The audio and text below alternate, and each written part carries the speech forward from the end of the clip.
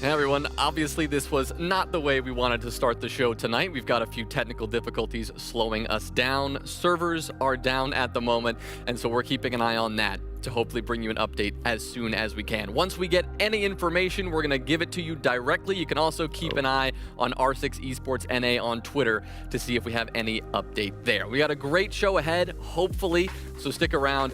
We'll see you soon.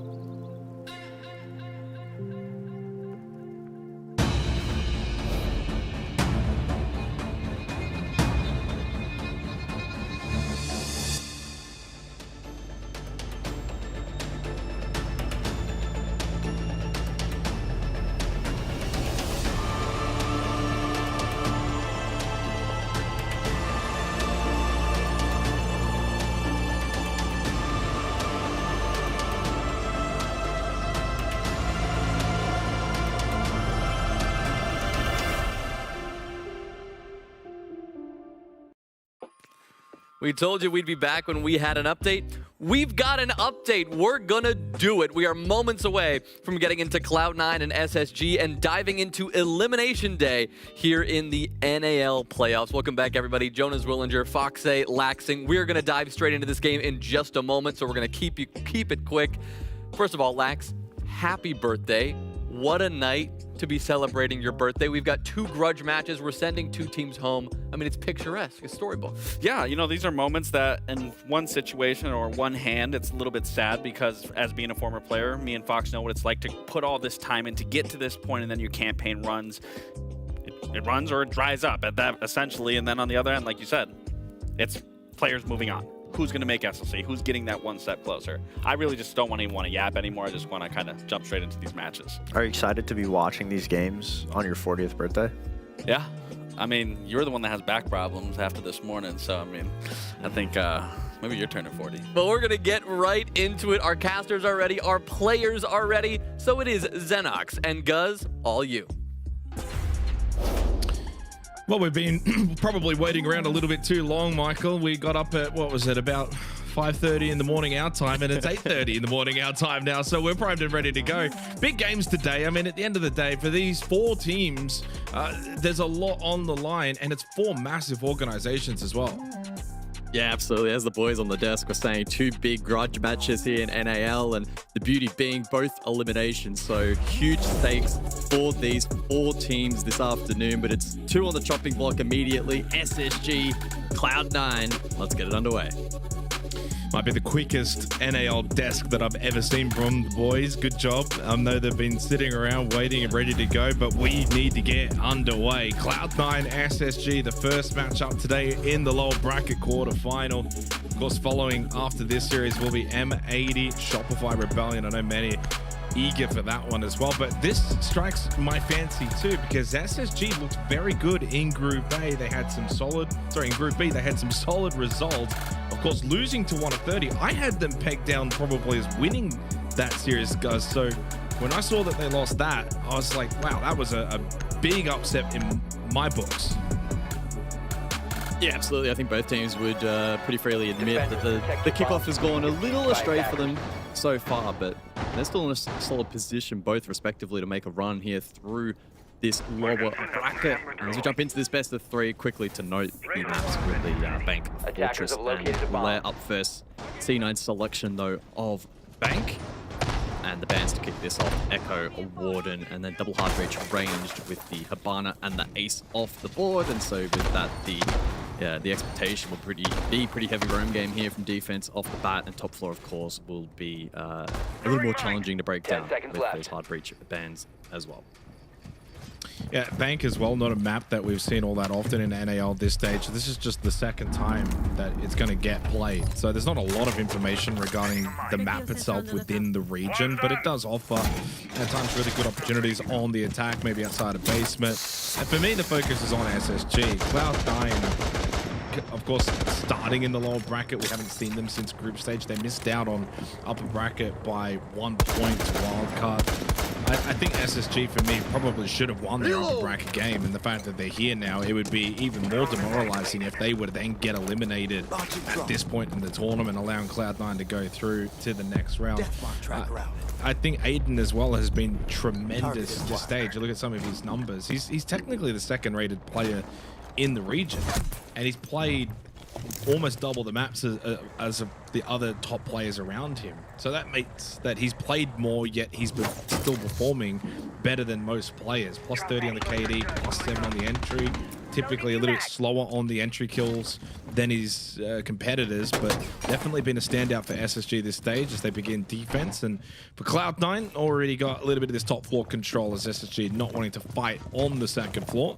There is the man of the hour in Aiden, and what a kickoff stage he's had, watching from below in open on the Solus. But I imagine for SSG at some point they will look to very much fall back to side. Yeah, more than likely. I know one point as well that the desk was going to bring up if they had the time is actually Cloud9's plant rate. Very low, just the 1 plant for them so far throughout kickoff, lowest percent in the league, and that's going to be a big talking point throughout this first half. But kills flowing their way, and perhaps plant won't necessarily be the win con in this opening round. doing a good job dealing with this SSG roam. Now kind of enters a phase of the round where the defense doesn't necessarily want to peel and instead trying to play make their way back into the round. Hence why they are still aggressing, although the util will force them back. So good work so far from C9. Decent response though from the man you mentioned in Aiden. And I think Cloud9 will still be pretty happy with the position they find themselves in. Can start thinking about working default or playmaking elsewhere. Dream gets caught blue. Again, doesn't want to forfeit that ground, understandably so, but the clear from the attack has been pretty clean. Yeah, I mean, that's a disappointing start for SSG and just how easy they've been able to give up what is typically a pretty strong side defensively. It's amazing for Cloud9, though, just to give them the confidence to kickstart the series. They, too, have been kind of just sitting, waiting around, unsure as to what was going to happen today. Sensor then hits the headshot onto Rival, and this is clinical. I mean, attacking teams winning basement is already a rarity. To have 4 players alive, a center going to the plant. Aiden trying to go for the denial. We'll get it. 12 seconds. He'll be the little nuisance here heading into red time. He is very low on health though, so Cloud9 should be able to finish him off. It's all about the headshots here for Aiden. 3 seconds. Surely that'll give him the chance. Focal puts an end to the round. It got a little closer than it ever should have been, as Cloud9 did the vast majority of the work earlier on, but did leave the door ajar for Aiden to just spoil the party. Alas, he does not. Cloud9 get the opening round. Yeah, good read overall there and good execution on the map clear.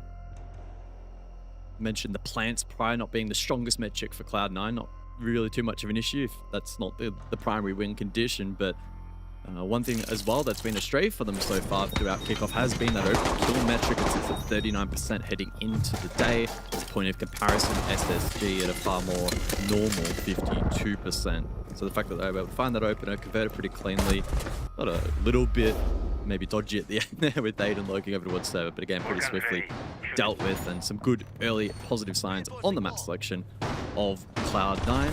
SSG respond by heading to, interestingly, open area as a secondary choice, as opposed to top floor, despite the Havana and Ace spins. Yeah, not the greatest start for SSG. I wonder where their confidence levels were at after the series loss to 1 of 30. You know, coming into this series, now the pressure's very much on the group stage that they had, and I think the quality of this roster, when you kind of look at the teams now for North America League that, you know, have the ability to go to the major. Look at the fact that 1 of 5 years or 1 of 30 will be going to Salt Lake City.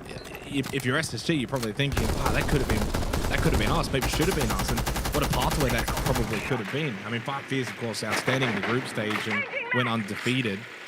Not saying SSG would have been favorites, but it would have been an opportunity. Now they're going to do it the hard way. Cloud9, who have had a little bit of time, didn't have to play in that upper bracket. More time to VOD review, get prepared, get ready. They seem ready. There's Uzi on the glass.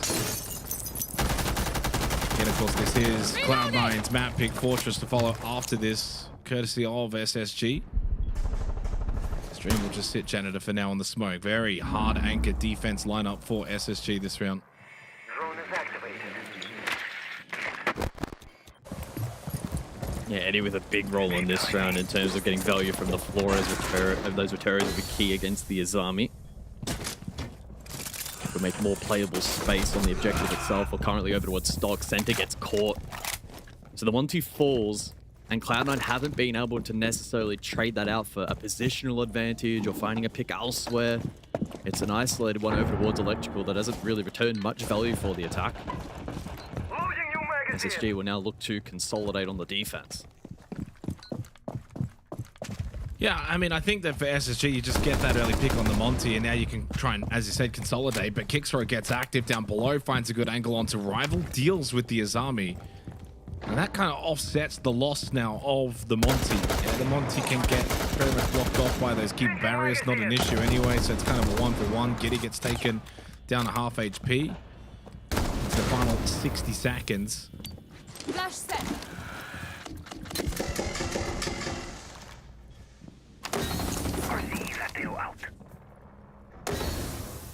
Aiden's in a good spot here, though, towards square. If he's unnoticed, he can definitely cause some damage here in the push for Cloud9. and control that square position. It looks like he will get checked and the swing will come through. No, kicks her at the last second, turned his attention upwards. Even though Vocal was actually towards top square, Kixo still checked it anyway. And with Giddy getting the elimination onto Vocal, it is only Eddie that's left. Much better from SSG here in the second round.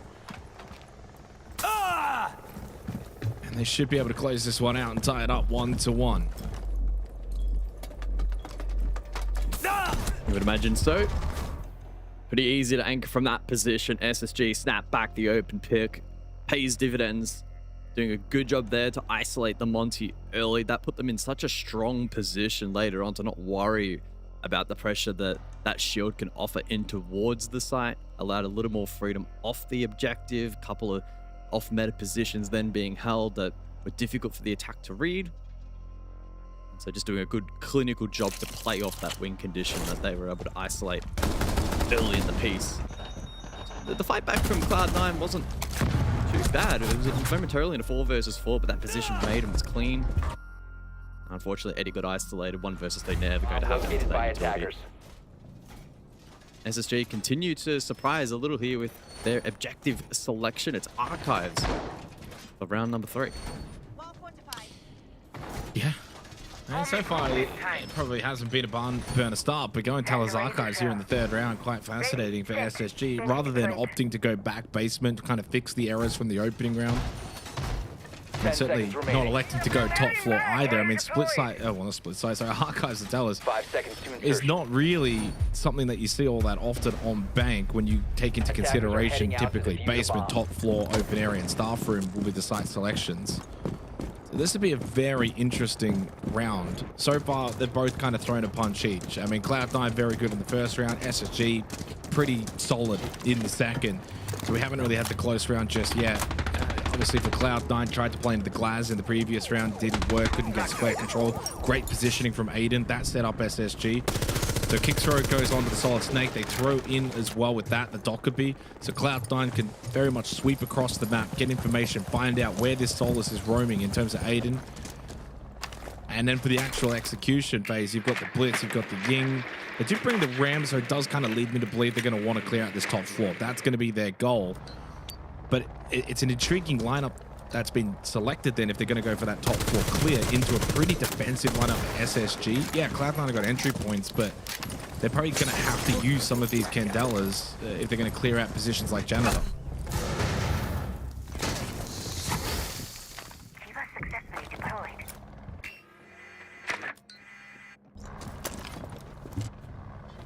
Lights on.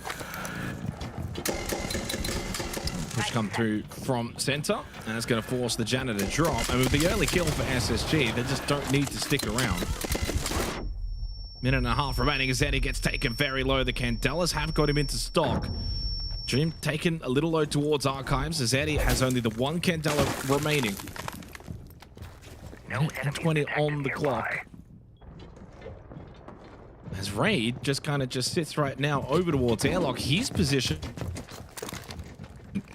as Cloud9 have got control top, or they're not aware of the Thorn in the backside. And it's going to be a free kill for Raid onto Eddie. He was already low and only had the 1 Candela. As the Logic Bomb rings out from Uzi, it might be a little bit too late, but they do get the headshot from Kickthrow. And heading into the final minute, an opportunity still presents for Cloud9.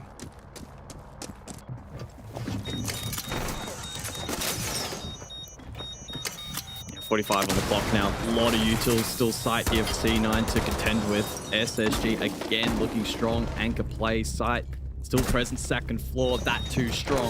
And center all alone. Well, easily shut down from Dream. Well, SSG respond after losing the opening round basement. They go back-to-back round wins, making very easy work of Archives and Tellers. Yeah, better from SSG. I mean, the first round might end up just being a bit of a blooper. Yeah, just being sort of a one-hit wonder from Cloud9 that they allowed them to take lockers and CCTV so comfortably into the bans as well. That's what you want, the response. You can give up a round, you can look a little sloppy, but it's all about the response. That matters the most, as the tube around the glass will get banned away.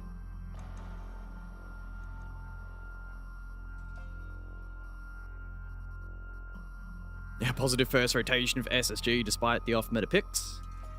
Return to basement. It should be an opportunity for them to try and compound this advantage. Highlights of that last round raid over towards airlock. Laying down some good damage. Trying to activate elsewhere, but didn't quite work out. Sector got left in 1v3. Not much he can do solo on the shield. Bomb located by attackers. Yeah, I mean, so far, 3 rounds in. Now, this is where it's going to be very intriguing. Cloud9 won this really comfortably last time out in the opening round, a little too comfortably. You can certainly lose lockers to CCTV. SSG aren't going to be the first team that have ever done that, but you got to make it a contest at the very least. And Cloud9 just had it far too comfortable. SSG will look to respond. So finally back down to basement. And looking at the change up, they very much have changed it up. They'll bring the Ala this time around. Swapping mags. The Maestro as well, so really kind of doubling down on a little bit more of the utility that Cloud9 will have to deal into. This allows SSG to maybe play a bit more fallback and not have to overextend. Obviously the Glaz not available for Cloud9. They brought it in that opening round. And they bring the Twitch in response to some of the extra utility of SSG.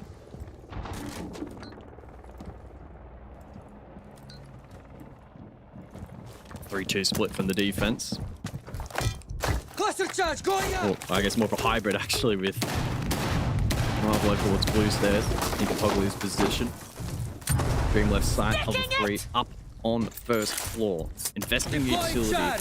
So suggesting SSG aren't going to fall off at the side of first contact. They may contend a little bit. How to work the drone economy a tad as well, but not go too high risk. I say that, but Giddy over towards Telos at the moment, in a position that's quite tricky to escape, trying to get support from his team, calls out to the likes of Aiden, raid over towards open. Day 2 under the pump from utility, as Giddy tries his best to escape. Attack from Vert. Almost lands that shot on Kickstroke. Is he able to escape, or does he need to play for life? Caught. But traded. It's a trade. Okay, these two teams are switched on at the moment. Minute 30, 4v4. Yeah, I mean, I like the trade more for SSG. So the Candela's not available now for Cloud9 later in the round.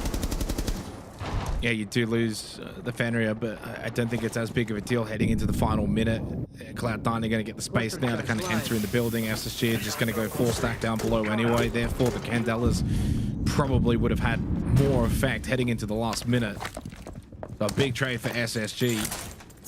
And this is at the point of the round now where for Cloud9, they'll get to work, open up the hatches and go for their plan of attack. I don't know if they can feasibly go for a full default execute. There will need to be, most likely, some adaptation out of Cloud9 in this round. You still have 2 gas babes for Rival. Obviously, Uzi getting to work with the shock drones to deal with the utility, the Vulcan canisters, the Maestro cams. They very much will be just looking for a default-centric hit heading into the last 30 seconds. Still, though, that Vulcan canister only just popped, and you still have 2 gas babes. Yeah, default plan, highly unlikely from this position. It's relying on Rival missing a lot of utility. 1 gas babe remains, 15 seconds on the clock. You do the quick math, and it doesn't look great from Cloud9. Somebody needs to make a hero play. Into red time we go. The final gas babe thrown out from Rival. Drop from Kickstroke, but Dream in a wonderful spot towards Garage. Santa couldn't go with the plant, got off it. Pistol does hit the headshot onto Aiden, but no time. And that will mean, indeed, 3 straight for SSG. Question marks from Giddy.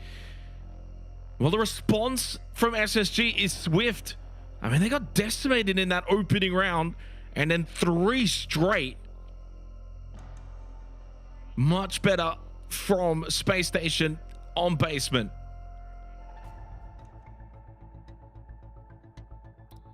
That prompts a tactical timeout from Cloud9.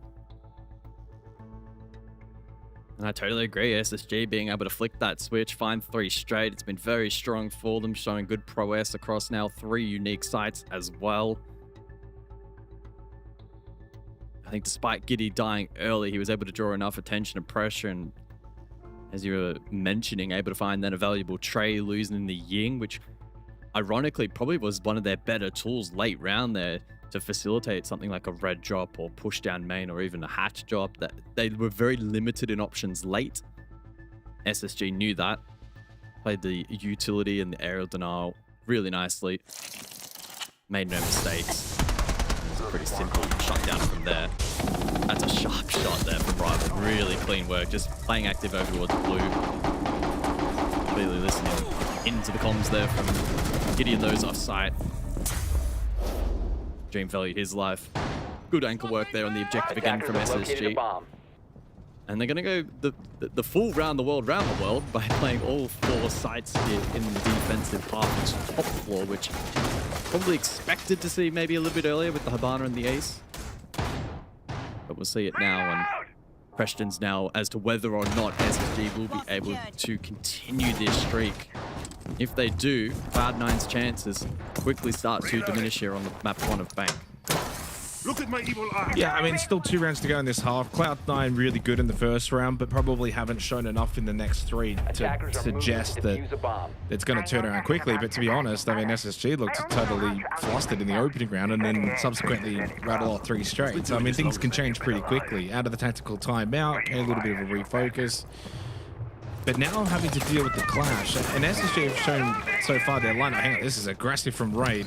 I don't know if Focal's going to be ready for this. Raid's going to get a free kill. Really good read. Saw the drone, saw him go behind the pillar. He won't get back, but you get rid of the Deimos for the castle. It's already placed the barricades. Again, it's a good win for SSG in the trade game. 2 rounds in a row where it's a 4v4, guys, but they've probably won the operator trade battle.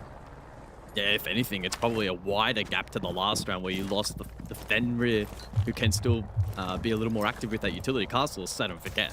Your job is done. Losing the Deimos strips away a lot of the vert potential for the attack. You think about Jan, for instance, as a common position where the Deimos want to contest, and that's now strengthened for SSG. And we'll have to see an element of adaptation from Cloud9 in dealing with that position specifically, but not just that. The Deimos can be versatile in a couple of different positions and set plays or top floor. So that's a pretty big win for the defense. Cloud9 continuing to fight here from the back foot. It's Kickstro competing for top square control into the clash. Giddy did take a small chunk of damage, but he was able to wave the white flag and play a little more defensively. Do Cloud9 go direct here? Cap utility, Thatcher for Nitro. There is a smoke though in play. Thatcher so powerful here as well into the Maestro. But again, without that Deimos element to deal with Aiden from down below, you can see Cloud9 have stalled out. It's really challenging from this position for the attack. Well, I mean, and yeah, without Focal on the Deimos, it puts a heavy emphasis onto that last incendiary boulder center. So when that goes into Janitor, they need to go with it. Otherwise, if that then expires, flames out, and you haven't pushed Aiden out of Janitor, well, you've lost a good opportunity. They do get the kill onto Rival, and they are putting pressure through square. Center goes in towards the EO. He loses his life to Dream. He's gone a little too early and couldn't get the cover from those outside on the rappel, and Kickstro couldn't do anything from square. Completely blocked off by Giddy on the clash. He just had the hallway completely locked down. Now you got 2 players on the exterior for Cloud9 with 30 seconds to go. Kit is in sight, and so Eddie and Uzi need to make their way in and do so quickly. Out of the tack timeout for Cloud9, and not much has really changed. Still got to deal with the clash. Aiden just sitting comfortably inside a Janitor, and he's got the help for company in the hallway from Giddy. He can go shield down and then gun up, headshot onto Eddie. 3v1 for Space Station as they're on the verge of taking a 4-1 lead. Dominance from Giddy in the hallway. Wonderful work on the clash. Yeah, it's phenomenal from Giddy. He was just very well measured in that round. I think the best way to describe it. Didn't overplay his hand, contesting over towards top square. Just prioritized preventing the push through Jana and the layering of the pressure in towards the objective. And he was well rewarded late in the round. It was very challenging for any kind of utility to disrupt his position. It was a big investment on the rappel from Cloud9 that round. But when you lose the Deimos like this, clearing Jana was a challenge. Made it really tough. Plantanol from Dream, that was key in the round. Had he not denied, it could have played out very, very differently. Unfortunately for Cloud9, their attacking woes continuing here on Bank. Space Station have now won every single unique objective on the map so far. It feels like a lifetime ago where Cloud9 were able to get that first baseman attack from that point onwards. SSG have been able to find another gear, and Cloud9 struggling to adapt on the fly here. Yeah, I mean, we speak about going around the world, right, and winning the 3-side objectives and that being classified, but they've done all 4. They've added Intelligent Archives to good measure, and we're going back there now for the final round of the half. Yeah, remain. It's a funny old game sometimes. In the opening round, Cloud9 were just so electric. A 3K from center, they had 4 alive, taking lockers and CCTV with ease. And you thought, oh, okay, we got a game. And SSG just respond emphatically, which is what you want out of the good sides, and well, they certainly are a good side. Disappointing that Cloud9 at the half has kind of transpired the way in which it has. Still a good opportunity if they can get a second attacking round. It does then maybe give them an opportunity going into the second half. Rage surely not thinking about the jump out. He gets droned anyway. He'll fall back out of airlock towards front desk. They just haven't really been able to get much to go their way. Even when they did get the opening pick in the 4th round, Dream just gets a 3K anyway. And then the trade game has always been favoring SSG, so they've been better at that than Cloud9. The center pushing in towards Janitor. And forced back out as Kickthrow has been down, by the way, over towards Stock. Raid sits comfortably still front desk. Barrier formed. Rival will be forced back down main stairs. As Raid will go for a little lurk and have a little look-see, and he will find. He doesn't get the down onto center. He's actually stayed alive there on the blitz somehow. But now under pressure from main stairs, SSG is so eager to find this kill. There's so much damage being traded each way, but it's still a 5 versus 5. Unbelievable. Raid does finally get the first. Eddie falls, but the damage has already been laid out, and he's still in a strong position on this second floor. Untraded. Oh, Raid's positioning and movement here has been exquisite. This is really good. He even understands. Like, he gets that kill on the Kickthrow because he just knows the way his crouch position. He's not going to be vulnerable to the angle. He gets 4. He's played this top floor perfectly. Raid has set alight the final round of this half. I was actually incredibly surprised at how much damage Center was able to do towards main stairs. I mean, he probably could have got 2 kills with the pistol, but Raid just exquisite on the top floor. And Uzi by himself, well, Raid's hunting for the ace. Give it to him. Surely he gets it. There'll be info over towards square here. There we go. Shots land. Raid to make his move. Yeah, Giddy's just backed out of Archives and says, Raid, come get your boy. And he does. It's an ace for Raid. It's flawless as well for SSG.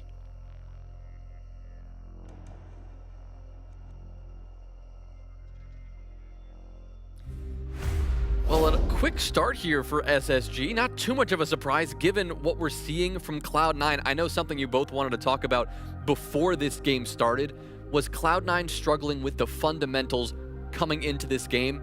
Are you seeing those same problems here, Lax? Yeah, certainly. I mean, round 4 was a great example of it. I mean, they're taking basement. Monty isn't banned. Instead of using the Monty, they're using the Fuse, which is fine. You want to clear out a lot of util. That's perfect, but then time is dwindling, and then you can see them start to panic in their comms of what they're going to do. You have a player drop open hatch. I would have much rather seen a Fuse drop through open hatch, so put that pressure on with the shield, try to take space, and then maybe a follow-up after that. And then we hear in the comms immediately after that round, we're slowing down. We need to be a lot faster. This is the round that I specifically want to talk about, round 5. That round right there, they identify they want to go faster in that round, but because they're going faster, they aren't doing their due diligence. Fundamentally, when you play Bank, you have to have someone droning out main lobby to make sure no one is roaming around. And the fact that SSG can get a free kill because they're cutting corners, it just goes to show they understand the strat and what they want, but there isn't structure in place to make things follow suit. I agree. I'm glad you brought up the communication because we actually have the ability to listen to the team comms, and I think the biggest issue with Cloud9 right now is they're very spearheaded on their direction early game. They understand where they want to get in from, what they need to do. It's mid to late round. Once they get the first pick, lose the first pick, that's where the issues for Cloud9 arise because there's no direction. Everybody's just calling out what they're seeing in front of them. There's no idea of what's the next step to attack the bomb site. Even in that final round, I mean, Center is on the white stairs, 1v3ing his blitz for a minute, and nobody is there to go help him. Nobody's assisting from the side of Cloud9, and that is the biggest issue with them right now is there's nobody that's taking the reins when it comes to mid-late round and focusing everybody on one goal. Everybody just says what they're seeing.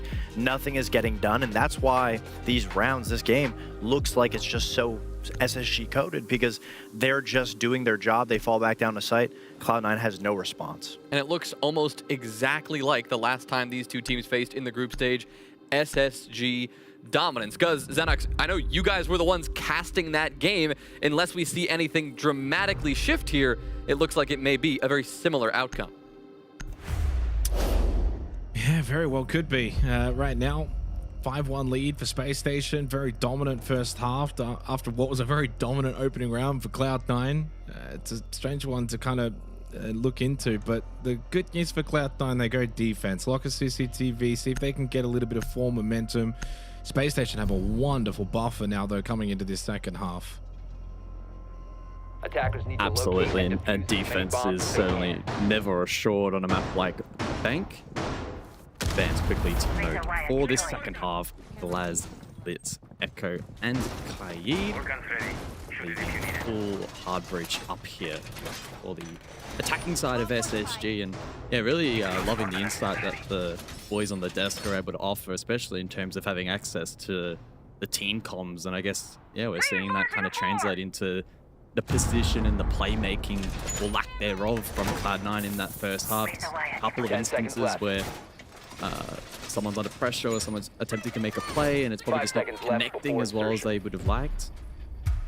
And I think part of that is also a testament to Attackers must SSG's locate ability and throughout defuse the a half to bomb. layer a lot of pressure, play a lot of pretty dynamic positions that were clearly very difficult to clear.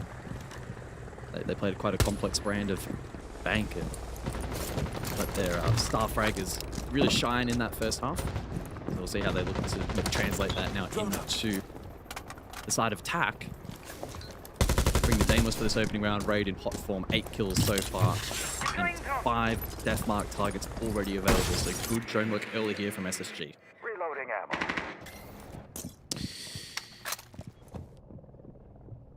Yeah, I mean, I think that for Cloud9, they probably won't want to be a little bit too passive, but Basement kind of lends itself to be that way. So Focal on the Clash will be the one that's intriguing to me. He's tellers at the moment.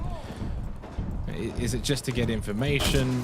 Is he really going to try and be somewhat aggressive here for Cloud9 on this first floor along with Eddie? If so, it could open them up. And it's Kickstro that actually does get the first pick. Eddie then just lost his life to Aiden. Great angle from top square. Kickstro goes for another one. And then traded by Giddy. I mean, it's more of the same here, though, for SSG. That, again, when they lose a player or two, guys, they just have the ability to get 1 or 2 back quickly anyway. So in the first half, there were a lot of those 4v4 rounds. Well, now it's a 3v3. You dealt with the Azami, and the Clash is still on the board, so not ideal. The biggest loss is maybe the Twitch for SSG. This might be the one time that they haven't maybe really won the operator trade game, because if those Vulcan canisters are still up, you've only got 1 frag grenade here for Raid.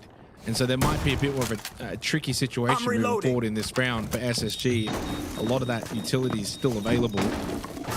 It means that you maybe likely can't go for this default plant. Yeah, Vulcan canisters are still up. There is a minute, so they can find a way to deal with it. Well, there's another one. Okay, they're dealing with it. I mean, as long as those Vulcan canisters are dealt with, there's the 3 gas bays for center, and that's it in terms of denial. Yeah, I was certainly questioning if they consider the pivot, go for the vault kit instead, but they're now able to posture, work the default wall. I'll find you. And the plant's not really that much of a stretch. Tracker on One hostile. caveat to that being those center on the smoke, 3 gas babes. If you, oh, he's dead though. Oh, Aiden Say if he again. lays that correctly, it changes the complexion of the round. Ray pushes down, main gets caught, but the plant should be secured here by SSG. Yeah, Aiden with the air jabs as well made it difficult then for the push in for Cloud9, so they couldn't get close, couldn't deny. So to post plant 2v2, big round for Cloud9. Need to find a way to steal this one. Focal's got to try and get in, shield down, find a way to get on that kit with a bit of cover from Uzi. One towards server, that's Aiden. Kitty's going to go play the admin hatch. Focal goes very deep over towards server, wants to take the 1v1 against Aiden, who's been the top player for SSG this stage. A tight angle, a small opportunity, but he hits his mark as Aiden gets them both. What a stage he is having for Space Station as they take a 6-1 lead.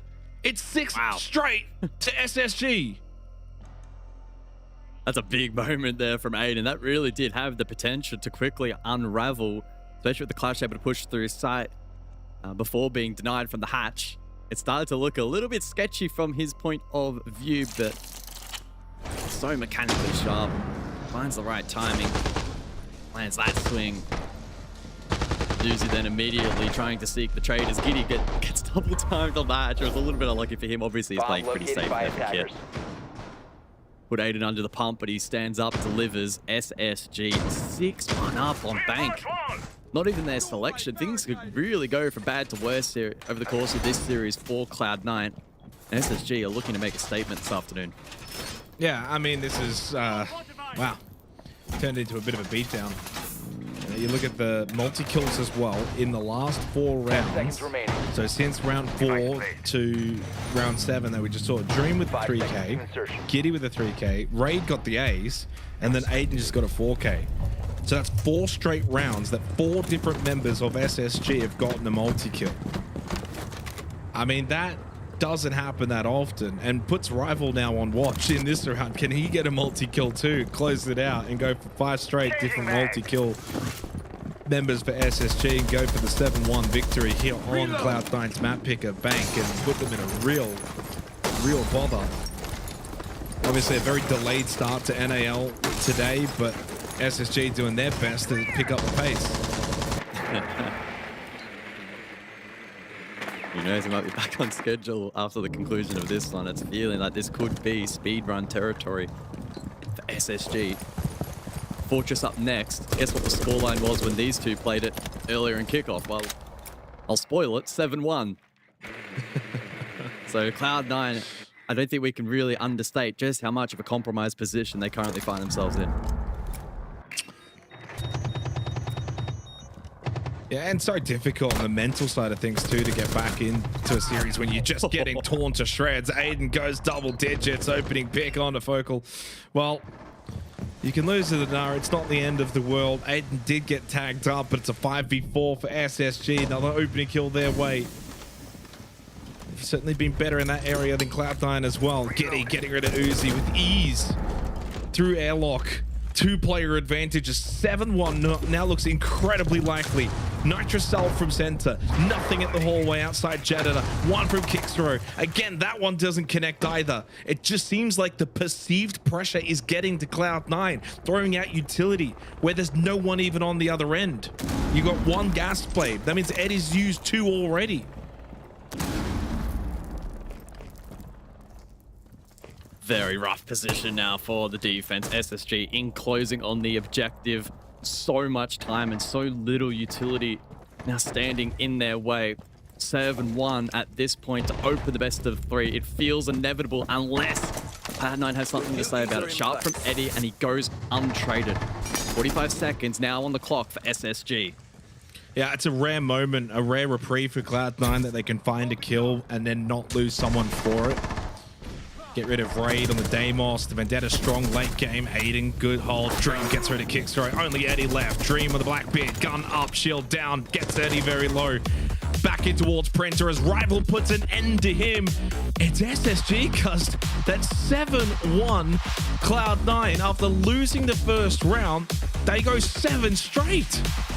Insane. Absolutely wild streak of rounds there from SSG, who just had Cloud9 covered in almost every aspect of the game. I mean, a very dominant performance, and boy, does that set them up as SSG have put Cloud9 on the ropes early.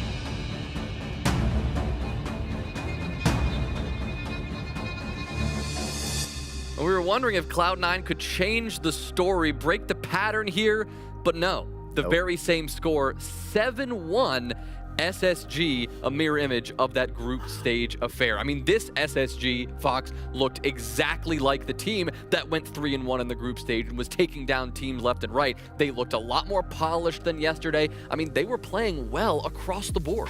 I mean, that's why they're one of the best attacking teams. I think their defenses were very strong, but a lot of that fell on Cloud9 underperforming. But once the side swapped, whether that's Cloud9 just being, only at one round win and affecting their mentality, SSG still played their attacks phenomenally well. They would get that opening kill. Yep. And the best part about SSG's attacks is not just getting their openings, but it's the fact that they don't give anything back. The trades, they can shut it down completely. They don't allow any picks back while they're slowly pushing through.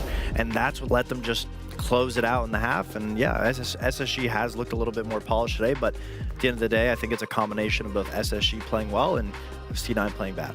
We're also seeing the young stars continue to thrive. Aiden, I mean, has been playing lights out. Someone who was pretty quiet yesterday, probably contributing to SSG's downfall a little bit. Raid was not putting up the numbers that we have been accustomed to seeing from the rookie. This game, both of them popped off. Yeah, I mean, you're only going to be as good as your last game. So if you're going to let story continue to write itself that you aren't that great, then that's going to be the case. But clearly players like these are hungry. They're going to take that loss, they're going to learn from it, and they're going to become a different player going into the next day.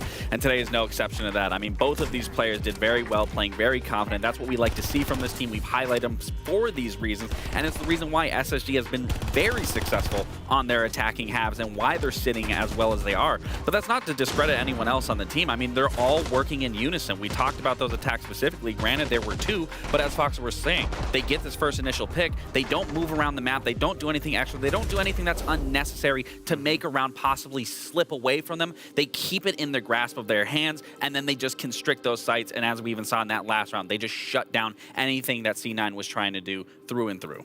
And how is C9 supposed to fix this, right? What can they do? Heading into the very same map they got trounced on in the group stage, what do they need to fix here? I mean, we've been asking this question about this team for the last 3 years. Anywhere where Kixrow and Eddie goes, we're asking, what do they need to do?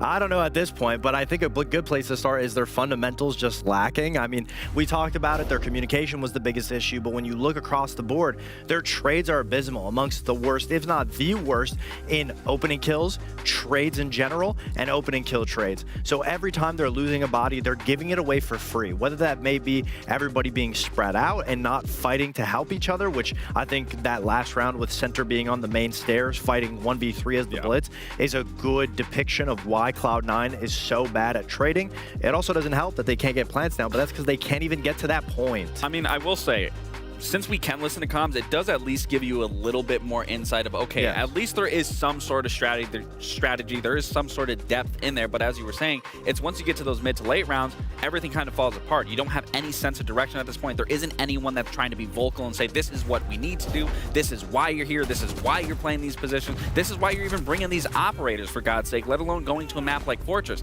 And it's not to say, losing 7-1 the last time we saw them on Fortress, typically when you're a team in that situation, you're losing 7-1, that's just not on one player, that's not on two players, that's on the entire team. And you take a lot more from that loss than a team that beats you 7-1. So I'm hoping, I gotta say that again. I gotta put emphasis on hoping. Big fingers crossed. I am hoping that they learned everything from their Fortress match, and which is why they're confident in allowing to go back to it again. Because if we see the exact same outcome of what we even just saw here in SSG, and the reality of this match really came down to just fundamentals and being able to play trades, where we never saw Cloud9 in a situation to go for trades. So Fortress, that naturally how that map functions, you should be forced into many scenarios where you are in a position to trade, and if Cloud9 somehow doesn't manage to do that in some of these rounds, it's not going to be pretty. Well, you highlighted the map pick. Let's look at this because we didn't get a chance to dive into it in the pre-show. Fortress, we know, is coming up next. Lair is that third and final map that Cloud9, I mean, somehow they're going to have to take us there. We're not talking about Lair. We need to see everything fixed going into Fortress and right their wrongs from the first time they ran into these guys. Well, one of the problems, and Fox, you called out Kixrow and Eddie, two players who, yes, you say everywhere they go, we're talking about these same things. When you look at this roster, though, they have been the two bright spots comparatively. I mean, they're the stronger players on the team in terms of overall performance. Again, Cloud9 only has one map win to this point, but couldn't they be as well as the problem? Could they be the solution here? I mean, they'd have to be, because the rest of the roster is fairly new, and we put a lot of the pressure on Center shoulders, being the brand new rookie, to have direction in this team. But it has to come from Kickstro and Eddie. I mean, they have more experience than they let on. We don't see them at events. We don't see them in the regional stage long enough to be able to gauge their performance, because they're usually that team that's getting eliminated. But when you look at their experience, they've been playing just as long as some of the other players, 4, 5, 6 years. Even in T1, they're just always in the bottom 2 spots. So now when you need that direction, you need that leadership, with Eddie being the IGL, you need to have those people come alive. And even if they don't believe it, fake believing it, so that the rookies on the team can believe that you actually believe that you're going to be able to lead them in the right direction. Especially in moments like this. I mean, Kickstro and Eddie have been in situations where they're at the end of a bracket, they're in that elimination hot seat. They know how to handle it. You'd like to hope at this point in the game, with how long they've been playing for. I mean, I'll play a little bit of devil's advocate here. When you look at a team like SSG, for example, you have a natural-born leader in Dream, even from the start of his career until he was always willing to learn, indoctrinate new play styles, ideologies, which is why we give him so much praise and why SSG is doing so well right now, because he's a natural-born leader. You just see how happy they are with him. You look at another team, for example, 1 of 30, you have Packer and Bino, leaders. They've been IGL, they've led teams, they've had different experiences. As much as we're putting this much pressure on Eddie and Kickstro, they haven't been on a team that's found a lot of success. So even in that ideology, when you're looking at it, how much are you really putting into that when there isn't a lot to hold on to already? I think it still comes down to the entire team's dynamic as a whole, of everyone being on the same page and having that same ideology of wanting to improve. But somebody has to pick up that torch. For sure. With you saying that, it's like, who's gonna do it? Right, but that's kind of my point, though, is you look at a player like Dreams, you look at a player like some of the ones on 1 of 30, they have a little more experience in those scenarios where, again, when you look at, I mean, I guess, like, you know, if we're talking about Bino and then specific, he didn't find a lot of success. However, he is surrounding himself with players that do want to do better, that do want to thrive, and maybe that's not the case here for some of these Cloud9 players. Maybe they haven't got to that point yet where they really need to push themselves, because anyone can step up. Yes, you can say you can go to Kickstro and Eddie, but it really comes down to every individual player wanting it in that moment and being, get your head out of your ass, let's focus, we got to do. You need that. Well, Cloud9 hoping to avoid a repeat of Fortress, avoid now a repeat of Bank as well. They can do it here. They could maybe send us to a map 3, but as you can hear, a lot of work to do. We'll dive into it now. Well, I'll tell you what, guys, it feels like we were just here about 20 minutes ago, and we're here again. Fortress coming up 7-1 to SSG at the opening map. But look, it doesn't bode too well for Cloud9 going into Fortress, but at this point, they've got nothing to lose. Yeah, absolutely. I mean, the unfortunate thing is that finding a path forward now in this series for Cloud9 is very, very tough. My eyes automatically go back to their best of 1 matchup earlier during kickoff. It was 7-1 in favor of SSG. And you might be saying, well, starting sides, they may be relevant in this series. Surely SSG started out on defense in that match. No, they did not. They started out on attack. First 4 rounds went their way. Cloud9 broke that drought, and then SSG slammed the next 3 straight. SSG starting out attack here in this best of 3 matchup. I'm going with the expectation that they'll be gunning for a very, very similar result. Yeah, I mean, I think there's a good opportunity for Cloud9 at least being on defense naturally when it comes to Fortress. It's a good side to be on, so there's every world in which that they can string a couple of rounds together and maybe find some form and get a feel for the series. It is a series at the end of the day. It is a best of 3. It's not a best of 1, but yeah, you're already 1-0 down to the Cloud9. You got to go and win 2 maps straight. SSG at least 1 map away now, and they'll feel pretty confident coming into Fortress based on history and probably just even based on their own form as well. The big thing for me is now just what's the mental like for Cloud9 after you're getting 7-1 on your map. You're probably not feeling all that great, but you've just got to find it within yourselves to believe. That's the biggest thing, is to have that belief within yourself individually, but then also for the team that you're a part of, to trust in your teammates and understand that everyone's going to be doing the best that they can here on this map of Fortress. Otherwise, you're out of kickoff, and that's a tough pill to swallow. Attackers have discovered the location of a SSG bomb. looked really, really sharp on Bank. If that follows through to Fortress, I don't think even Cloud9 on their best day is going to stop it. SSG have had some really good moments this kickoff. Again, I think for me, SSG Pro should be right now in that upper bracket playing for a spot in the major. They'd be disappointed that they lost to 1 of 30. And so this is a good response as well for them. Attackers are moving to That defuse they've the bomb. immediately just responded, get back to work, get the job done, move on to the next series, and one map away from moving on to the next series after this. Fans for the first half. On the side of SSG, it's the Thorn and the Alla. That's a mirror to the last time these two played on Fortress. For Cloud9, they bring the Glaz once again. But instead of bringing the Monty, which they did last time, or taking out the Monty, I should say, they've elected to bench the Ying instead. So we'll see if SSG look to leverage that Monty going forward in the half. You think about the choke points on Fortress, naturally, he's a very strong operator. Raider getting active though early here in the opener. 3 death marks available, red ping kill.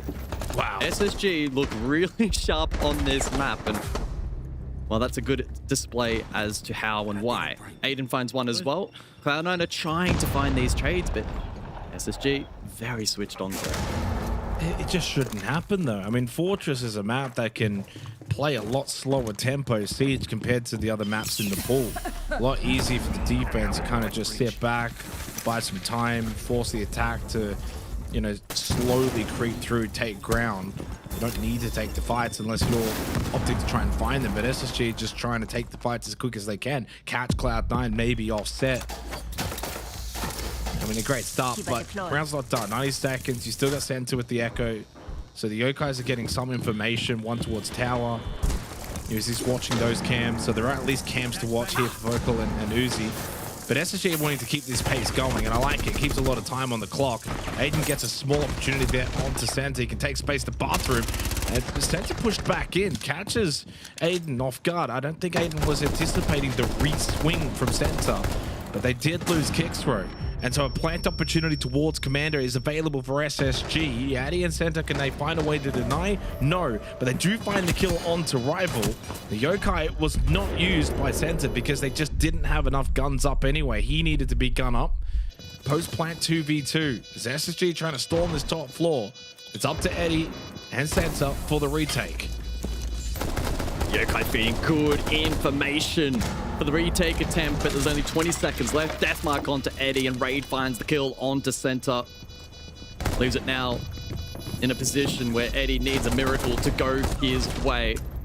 It won't.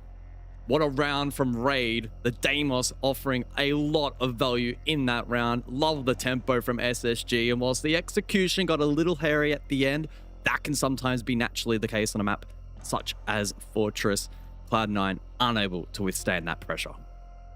Yeah, I mean, that's just all. That is an SSG round in a nutshell. So they bring the tempo early. They're swinging. They're aggressive. They're trying to clear out players who are not really closer towards site, punish them, and they did that.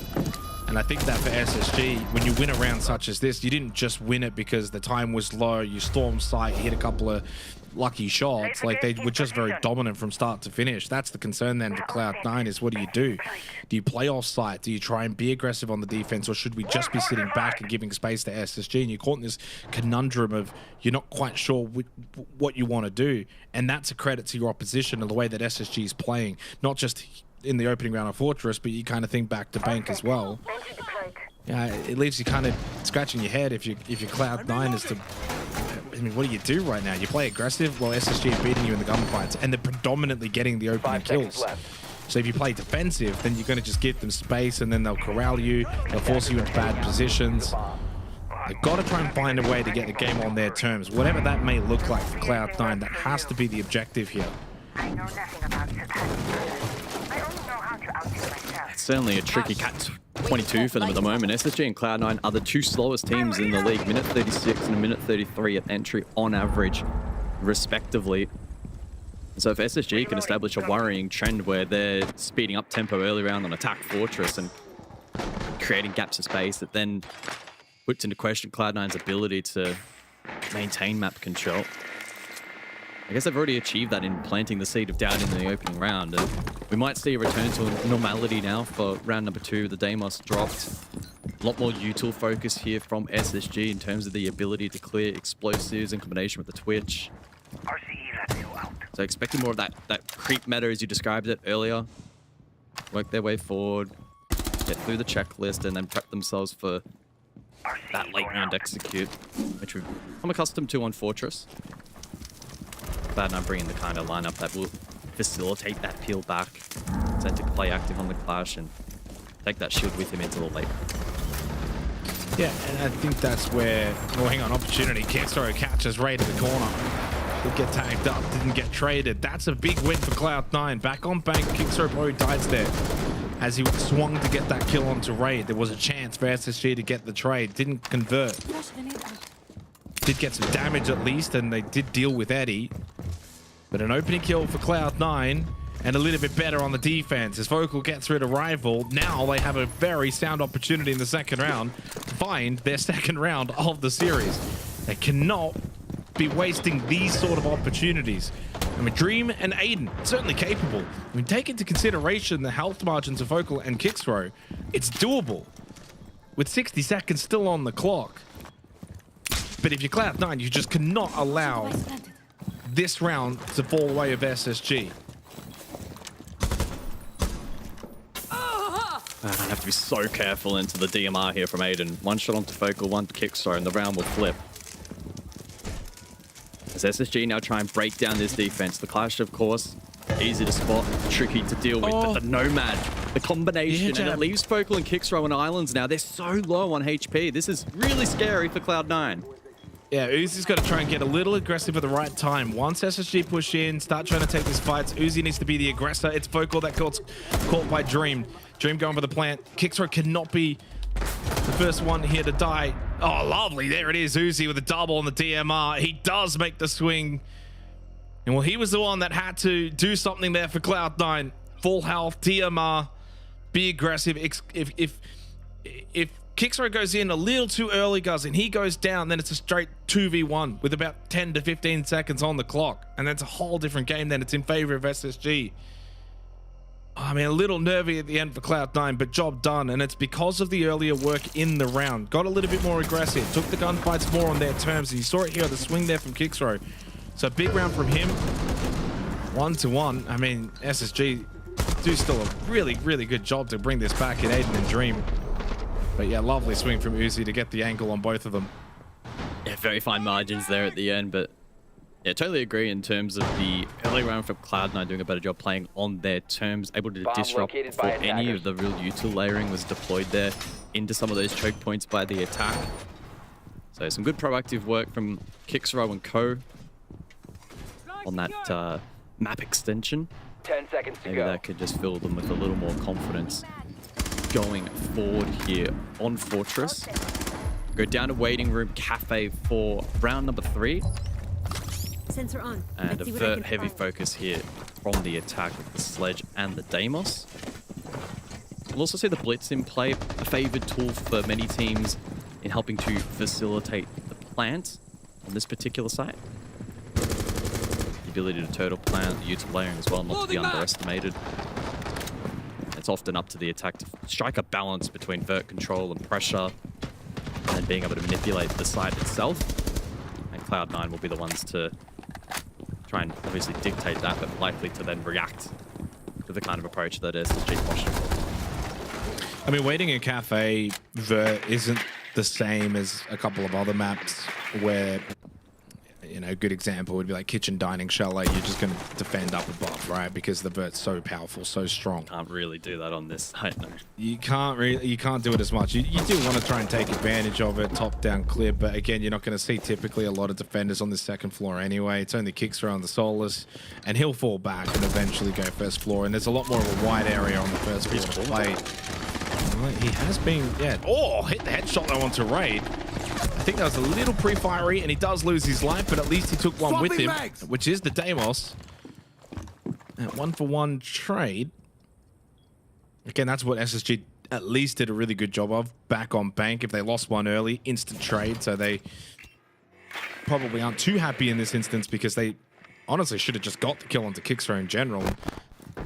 Out of 5v4, a really good kill onto Raid. Minimizes the damage there for Cloud9. Yeah, we'll see now. Minute 15 on the clock. Giddy will try and open up what he can, but it's not going to be all that damaging. Yeah, again, yeah, too much as expected. horizontal extension from defense. We saw Util over towards Hammam's side. Infirmary, a key position, Uzi to hold that. And so they'll need to leverage Dream and Aiden, the Blitz and the Grim respectively, to get information and a bit of space as Rival caught charging in towards the objective, ill-advised. Loading back. Here's Dream. Yeah, good timing from Dream. Got the shield back up in time as well. Needs to get this kill and should be able to convert onto Eddie. Another 2v2. Fogle hits the headshot onto Aiden. At least one thing that Cloud9 are doing much better of is hitting their shots here on Fortress. Dream versus Uzi. 30 seconds. Pistol out. If it connects, Uzi will go down. Lovely gas babe, and Dream will fall. Huge gas babe from Uzi. Clutches up for Cloud9 as they get their second round. We know that Dream is typically made for those moments. But a wonderful gas babe catches him, and Cloud9 take the lead. And it just changes the dynamic of this matchup just a little bit. Trying to now consider what kind of lead Cloud9 need to be aiming for. What's a fair benchmark heading into Attack Fortress, where I expect SSG defensively to be very, very difficult to break down. I think if I'm being totally honest, it's got to be a 4-round minimum here for Cloud9 as a target. Look, the way they're playing so far, that is actually rather achievable. Decent start from Kixro, able to take down Deimos. Rival got caught sprinting, which did upend the tempo of the late round here a little for the attack. Dream was trying so hard here in isolating picks on the blitz, and he was largely successful, but then took a chunk of damage alongside the gas babe to finish him off at the end there. SSG will be a little aggrieved by that round, but on the flip side, Cloud9 just slowly itching away at building some semblance of confidence here on Fortress, a map that hasn't been, as mentioned prior, great for them against SSG. Again, that best of one, maybe Bargis joining last time out in the group stage. It was 7-1 SSG, so they've at least surpassed that benchmark for now, but they'll be seeking a lot more in this best of 3. Yeah, I mean, they need to win the map. Yep. So there's a little bit more on the line. And Dream's going to get off the blitz. We'll go Monty, so the bans, the Deimos, and the Clash. The Clash ban, and they've got full shield arsenal available between the Monty, the Blackbeard, and the Blitz. SSG will have the pick of the litter going into the next 3 rounds. They go Dream on the Monty. Puts emphasis on center with the Yokais to maybe try and buffer him a little bit. Rival onto the Solid Snake. 0-3 for Rival to start.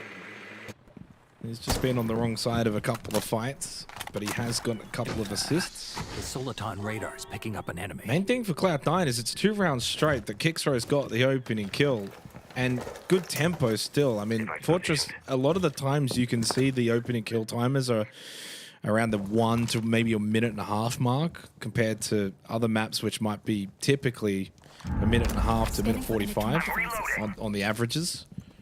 So far, 216, 142, 151.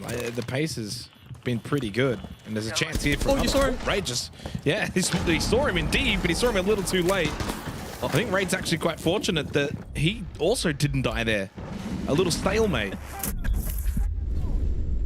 That was a funny one to start the round. It's, of course, still 5 alive aside. The center getting active on Yokai's elsewhere. Creep forward now from SSG. Aiden desperately searching for the opening kill, but Uzi able to retreat back to bedroom. Second logic bomb follows, and Dream totals for the plan. Yeah, I mean, I wonder what's the plan here now for Cloud9. It's the Nitrocell from Focal, hits perfectly. That was from long range. If that doesn't connect, that plant's down, and SSG's chance of winning the round skyrockets. They lose the Monty, they lose Dream. Kit's still not in an awful spot, and certainly retrievable. You hear the Yokai in the background towards main stairs, but they lose Focal. Rival's just gone and got a double 3 in the round from 0-3 to 3-3 with 3 assists. And a 4v2 advantage now for SSG as Aiden can slip into bathroom, grab the kit, go for the plant. Nitro from Uzi doesn't connect. 4 from Rival. He gets the 4K. Ray gets the last one. SSG get their second attacking round. Yeah, not quite the backstab from Rival in that round. More a bit of a side stab over towards that horsepower position, but big double from him. It started to look a little sketchy there for SSG with the stack through bathroom. We saw the first plant denied by Nitro, and had there been a bit more manpower left the second, if that had have landed too, I think C9 would have been in a box position to take the round. But again, credit to Rival for splitting that attack and finding that window of opportunity. Awkward start to the round. Raid, I think he half thought he heard someone and confirmed it visually, but it was too late.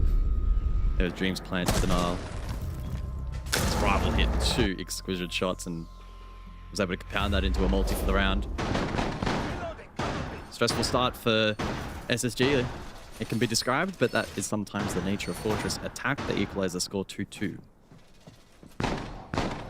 I mean, it's been a fun Fortress to watch so far. I've been somewhat a little bit critical of the Fortress games that we've had so far this stage. They can sometimes lean itself to be a little dull. Just depends, of course, on how the teams want to play it. But I think for both of these two, they've really opened up the map and happy to take the gunfights. Largely can be set by the attacking team just as much as the defensive team, because SSG to me look like they want to try and get in there as quick as possible. They don't want to let this be, you know, a 10 to 20 second end of round meta. They want to try and get in and around that minute mark and really bring the action to Cloud9, give themselves some more time to get that plant down, which so far for SSG, they've only actually gotten the plant down in the opening round, and that was at the minute mark. But again, what they've done really well on Fortress, as they did on Bank, is they've kept this multi-kill streak going. So they had 4 on Bank and did 4 of those in a row, and then they've had 3 now in this first half in 4 rounds played. That's, again, very significant. It means that in terms of the general firepower across the board, SSG have just got Cloud9 covered. Like, there's no one for Cloud9 that's individually popping off.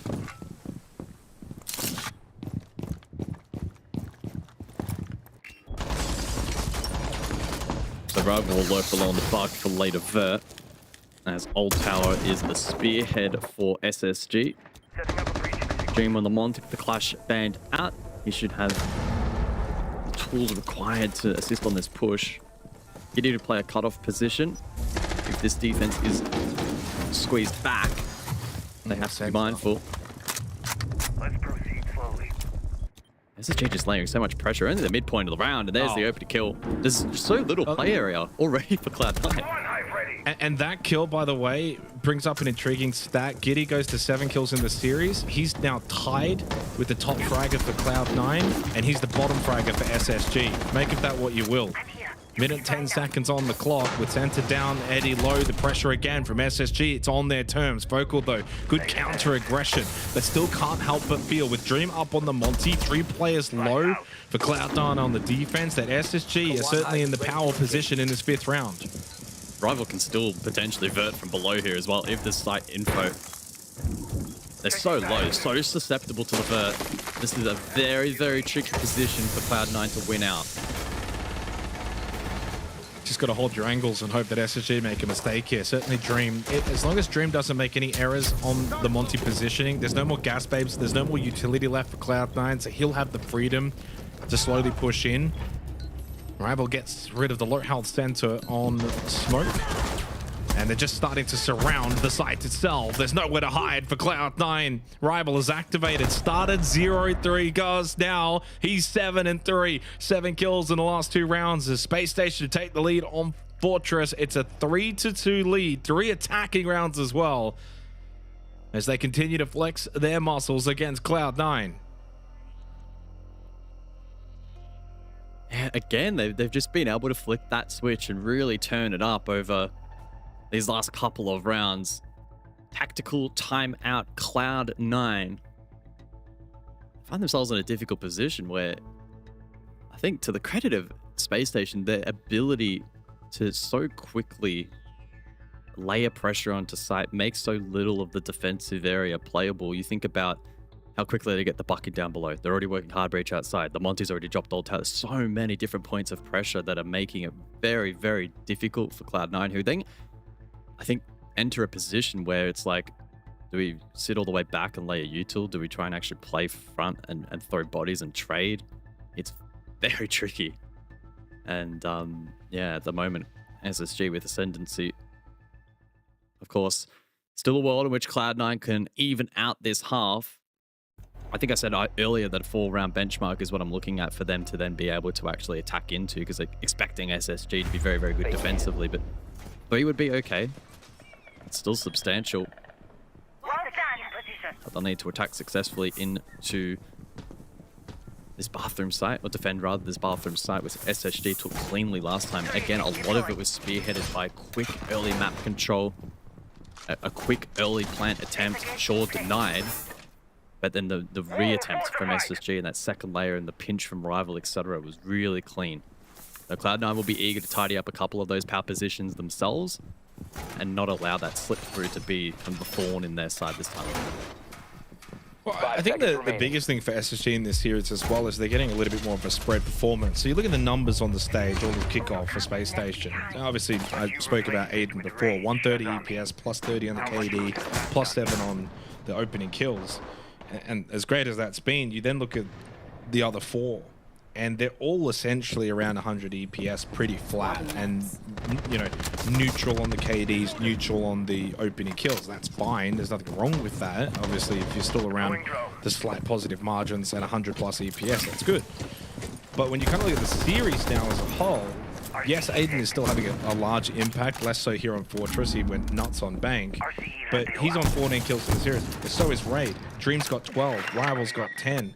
They're all doing well in the entry kill. So it's a far more of that team spread performance for Space Station, which is what they're going to need. If they are to make the major, it just can't be the Aiden show. And that has to probably then come from Raid and Rival. And that's the big takeaway for Space Station, at least from this first half, is Raid and Rival have been excellent here on Fortress. Dream's eyes have lit up here. They know they have a lot of space to play off here with no contest over towards Tail Hallway. Good read early here from SSG. How quickly do Cloud9 pivot back to defend the site and stall out this push, because a lot of ground is being taken, a lot of pressure is being layered. Midpoint of the round. And again, Space Station Gaming find themselves in solid positions to start considering playmaking. Lodge drones deep. Good counterplay onto the Yokais on Echo. In fact, Aiden stealing one for himself. Giddy finds the opener. Kick throw falls. Eddie to trade on to Giddy. Yeah, needed that trade. Oh, center pushes forward. This is quite aggressive. Yeah, into the logic bomb though, his position should be known. They must be aware. Frag grenade thrown, he'll fall back. Probably the right play for center heading into the last minute. Reposition. But there's just so many vulnerabilities in this defense. Eddie was able to get a kill onto Raid. Dream still low on that Monty. 50 seconds, 3v3, another pretty even round on display. In this series, we've seen a lot of these 4v4s and 3v3s, and the majority of the time, SSG are able to pull through. Cloud9 need to hold on here, at least get this half equaled up. Dream going for the plant. There are 2 gas babes for Uzi, but he can't get into a position to get the denial, but he did get the kill onto Rival. Dream can go shield up and trust in Aiden to hit the shots. Dream's so low on HP, susceptible to the second gas babe. Aiden repositions, lands a clean shot, but can he find 2 more? Onto the plant now for Vocal, so he's not gone up. He will look to stick. Aiden will look to swing. It's going to be a double clear, though, for Cloud9. It will be 3-3 at the half. They hold on. They're fighting back. They got 2 rounds earlier in a row, rounds 2 and 3.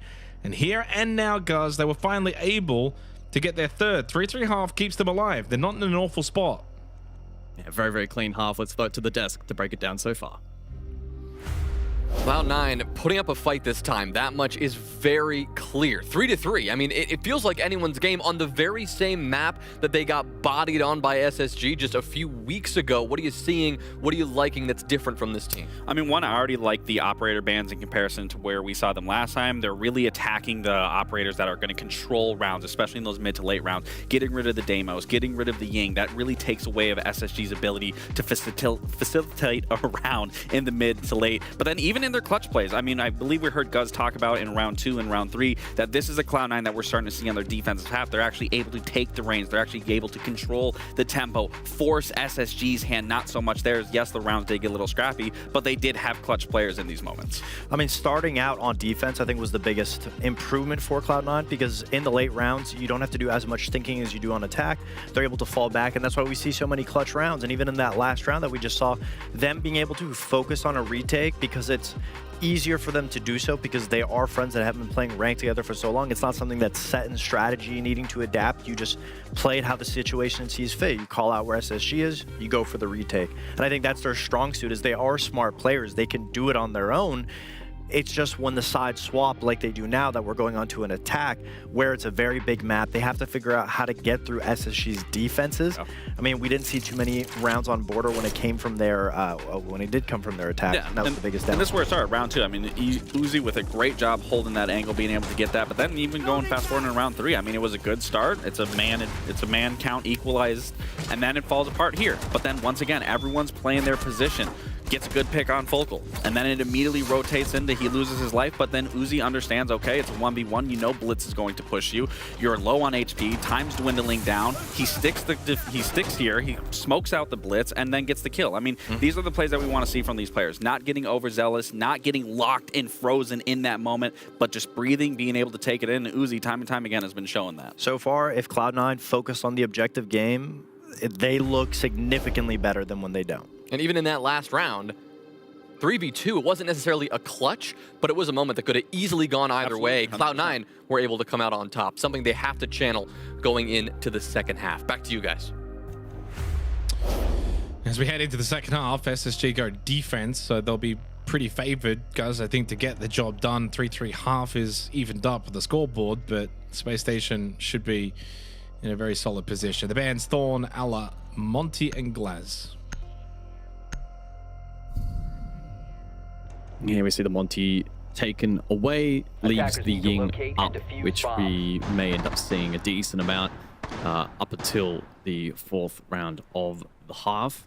Yeah, excited to see how this does continue to develop as Cloud9 do build a little bit of confidence. It feels like maybe some of these more 50-50 rounds starting to go their way as opposed to Bank, for instance. So I still feel like we've got a pretty exciting game in our hands, but I think it would be unwise to not pitch SSG as still firm favorites from this position. Put down a stalwart defense. Fortress can be so challenging to break down if SSG are able to hit their mark, play into that util correctly, really bolster these power positions and these funnel points around Fortress that it's become very quickly synonymous for. To try and help break that down, we do see Cloud9 lean into the Blackbeard for the opening round. Switch for util. Inclusion of the Maverick as well, so double primary hard breach, plus you get the grenades on the Mav. And then don't forget Uzi as well on the Solid Snake here for round 7. I do wonder how that will be deployed. Looks like it'll be an initial lurk below through first floor, and then maybe Uzi will consider his options up one of the 2 primary staircases, or even over towards tower if required as well. Deploying shock drone. Device positioned.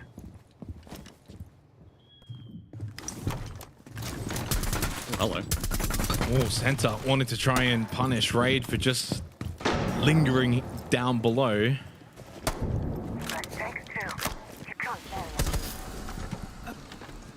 I mean, obviously the Blackbeard's going to be, I think, a big focal point for Cloud9 on the attack in at least the first 3 rounds, just to help facilitate the entries and then also be aggressive towards the end of rounds. SSG not really offering much to Cloud9 right now. That's where you want to maybe create the frustrations for the attacking team. Not really give them free picks, try and get that clock to really wind down. That's the way we've seen Fortress really play out. When the teams on defense really just focused in on letting that clock go as low as possible for the attacking team, that ends up being then a mad dash scramble towards the site. Whereas for Cloud9, they definitely opted to be more than happy to take the fights earlier in the rounds, but it's also down to the way that SSG played it in that first half. Tricel, and that's beautiful. Lands right at the feet of Kickthrow from Rival. Couldn't have placed it any better. Hoping to kill for Space Station heading into the final minute. Yeah, it looks like Kickthrow was able to still deploy the bulk of his utilities. So not a massive loss in terms of all the Summers or anything to that regard, but it is one less gun up to trade out these strong defensive positions, which are still peppered with utility. And on top of that, 35 seconds on the clock and a flank opportunity here for Rival. Oh, that's at least dismissed. So 4-4, but it's only 30 seconds on the clock for Cloud9. Yeah, and that's the thing. They're still going to rush in towards the side, but they get rid of Raid and Giddy as well. Yeah, Center actually gave an opportunity over to SSG as he put that shield away temporarily, but Aiden and Dream, the dynamic duo here late in the round for Space Station, not wanting to give Cloud9 any false promises. As Center going for the plant, and it will be successful, but he's immediately then just swept upon. As soon as he gets off that kit, after successfully planting, he was already dead. Didn't even have a chance to respond. As Space Station retake the lead here on Fortress, starting the second half off perfectly. My word, Aiden is so sharp. Not only in dismissing the plant coverage there at the end and finding that kill, but prior to that, the layering of pressure into his position and the way in which he valued life, repositioned, stayed alive to then allow that second wave of counter-attacking there on the defense right at the very end of the round was very, very impressive. As we look back at the highlight package, good start to the round from Rival, up to 8 kills here on Fortress. 4-2 in favor of Cloud9 right here. That shot was massive. You could argue a little bit fortunate. The nature of the F2, it's difficult to tame, but he made his opportunity count, then critically able to find the plant coverage as well. Big round for SSG, as that fragging capability of theirs has really come alive here. Yeah, I mean, interesting. I think SSG probably walked away from that round with the reprieve. They I can't imagine would have been too happy with the early portion and giving Cloud9 a 4v2 advantage, being able to get the plant down. Sure, it's a great clutch from Aiden and Dream to get that round back on their terms, and both did a wonderful job. And sometimes you can win those sort of rounds, but those still just be like, all right, guys, we've got to be a bit better. And so that's now the concern for Cloud9. That was your opportunity, and you've got to make the most of the opportunities when they present. It really should be 4-3 to Cloud9. And so they did a lot right and just don't get the reward. And that's just devastating, certainly for the morale of the team. And SSG down 3 rounds away from knocking Cloud9 out of kickoff. Yeah, certainly a bit of pill to swallow that opening round. No doubt there's some positive takeaways early to mid-round. Decently strong from them. They didn't shy away from the challenge of clearing those power positions in the last round and were somewhat successful. So we head into round 8. Dorm's game on offer here from SSG. Look at that U-tool lineup from them. It is so heavy. A lot of explosives required here from Cloud9. I do doubt their ability to clear a lot of it though, when you look at the lack thereof of set explosives. So Focal has a critical role on shock drones this round. We need to deal with as many of those canisters, Fenrir or F-Knots as possible. In the meantime though, it's tower side for C9. They'll chip away at this map control spearheaded by the Blitz. SSG now pose the question to them as to how aggressive they want to contest, how early do they want to peel. Focal has some good information at the moment onto Raid. He retains position for now. Doesn't seem like SSG are fighting it too hard. Again, the clock for them is crucial. Already down to just over a minute remaining in this round. Flank for Raid. Doesn't get the catch. No, but he puts the perceived pressure to Cloud9 as he falls back. They're going to be wary. Oh, he gets jumped in though by Focal. A good timing, good catch, and good communications for Cloud9. And then there's no trade potential either. So Cloud9 heading into the final minute of this round have got an extra number. They can now flood the site. Center can push in on the blitz. The rest can then follow through. If it ends up being a trade game, it will favor the attacking team. Still 3 gas babes though for Dream, who's holding and waiting, wants to make sure he gets the most out of that. Big kill, though, from Aiden, tucked into Dorms. Kickthrow goes down to Giddy, and the trade game not coming through for Cloud9. Delayed too much. The keeper barriers, the gas babes, and the gunfights are being won by the defense, and suddenly the time has elapsed. Despite the opening kill for Cloud9, it's SSG that once again respond. Clear onto Aiden, successful as Giddy goes down. It's a 2v2, 3 seconds. At this point, you probably have to go for the kills. You're not going to get that opportunity as time will expire. Space Station win again. 2-round advantage and 2 rounds to go before they knock Cloud9 out of kickoff. SSG withstanding the pressure again. Certainly a narrow window of opportunity there for Cloud9, but the util layering late, I think, really disrupted tempo. Aiden was running amok inside of Dorms as well. Eventually clear, but it was just far too late in the round. SSG made it tough to break that down quickly, and the stall out was well rewarded with that round win. Back-to-back defensive round wins for SSG. Replay package prior round. Aiden falls here, but there's only 8 seconds on the clock. Rival's position unknown, and simply impossible from that position to realistically get that plant on the ground. So far, so good for SSG on Defense Fortress.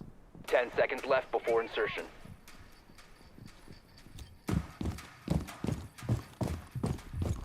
Such a long way back now for Cloud9. It's going to have to be perfect from here on the attack of Fortress. And I say perfect because I honestly think to start this second half, they've done some good things. Arguably should have won round 7, 4v2, plant down. And then in the previous round, they get a nice opening kill from Focal onto Raid. Good hinge, good comms. Yeah, obviously, Raid was trying to be somewhat aggressive. They punished that. Like, they actually punish SSG. And then when it comes time to actually execute in towards the site, bang, bang. SSG just quickly get 2 kills. They're blocked off by the util. And the round is then in complete disarray for Cloud9. SSG just have this innate ability on this map to just control the tempo.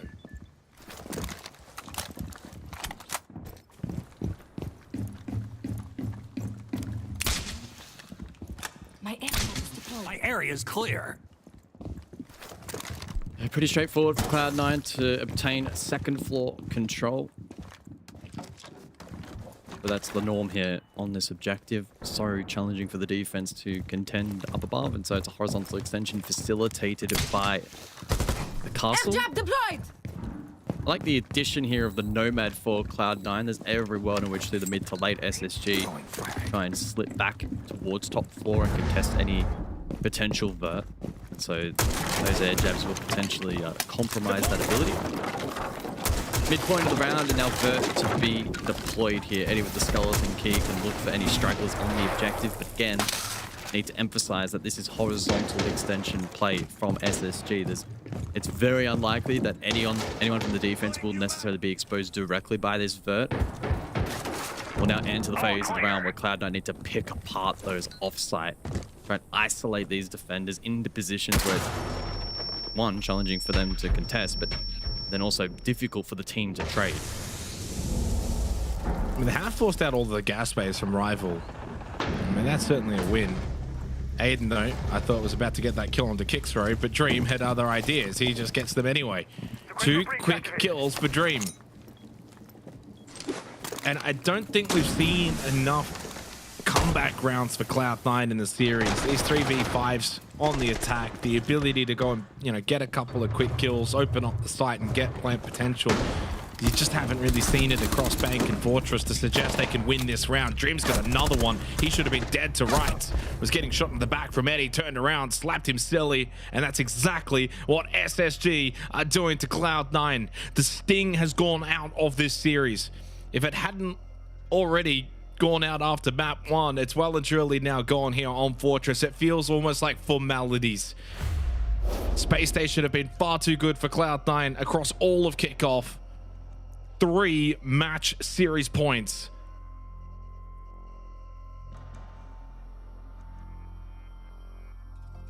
Wow. SSG do not mess around when it comes to defense. We saw it back on Bank and their ability to show depth from objective to objective, and they've now been able to demonstrate it once more here on Fortress. As we look back at that last round, Cloud9 got second floor control, they got the third active, but this horizontal extension, as mentioned, was very, very tricky to break down. It was actually Aiden that was getting a shot in the back, and Dream just helps him out. I think Aiden might have probably got that kill anyway. It's a disappointing end for Cloud9. And the multi-kills, though, in this series is just insane. 10 multi-kills for SSG to 1 for Cloud9, and that was the opening round of Bank, where Center got a 3K, and that opening round, an SSG defense on longer CCTV completely obliterated. I thought, oh, hang on, we might have a series. 5 seconds left. And it just never panned out that way for Cloud9 ever since. And they've had some opening kills every now and then. They've certainly, at times, had moments. But just, there's not been enough. They've never really had a semblance of domination. They got 2 rounds, one in rounds 2 and 3 here on Fortress. And Kixro was good enough to get the open kills in those rounds, so maybe that was the one moment for Cloud9 across the 2 maps where they finally got a little bit of form, and it didn't last. It was fleeting. Aiden might be good here with the Nitrocell. Just a big chunk of damage onto the rear or focal. Aiden sticks around for the time being as well. Hasn't opted to fall back.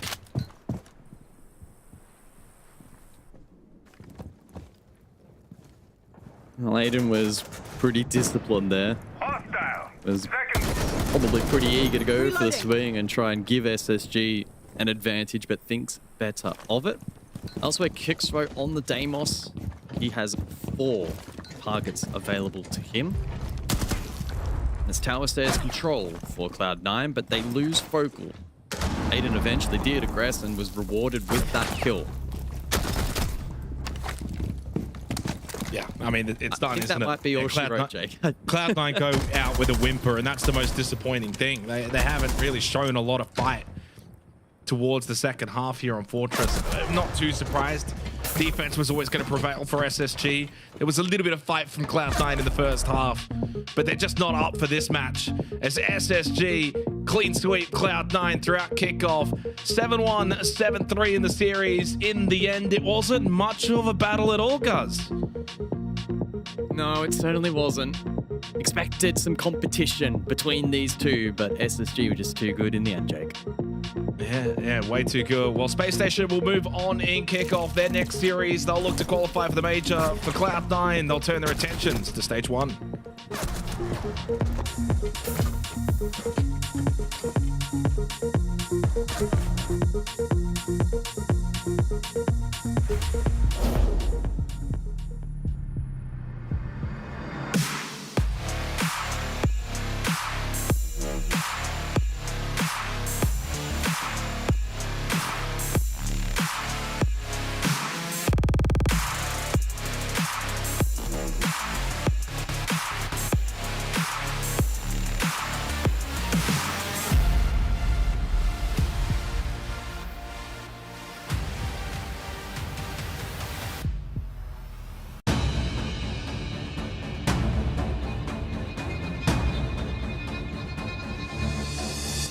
Maybe just took them a couple more rounds than it did last time, but SSG are moving on, and we have to say goodbye to Cloud9, the very first team eliminated here in the kickoff playoff bracket. Lax, I mean, we talked so much about what this Cloud9 team could do. Would they be able to bring it back? Were we gonna see that massive improvement that we needed to? Well, the answer was not so much. Yeah, I mean, if we want to give participation points for just doing some of the bare minimum, then sure, we can do that. But fact of the matter is, I did see something different than what we saw at the last Fortress, so that does give me a little hope. Again, we were able to listen into comms, and that also gives you another different outlook of what you're seeing versus what you're actually watching. So that was also nice to hear.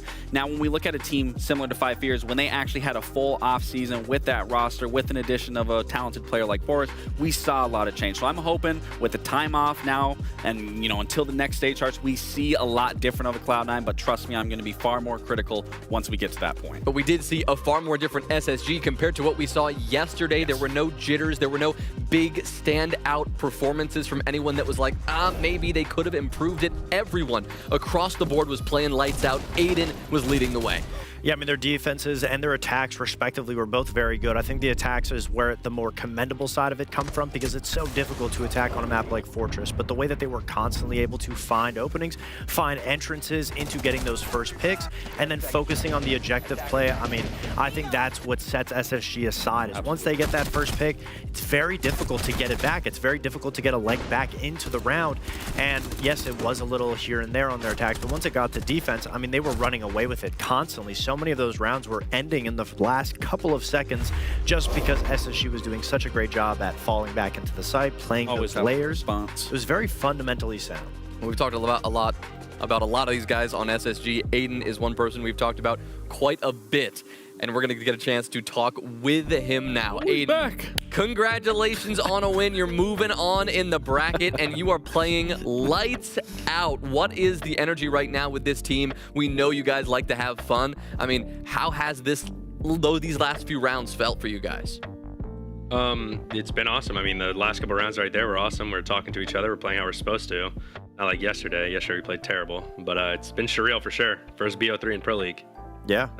I mean, congratulations on the win. I'm glad that your guys' run didn't end here. I would like to know, I mean, we commend you guys on your attacks. You're one of the best attacking teams in the league.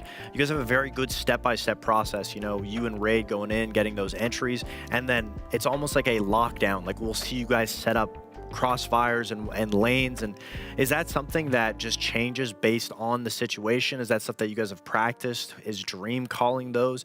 Just talk to us a little bit about that.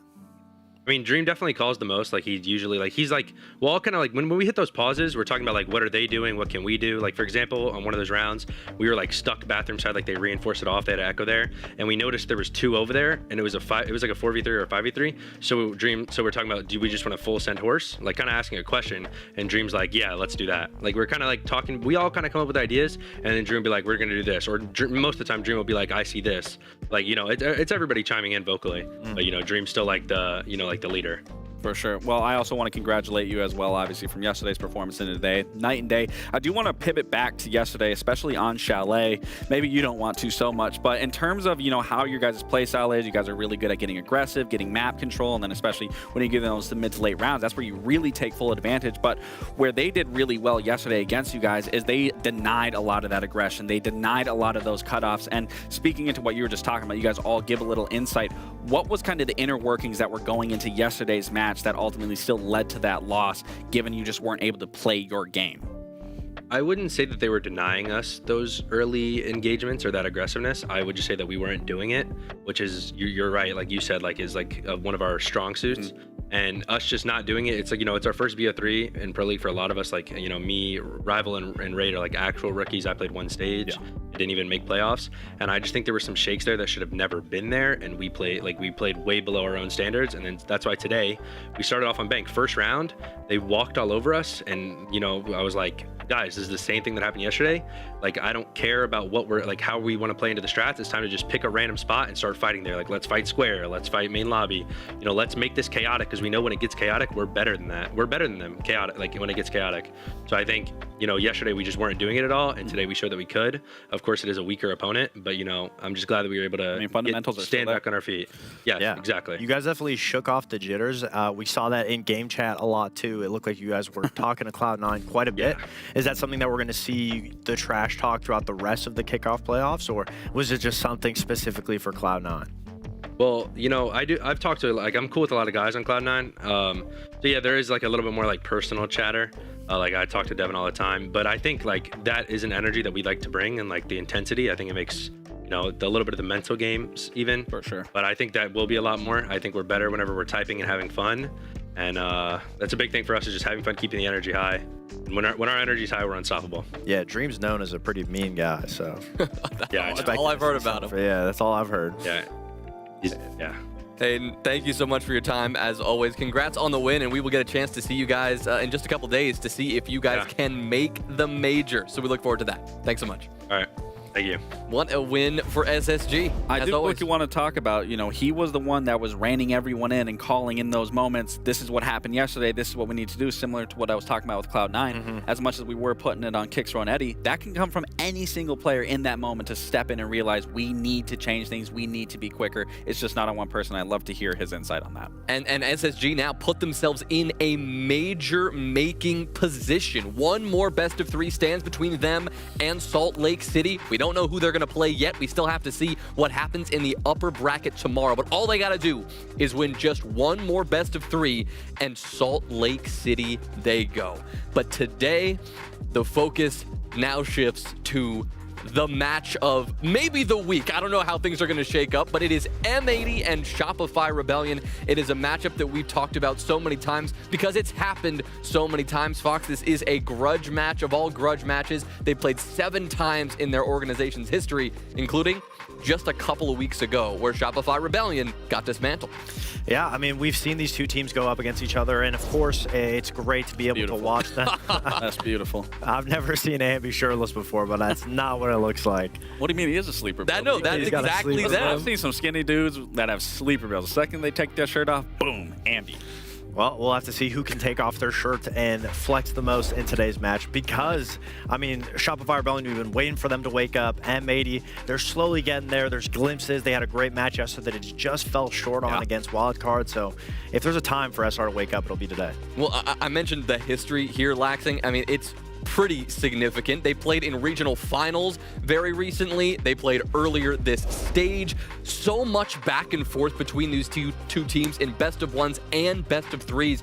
It feels like a coin flip sometimes who's going to come out on top. Yeah, it's certainly a grudge match, and I'm sure this is what everyone's been looking forward to today. I've been looking forward to this matchup. It's always a good one between these two because when you look at just the stylistic matchups between these two, it's always a game of tempo. Who's controlling that pacing? Who's realizing when they can go a little faster and who can slow down, and then who's quicker at adapting to that, which is why these teams are so close in comparison whenever they duke it out. And right now it's a 3-3, and this win either sends someone home or advances them further into going to SLC. And it's not a position we thought either of these teams would be in at all, let alone their very first match in the case of Shopify Rebellion in the entire playoff bracket. And that's because the group stage did not go their way. Fox, we saw this against M80. SR have struggled. That much is clear this year, and M80 took advantage of that. It's the first time that we've seen SR struggle like this, especially interregionally. They're always the team that comes in to dominate, and I think it's just some little issues that we've been foreshadowing throughout the last year when it comes to interregional play. They just dominate individually, so much so that they don't need much strategy, and I just feel like it's a muscle that just hasn't been worked. But it's very easy to get it fixed because we know that they have a player like Canadian, one of the smartest IGLs, if not the smartest IGL, best IGL, most winning IGL in the world. And it just takes a little bit of time, and there's no better time for a player like him to come alive than now. Well, we know this team can change things up because we've seen, at least in the case of SR, right, the ebbs and flows of this roster over time. But M80, they're the team who took advantage of this, and they're the team who faltered just yesterday in that upper bracket. They're going to have to find a way to shake things off and channel some of that energy from their previous contest. Yeah, but they absolutely can. I mean, we even saw in their matchup yesterday, I mean, they started out very strong, and even in that second half, I mean, I think we also praised them and how well they actually looked. And again, when you even just look at the stats and the last time they played, I mean, they have every reason to be in the driver's seat. But what happened yesterday and where they went wrong is it was just 2 little mistakes happening back to back. And I have some rounds at the telestrator to really show you where things fell apart, where maybe, yes, things did start out strong, but then they would fall apart. And, you know, this is a pretty standard hold for baseman. You got to remember the 2 basement rounds. I mean, they were pretty significant in that matchup. But we're going to look over the first one where Kansan gets that big play. But you got 2 players inside Bakery. You got a player holding for Brown, player holding for Bar, and a player in VIP. And it's a pretty standard setup. This isn't anything crazy. But as we know, Wildcard, at this moment is clearing, doing their vertical pressure, doing their due diligence, but they get this important pick onto the player inside Brown, which then puts that pressure on the player in VIP, because then they can force this play onto the player in white. But it wasn't all for naught, because if you look at that, yes, they did lose 2 players here, but if you notice and you look, they still have 2 players down in VIP. They have a player down inside Boots. This player is still behind bar, with this player in small bakery still able to hold his cross for that player inside closet, and they still managed to somewhat make this round work. And as you can see, the player swings out, they get the pick. Now they're in a man advantage at this point. They know that time is dwindling. They can play off that echo, but Kansan's amazing ability here to be able to bring this round back. Now, obviously hindsight is 2020, but there had to have been a fail-safe for the side of M80 here to secure this round, and then even pushing past when they would revisit, it would almost be the exact same scenario. They would have the man advantage, they would lose it, but then we have to look at Chalet where I'm talking about these mistakes. Now, if you go back and you watch this, the first time they went to basement here, and this is the final round, Baby Shark would go for an initial spawn peek. He would get that kill. He'd fall back to site. They would try to take blue. Spiker would come up from blue, get a pick. It's a 3v5. Fox, that's almost nearly impossible to go for a basement at that point. Now, they fix it going into this last round. They do everything. They clear all the floors. They make sure all of the players are compressed into basement, and they can start going for an execute. And I can't even fault Gavini for what happens here, because they're doing everything that they need to do. They're using the boogie drones. They're getting the vertical pressure. The only thing that I would have much rather Gavini do in this situation, again, hindsight is 2020. You see the electric charge from the bandit there. You see the thermite being placed here. They have no drones that the bandit of Adrian is below. What I would like to see, they get rid of this bandit. There's no pressure on that. They then communicate that with Hot and Cold, say, let's put a thermite charge on the wall. Maybe we, bait out like a few more utility. Maybe the bandit even comes over to go for this. I don't think that would happen. But what ends up happening is Adrian makes a great heads-up play here and goes for this gunfight, gets this kill, and then immediately follows it back up with another kill, and then it follows into a triple kill. And it's just these small little mistakes that M80 is making time and time again, where I have no doubt going into this, and especially after a series like this where it was a constant back and forth, it was constant blow for blow, that they're going to come into this match more prepared than we even saw them going into their match versus Wildcard, and they are going to be a formidable opponent for this SR roster. But we just got to see these little mistakes not happen as frequent, because as me and Fox know, these little mistakes easily can cultivate and turn into something bigger, and which was a big proponent as to why they lost that series. Dude, I'm so glad we're in studio with this Telestrator, because you were cooking. You were cooking, and I love learning about those little things, especially for a team, right, where it's those little things that make the difference. The bigger problems, though, and maybe it's not just about the little things for Shopify Rebellion, they have a long way to go from their group stage performance. There has been so much conversation in the community about this, and we know just how intense that has to be for these players, for this team, but it's with good reason.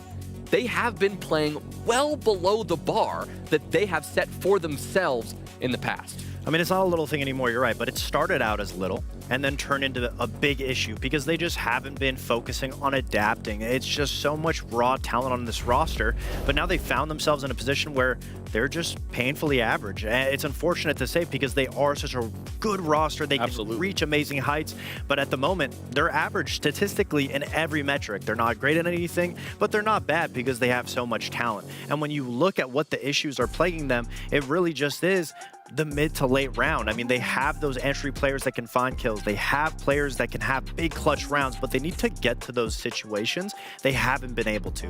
And one easy fix is them just finally waking up and saying that we've had enough. I know we are not in the back end. There's a lot more minute details that are causing these issues, but from the outside in, we know everyone has what it takes on SR to be good. They just need to have, at this point, say enough is enough. Let's start playing normally. Let's get Canadian, one of the most winning IGLs in the world, to start stepping up, wake up, start calling for what everyone to do. Everyone listens to him. Nobody is doing the plays on their own, because that's what we find SR doing in the late rounds, is everyone just on an island of their own, trying to go for their gunfights, trying to go for these big clips, and it just hasn't been working out. And when we talk about SR, it's always the big names that come up, right? When you talk about leadership, IGLing, you're thinking Canadian. When you're thinking about fragging potential, potential and somebody to get on the leaderboard and make the big plays, you're thinking of Spoit. Two people who have gotten a lot of the flack as this team has been struggling. I mean, of course, if you're an average viewer and you look at the downfall of SR currently, it's not even as bad, but to what their standard could be,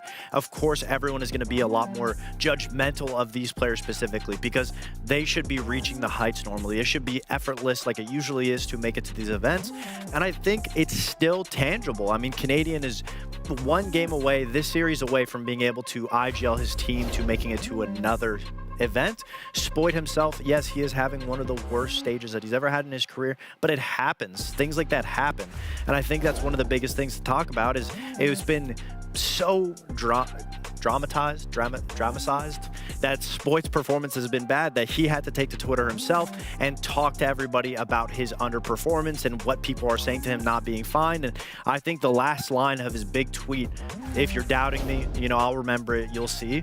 I think that shows that SR has the potential in the moment to say enough is enough. We're tired of just being average. We want to hit those heights, and today is a perfect day for that to start. Well, it's also what best of threes are all about. A team that, you know, you don't need to be the best team in best of ones. Now it's your life is on the line. It's best of three territory. You can prove that you belong, and you can, well, prove all the doubters wrong. So let's take a look at the maps here and see actually where we're going to end up going, because as we talk about in best of threes, it really can come down to the map pool. This map 3 feels like it could be on the horizon, Lax, but Border is where we'll start. Layer, the second map of choice. Yeah, I mean, this is a map that isn't favorable for either of these teams. It's definitely one of their least in preference. The last time we actually saw these guys play it was during Stage 1 in those finals, where it came down to a crazy clutch from Canadian. If you remember, I believe he got a huge double kill off of that, playing off that bomb chassis, completely ripped someone's head off. But whenever you're looking at maps, especially against historic teams that have played against each other time and time again, it really is less about the maps at these points, because both these teams are competitively gifted.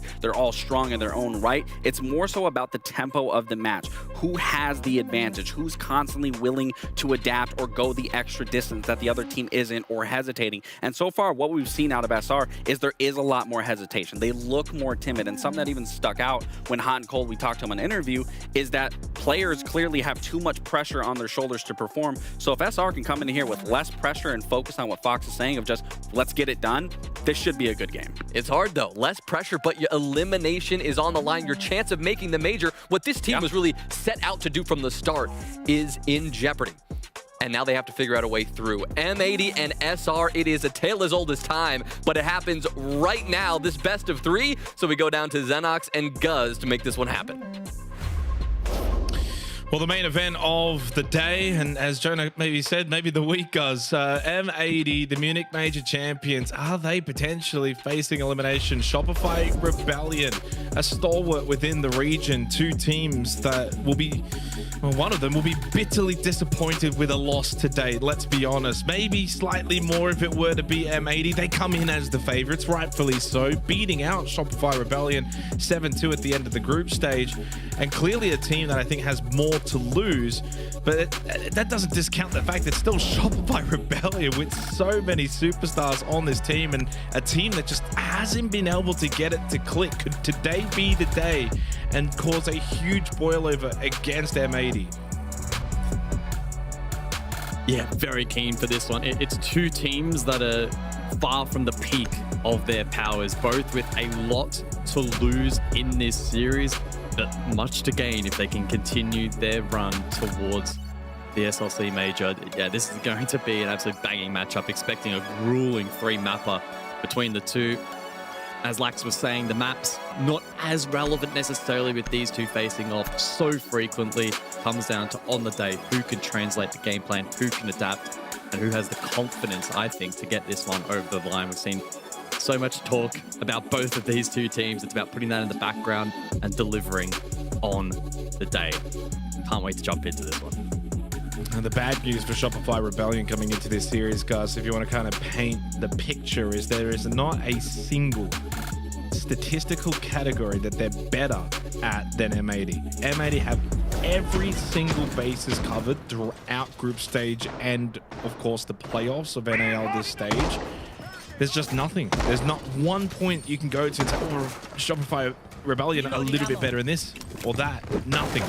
And so that's the concern for me coming into this series. M80 should be too good, and should, but also at the same time, Shopify Rebellion should also be making majors. It's a real strange predicament that we find ourselves in. We head to border first up. I just hope it's a contest, a competitive one, and one to remember in this match, and that it doesn't maybe end up in a similar vein to the Space Station Cloud9 match that we just saw. Totally agree. I think I am already preemptively sad and disappointed for whichever team loses this one. It's going to be tough for that roster because they will both feel as if they are worthy and good enough to make the major. Ashen, early engagement on the Deimos. The bans to note for this first half: Azami, Allah, Ying, and Capitao. Border the map, of course, and expecting it to be high intensity off the rip from both teams. Trying to find an early advantage and trying to build confidence into this series. I think Border as well as a map, I want to see Ashen really pop off. This just feels like his bread and butter. On the Deimos, roam around, find the entry frags, be in the face of Rebellion. And on the flip side then, maybe Ambi too to counter, who's been statistically the best player this stage for Rebellion. Ashen, actually, speaking of him, I've put the complete caster curse. He's the first one down, caught by Surf up above as Shopify Rebellion will get the opening kill. 90 seconds to go in the opening round. First blood is drawn, and it is the Deimos that has been taken off the board. Relieves the pressure valve a little bit now for the defense. Yeah, it seems as if their map pick as well. I think it is as if they were posturing for the half wall clear to eventually go for maybe even a sandwich plan. So that immediately prompts the reposition from hot and cold. Backup plan now to be initiated archive side, it would appear. Quite a bit of utility potentially layered though between them and a potential plant. So it's a tricky position that M80 find themselves in. Yeah, and the stall out has cost them now. Might mean they have to shuffle over to a plan B course of action. Hot and cold deals with barbed wire towards the office entry. Still a gas babe available for Canadian. Razorblum shell in pocket too for Ambi. M80 have just really cooled off the pacing after losing Ashen. Hot and cold though, just quietly pushing through offices, and Canadian needs to be careful if he does peek that open hole in the wall. But Hot and Cold can't just sit there forever and wait and hope that Canadian makes a misstep. As Rexon stands up inside a fountain, Diffuser looking for the swing clear, hits the headshot onto Rexon, a little too slow to react, and Gavin also got the headshot onto Serve. Response from Spoit. Canadian got his kill at least on the Hot and Cold. Held nicely towards Archives. Ambi though got swarmed in a 2v1. Spoit in the 1v2, 5 seconds left with the DMR, and he got one shot. No, he technically didn't. Diffuse against the last 2 kills. He cops the team kill and then the main kill as M80 still the opening round. Wow. A steal indeed, a snatch and grab. There was an awkward start to the round. Again, I think they were pretty heavily invested in the half-full clear and potentially then the sandwich follow-up or some kind of play armory side. We see the pivot. It was somewhat of a stall. I think they were still doing a decent job at maintaining some semblance of tempo. They were chipping away at that office control, but it looked rough at this position. But then Diffuser, well, he came alive, unlocked the cross fountain, opened the route for Gav as well to go deep in towards site. Spoit then under the pump in the 1v2, and despite the team kill, M80 take round 1 of Border. Yeah, it just shows their power, doesn't it, for M80, that even though they lost that Deimos pressure early, couldn't maybe go for the sandwich entry plant that they potentially had as plan A. Hard to really say. And then I thought the defense as well from Shopify Rebellion was pretty compact. They didn't really throw bodies away. Just some really good clears from M80. And even with 5 seconds to go, yeah, it's a 2v1, but Spoit has the chance to play spoil. But Diffuse is just sharp. Too sharp, even getting a team kill. But did not matter in the end because he got the main kill onto Spoit as well. So M80 get away with that one in the first round. Those are the rounds that for Shopify Rebellion, it's just one round, but it starts as just one round. And quite frankly as well, when you take into consideration the site objective too, and border defense, you probably have to be winning those sort of rounds. Armory Archives, top floor on border defense, and you've got a somewhat decent advantage. That's a big round for M80. As Ambi searching on the Solas here in the second round, getting the drone information. And of course can find out where Ashen is located as well, along with Hot and Cold, who's got Kit. Yeah, Border is shaped up to be pretty attacker-sided NAL kickoff, but I think it's more so the nature of if we see Shopify Rebellion in advantageous positions and then a trend starts to develop where they're finding it difficult to convert, I think that's only going to diminish their confidence, which may already be a little shaken heading into this game to begin with, given how things have played out so far. There's only one round, but we'll see how it now develops. M80 aggressive through lobby, smoke deployed, can Solas deny from above. Yeah, I mean, they're going for the plan that's obvious. Ambi can only kind of just call out here and hope that others can stop this plant, which they have been able to stop the process of the plant, but Ashen on this blitz can be a bit of a nuisance. They did lose Gunner, that's fine. As Rexon is also in the grave, as Gavin then gets rid of Spoit, and Sturt falls at the same time. Diffuser, 2 more, how about that? In the first 2 rounds from Diffuser, hot and cold, no one to stop him this time, and it's a clean attack from M80. Super fast pace in the second round on Border. Completely break open site. Vent Workshop can be susceptible to the rushes, and even with the information from the Solar Scars, there wasn't a whole lot that Shopify Rebellion could do about it. Yeah, that was a lovely little attack. Love the quick early tempo, but then they don't overcommit to the plant. They don't forfeit lives absolutely. Committing to that is the win condition for the round. They were willing to reposition. They then allowed the attack to be split. Top floor control, then over towards Archives compounded, and it made it so difficult for Shopify Rebellion to do much in that round. I mean, this play right here was massive from Diffuser to find the double. And while Ambi did have impact early round in denying the first plant attempt, or at least dismissing the first plant attempt, ultimately succumbed to that pressure up above as well. So it's a solid start from M80. That second round even more convincing, I would argue, than the one prior. So the spotlight is shining bright on Shopify Rebellion right now. They'll go to the tertiary site of choice for round number 3 before the additional ban get introduced. It's customs, but it's a slightly off-meta selection to what we would typically expect on Border. Not completely unprecedented, of course, but it is the least played in NAL for Kickoff so far. This is only its 3rd appearance. Yeah, I mean, it is interesting as you kind of brought up the statistics. So NAL this stage in general has actually been far more attacker-sided than the global scene. So globally, there's only 2 maps that are actually attacker-sided in the month of April. As a Nitro Assault from Canadian gets a bit of damage, and certainly a lot of damage on to Gavin. Those 2 maps being Chalet and Bank. But in the North American League, there's 5 maps that are attacker-sided, and 1 that's net neutral 50%, which is Lair. So it's not quite been the pattern that you see globally from what you're seeing in the North American League, and certainly means that for this match at Border, certainly I think a 4-2 half for M80 is probably almost the pass mark with how dominant teams have been in this region attacking on these sort of maps. And that's why it's an even bigger missed opportunity for Shopify Rebellion. They probably should have won that first round, and that would have been a really good way to start on the defense. And then lo and behold, in the second round, M80 bring the pace up, and well, Rebellion couldn't stop it. But that Nitro Assault from Canadian certainly just offset the attack of M80 a little bit. Got some good damage in as Spoit sits over towards CCTV. He can get some information. Kadal, a double kill goes the way of Shopify Rebellion, courtesy of Ambi and Canadian. Ashen will fall, the smoke not helping him on the glass. And this is the best round that we've seen from Rebellion so far. Total dominance against what looked to try and be another rush attempt for M80 on the clear. Did not work, as SR were well and truly set up.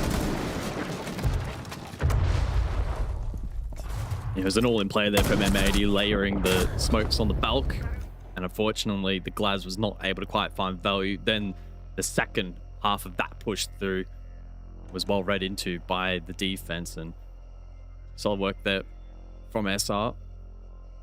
Able to respond, try to build a little more confidence. Quite intrigued to see now what the additional bans may end up being here from either side, what they've identified as being a threat so far, what they don't want to deal with going forward for the next rotation. So understandably, it's the Mirror. Then to the Glaz, probably in response to that most recent play and just generally a very, very strong operator. At the conclusion of the ban phase, Shopify Rebellion will now elect to take their tactical timeout as they look to try and mount a round streak here on border in a half that's been certainly lopsided against them, but I think after taking down the tertiary site, maybe they'll be a little more confident. I mean, lopsided in the sense that I think round 1 was an advantage that went astray. Round 2 was high tempo that they weren't able to withstand that site pressure. But I will say their ability to then consolidate round 3 has been a positive sign. So, I mean, they've also got. Wonder what the... Well, they've also got all 3 of the opening kills. That is true. So, but is that more so a concern than the lack of conversion borders? Well, I mean, that's the thing. Typically, it's an extremely high conversion. The opening round they should have won. I think we can both agree on that one. I mean, should have is kind of subjective because clearly you don't want to take anything away from what M80 did. They were in the position to win that round. Is probably the better way to phrase it. This round here was, I think, arguably the most dominant round that we've actually seen from either of the 2 teams. The second round was just clearly a rush plant attempt from M80 that Rebellion just maybe weren't quite ready for, despite getting the opening kill from Rexon on the gunner. I mean, it's a 2-1 scoreline. Rebellion's got a round on the board defensively, as we kind of just spoke about before, in terms of the statistics, kind of attacker-sided, and that's the expectation for this map. And I like the proactiveness in the timeout. Almost a case, I think, here for SR where we're doing some good things. We're in this game. Let's keep our heads on a swivel and just make sure we're proactive. Don't let things get out of hand. So now we'll see what happens here going into the next 3 rounds of this first half. Because if Shopify Rebellion can go on a little bit of a roll here, it's a timely run then going into the second half where they can get on the attack. But easier said than done against M80. Yeah. Absolutely. Twitch in play for round 4. Diffuser will be eager to counter, most notably the Goyo in this round. Can you find line of sight from Office, perhaps? At minimum, though, good information to aid on this sweep across for the attack. Diffuser, in the meantime, did find some of that util and keep the shot drone in play. Elsewhere, hot and cold, detention entry for him. Gunner also below. It's a bit of a double down on the first floor here from M80, maybe looking to layer some vert pressure onto those on site. Canadian on the clash for this round. He'll need to be very mindful of that vert pressure, one of the weaknesses of that particular operator, especially when stationary. Step back! Feels like a lot of information has been gathered by this attack, and M80 are now looking to start converting that. Yeah, I mean, you can get the information, but it's just a matter of them playing off it. And that's exactly what Hot and Cold is going to try to do from here down below over towards Customs. If they go head-on horizontally, you're probably going to have to deal with Canadian if you want to clear out security. Tap from Gavin, and goodbye to Spoit. One tap is all you need, apparently, and Spoit goes down, and that can open up a bit of a flood on the top floor now for M80. So this is where it's imperative for Canadian to get involved. They go around him again by finding Ambi. And that's now prompted the rotate from Canadian through security, past Fountain, and into Office, expecting this push from M80 in this direction. He is right, as we can see, has made the right call, but they then catch Rexon in the hallway. I mean, there's only so much that you can expect from the clash if everyone's just getting picked from every single angle. Canadian can't be in 5 different places. He's the last one alive. He's done nothing wrong in the round. Everyone has just been so easily picked apart. That is a wonderful round from M80. Yep. I love the patience from that M80 attack early. They laid a lot of information with shock drones, regular drones, the Deimos death marks. They kept Spoint honest and under pressure with that particular death mark. And then as he repositioned, sure, it was a pretty insane shot, but a clean one nonetheless from Gav. Cheeky little one tap, and that opens up the round. And they're the kind of team M80 from that point that do not hesitate. They collapse really nicely. Again, aided by all the info they had gathered prior to that. Here's a replay of that clean tap. Bang. And then it didn't take too much longer for that double down for a second for Gav. And as you were sort of alluding to at the end of the round, there's not really much, at least Canadian specifically, wanted for in that round. You're not going to get value from Clash when it's so many long range, isolated picks like that. No util layering or projectile layering in that round. It's very difficult. Well, it's impossible really if you need to be in so many positions actively at once and have value in the round. So challenging one there for Shopify Rebellion. And a return to form for M80. I mean, that's just got to be awareness of, you know, what are the angles, what's vulnerable, what can M80 play off of in terms of trying to get those free picks. I mean, you shouldn't really ever be losing Armory Archives in that kind of fashion. It should be a scrap. It should be a bit more of a brawl. The fight should be, you know, the sweep through Fountain and Office and top metal, at least in towards the site. You really want it to be almost like fighting in the mud. But M80 just made that so clean. Just being able to find those easy picks, just pretty much one after the other. That's the concern for Shopify Rebellion now, is they've just not found any semblance of defense on this top floor. They back-to-back Workshop, which of course last time out was the rush from M80 that worked to perfection. By the way, also, that was the first round that M80 finally got an opening kill too, and they made then quick work of that round with a flawless round. I mean, it's early days here, and again, expecting this to be attacker-sided, but M80 have been the better team. No doubt about that.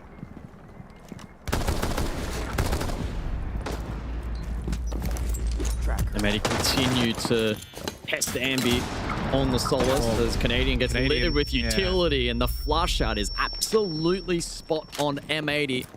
Find an opening kill once again. And it's a pretty common spot to flush out, and it's easily flushed out too. If he gets droned out and he's stuck bottom of East Stairs and doesn't have catch, double frag grenade dump and he's just forced out into the open, and if he doesn't hit the swing, he's dead. So, I mean, that's a bit of a power position for the defense on border, that if you lose that spot, you give up quite a bit of space, not just on the first floor close to site, but also then the ability to play East Stairs, and you lose the smoke. That is a big opening kill for M80 and can set this round up. Yeah, minute on the clock now. 4 death marks available for Hot and Cold, so important that he prioritizes that.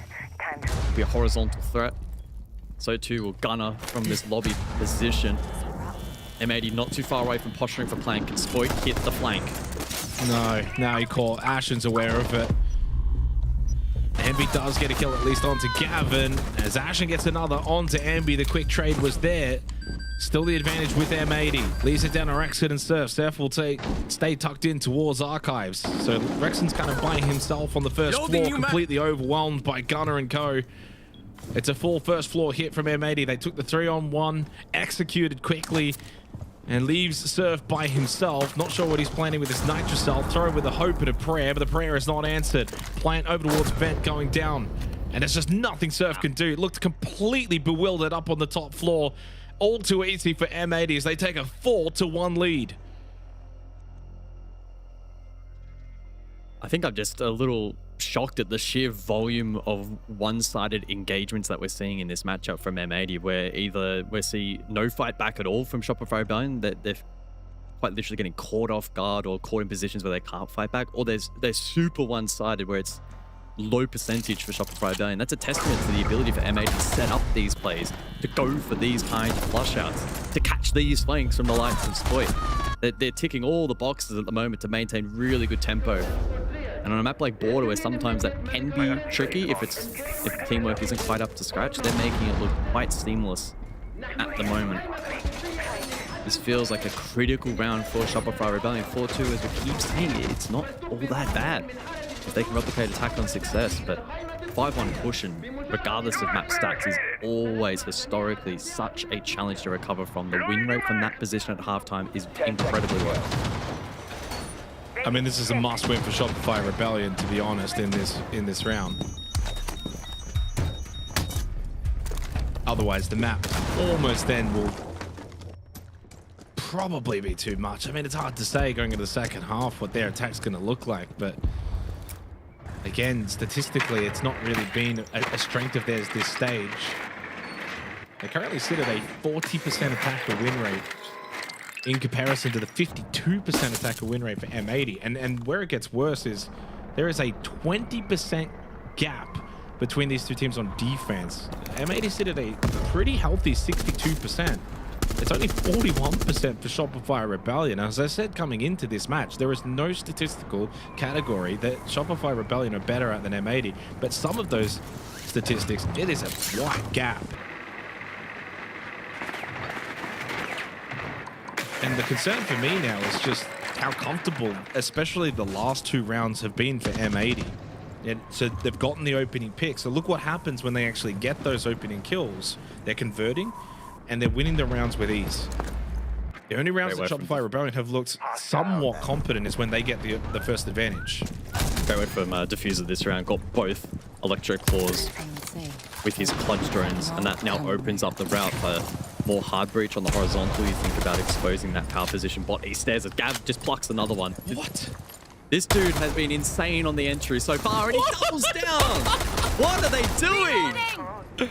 Oh, Gavin. I'm already kind of just morally defeated for Shopify Rebellion. Almost gets another onto Canadian. Canadian's trapped again here, by the way, and hasn't learned his lesson from the previous round. As Ashen just gets the free kill, finishes off the good work from Gavin. It's about to be a 5-to-1 half in favor of M80s. The logic bomb rings out onto Rexon and Spoit. Ashen will fall. Spoit gets one. Arguably needs far more than that, though. They're going to salvage this final round of the half. A 2v4 into the last minute. As Rexon has a swing opportunity. One on the rappel. He hasn't got the angle presented to him. M80 will have a pretty strong read quickly here. They can go for the plant. Hot and cold to attempt. Tellers out in the open, and there's nothing the defense can do. Double digits for Gavin.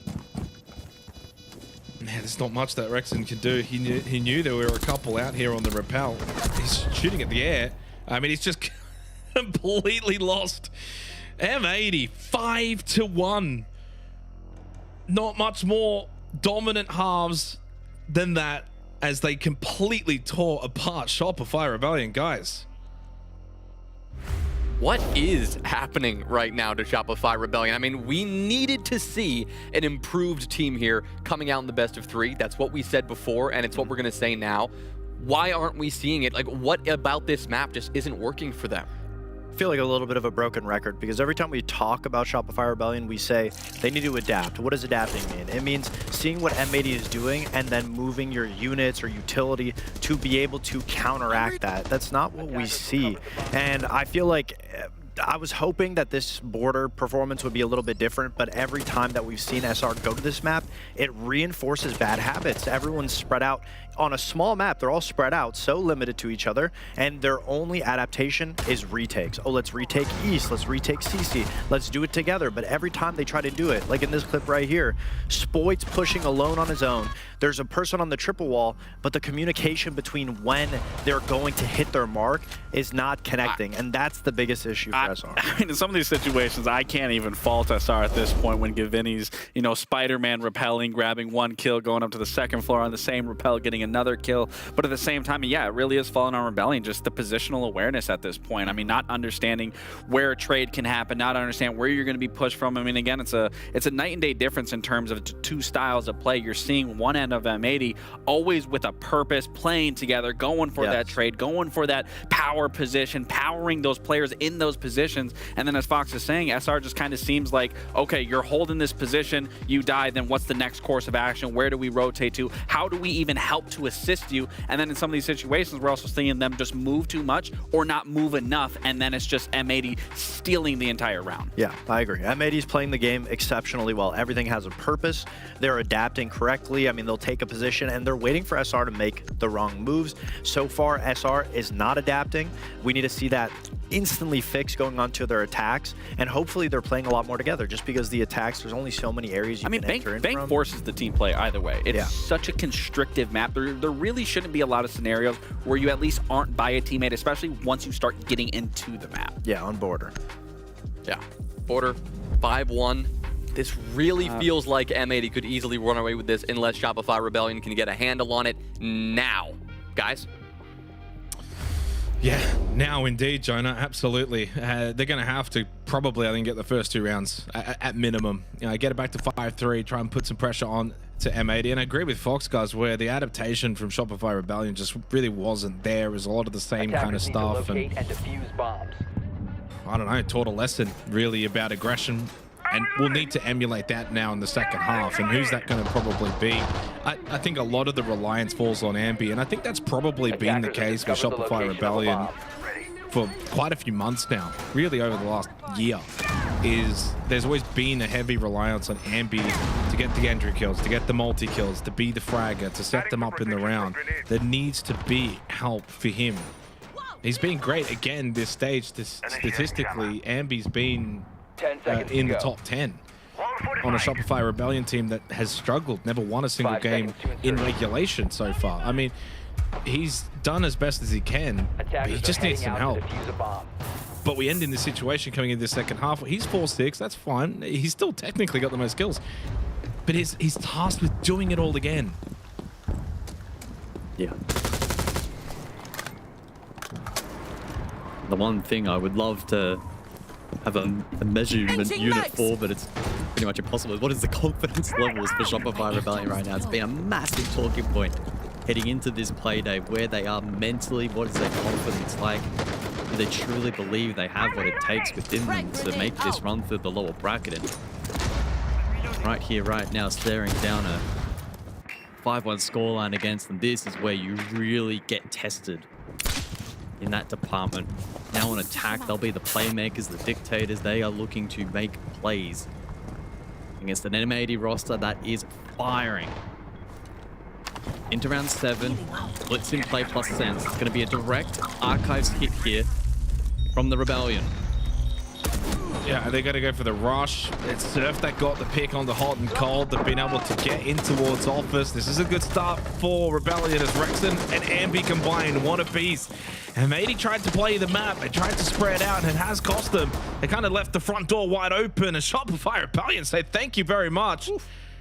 That was a pretty swift start to the second half. Exactly what was needed, and did so in a way where I was kind of phrasing it on Ambi to be the fragger here on board or coming into the second half, but they did it with team coordination. Good early drone work, saw that there was a big gap in the defense and the site was vulnerable, and just took swift advantage. Yeah, an authoritative attack and smiles all around on the player cams at the conclusion of that round as well, which is always great to see. Over to Tellers for round number 8. Another side that can be susceptible to directed. Yeah. Generally a lot more challenging. I don't think. I do see the sense, though, selected initially here from SR, maybe suggesting it's util for the drop plate through bathroom, help assist blitz as well. And so Canadian will be put to the test if that's being deployed for map clearance as well. 5 seconds to go. Surf switches late, Solid Snake in play. Should be a map clear here from Shopify.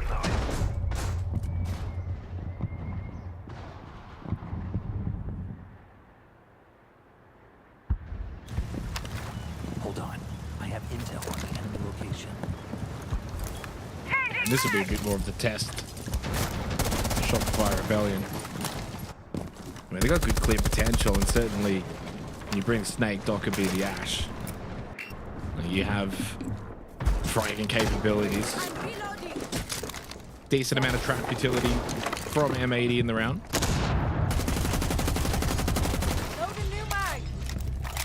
Surf finds the opening kill onto hot and cold though. My radar's picked up a threat nearby. Who goes for the jump out. Don't worry about near me. Probably not necessary. Not certainly at this point in the round, but maybe thought he could catch the repel off guard, but Surf was ready for it. And Surf then gets the second onto Diffuser. He's just gone straight into bathroom. Logic Bomb rings out from Spoit, and so far the early pacing from Shopify Rebellion has been great, but in some ways this round it was actually started off because of the jump out from Hot and Cold, and then Shopify Rebellion have just followed on from that and done so in a very dominant fashion. Ashton very low on health. At least gets the headshot onto Spoit, keeps the round alive temporarily. But you would imagine this should be a 3-5 scoreline now.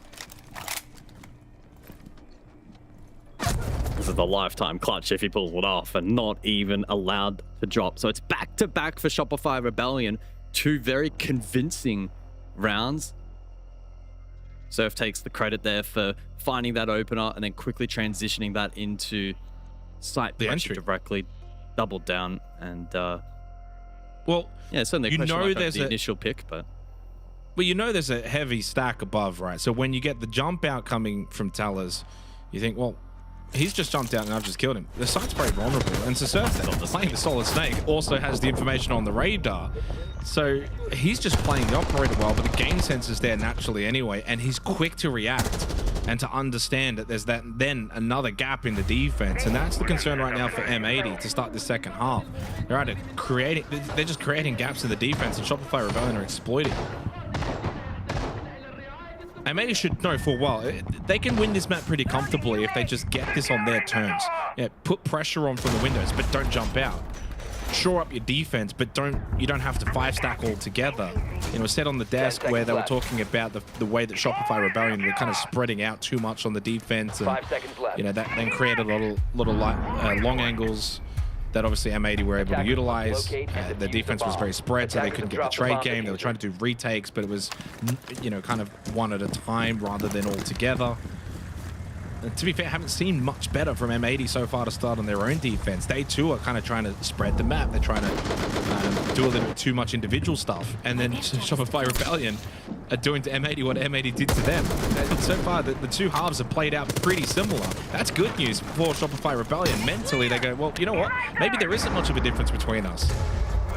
There's been one single defensive round win so far here on this map of Border. That was back in the 3rd round, custom supplied from Shopify Rebellion. That's the only main separating factor at the moment.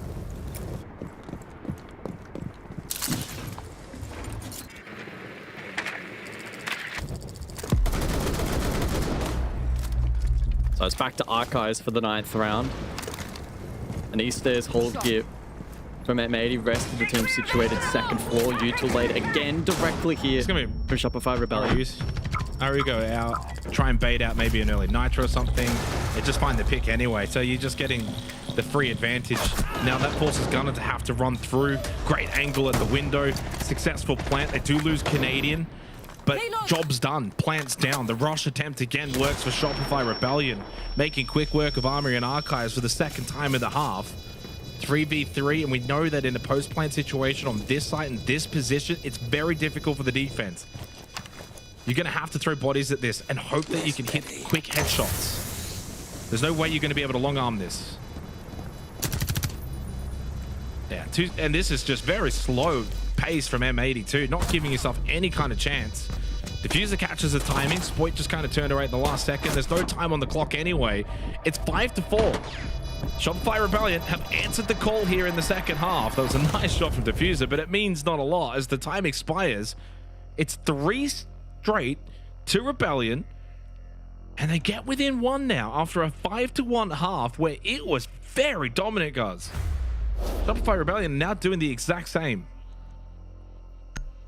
Yeah, I posed the question heading into this half, what are the confidence levels like for Shopify Rebellion? And so far, it's looked really, really positive. And it's not just the end result. It's easy to walk away from round wins and be like, yeah, they were confident from the get-go. But I think maybe an indicating factor towards that is these 2nd floor attacks. Both times, they've just gone for super simple, direct approaches. They dropped the blitz on that occasion, but they still bring the likes of the sense. And it was quite simply as easy as walking through the front door. The plant denial was very lackluster. M80 didn't have a nitro available, and dashing through the sense was a low percentage play, as Gunner quickly found out. So there's back-to-back attacking wins on Archives. Big positive boon for Shopify Rebellion, as M80 more than likely getting a scolding from Fabian as we speak. I was going to say that Cloud9 tactical timeout. Someone's got to tell them they've been eliminated.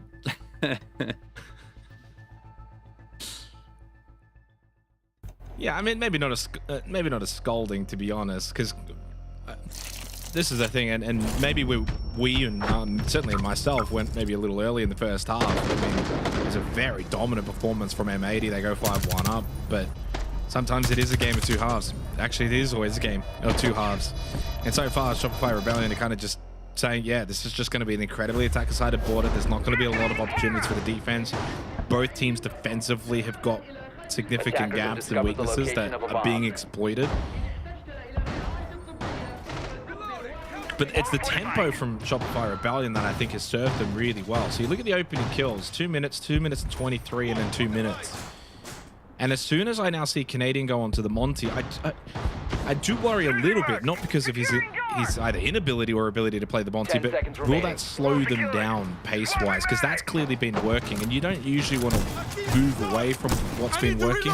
Okay, so he changes it up. He'll go onto the Twitch, and they won't bring the shield. And I think in the grand scheme of things, I think that better suits Shopify Rebellion.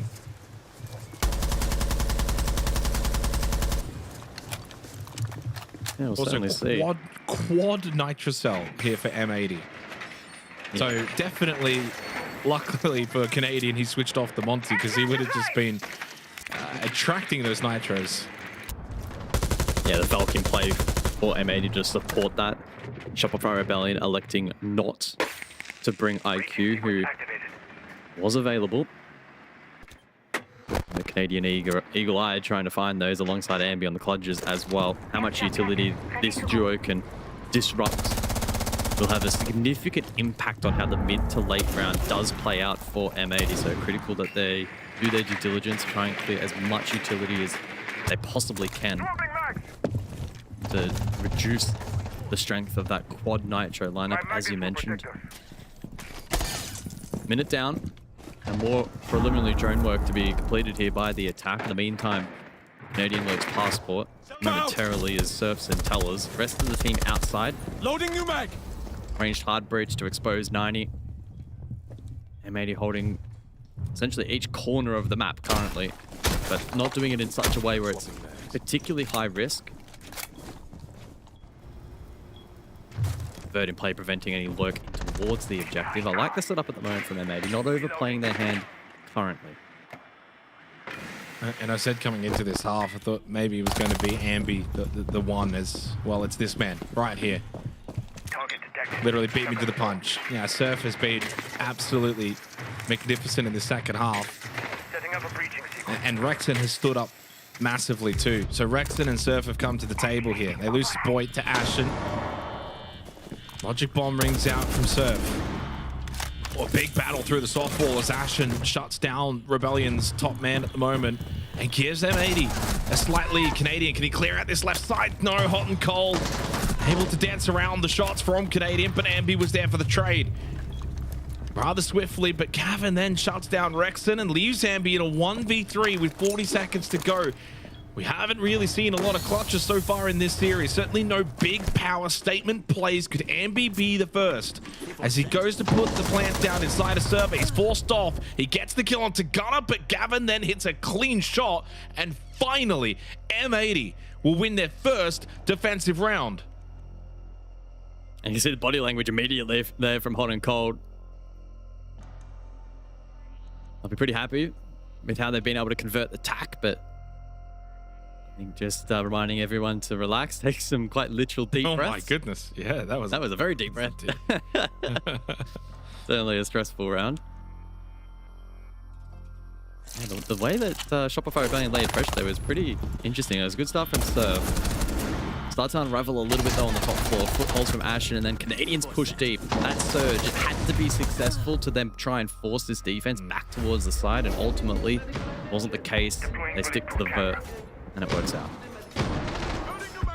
Yeah, and Rebellion will be disappointed to know that was the first round that an opening kill has not been converted since the second round. And more importantly, they've now had 3 rounds that they've gotten the opening kill and not converted those.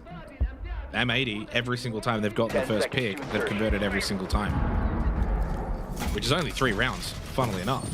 The opening kill metrics, Shopify Rebellion have done really well here on border to give themselves early advantages, but then just not following through. And you go all the way back to that opening round. You know, there's a good example of a round where they were kind of leading until they weren't. Those are the differences. It's fine margins, especially when you're playing incredibly good team like M80. You've got to make the most of your opportunities, which they've had quite a few now on board up. It also means for M80, overtime secured at minimum. So, as we saw Hot and Cold take the deep breaths, they do have the pressure relieved. And the pressure goes now immediately back on the Shopify Rebellion as we head back to Armory and Archives. Misnade there from Surf. Yeah, it's Archives again with the sense, again, double nitro this time around from M80 will make this plant more precarious. And based on initial positions and the body language here from the Rebellion, I highly doubt we see Archives, at least not with the same tempo that we've seen previously. It could end up being a late pivot. Seeing more utility investment over towards the security side, and that's well rewarded. Reloaded. Rexon catches Ashen. 5 straight opening picks for Rebellion here in the second half. Shock drone on the move for Canadian, and they can certainly take their time. There's still over a minute and a half remaining. I think Canadian just relayed Ambi down. Oh, is trying to facilitate Ambi down below as well. So you introduce the factor here. M80 could find themselves in a world of hurt if he's able to activate as well. So keep that in mind.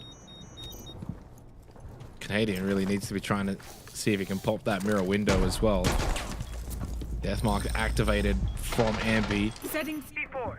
Gunner might be sensing that was a potential plant attempt, but Surf was sitting quite far back from the window, so 1 of 2 nitrocells expended there for M80. But Gunner does find the kill onto Ambi down below in server and equals things up 4v4. Nitrocell thrown again. The second one too does not connect, and Spoit's got the cutoff. This is a good hold, but he's actually more so looking now down below, of which there is one there. Gunner in West Main. Big push though from Spoit, connects onto Gavin. Quick trade though from Diffuser, but it's Rexon and Canadian getting one apiece as Gunner makes his way back up to the top floor in the 1v2. Rebellion have to close this out.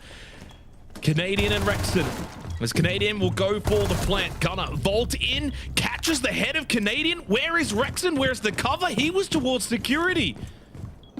19 seconds left and Gunner can play the time here and force Rexon into a plant or push situation. Rexon will go for the kit and now needs to opt for the plant or start sprinting and finding Gunner. Gunner's played this perfectly. Rexon has left himself little time. Gunner just has to wait, push, and get the free kill. As long as he knows where it is, he plays it so wonderfully well. Patience from Gunner, as Rexon wasn't quite sure what to do in that situation. Wow, smiles all around from M80. Pretty pleased with that performance as the pressure just continues to mount in this best of 3. Yeah, wonderful match. It was a 5-1 lead for M80. Shopify Rebellion, well, they certainly did adapt, but not enough as Border goes the way of M80.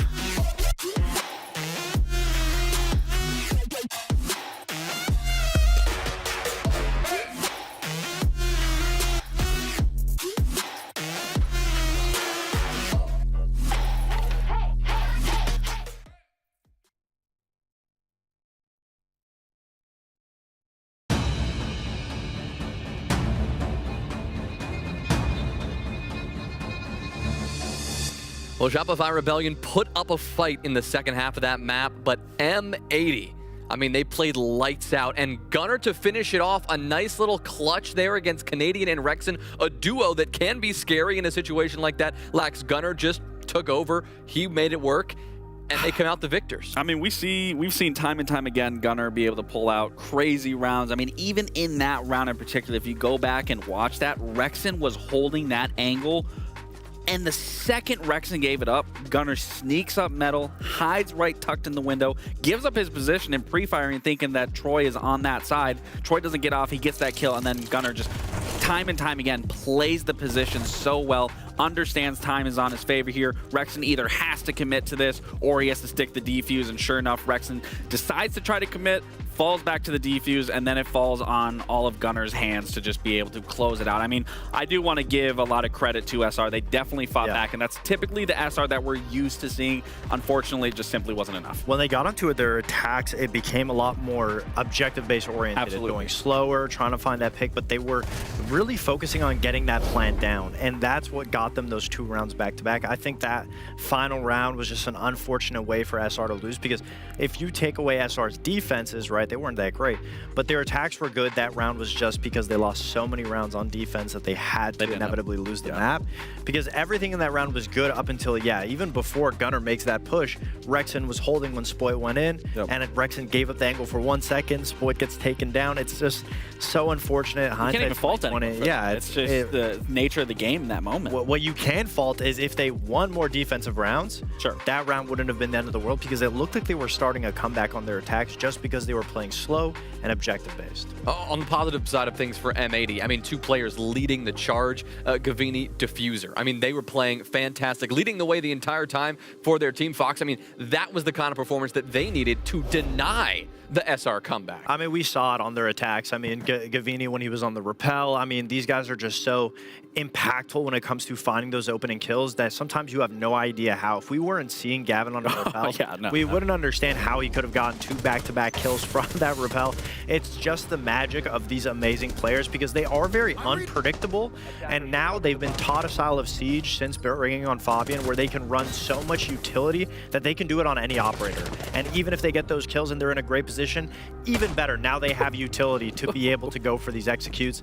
Yeah, I mean, some of the shots that these guys hit are just absolutely ridiculous. Specifically, Gavin, his play so far has been I mean, this round in particular, I mean, the 2 back-to-back, he gets one and then follows immediately up into another. I mean, it's just great crosshair placement, great just being unpredictable, as you said, but not even just the unpredictableness from these guys, it's also just the sheer confidence. They're always ready to take that engagement. They're never hesitant. They don't get timid. They don't look like they shake in these moments where if I'm pushing in, I feel like I'm getting crossfired by everything. For sure. Where I would almost hesitate. So, I mean, I definitely don't have that sort of gumption these days. I watch the plays they do sometimes, and I'm like, I feel like if I do that, I'm getting ripped off an angle, a pixel peak. Absolutely. I'm the one that's dying to Gavin's shots right there, the pixel. 100%. But also in the same vein, why is SR peeking? Why are they in those situations to die to a potential pixel? I know it's about being confident, but it's something that plagued their defenses, and they'll need to make sure that they figure it out. They know that they have the right answer because their attacks did look better. So going on to map 2, hopefully they can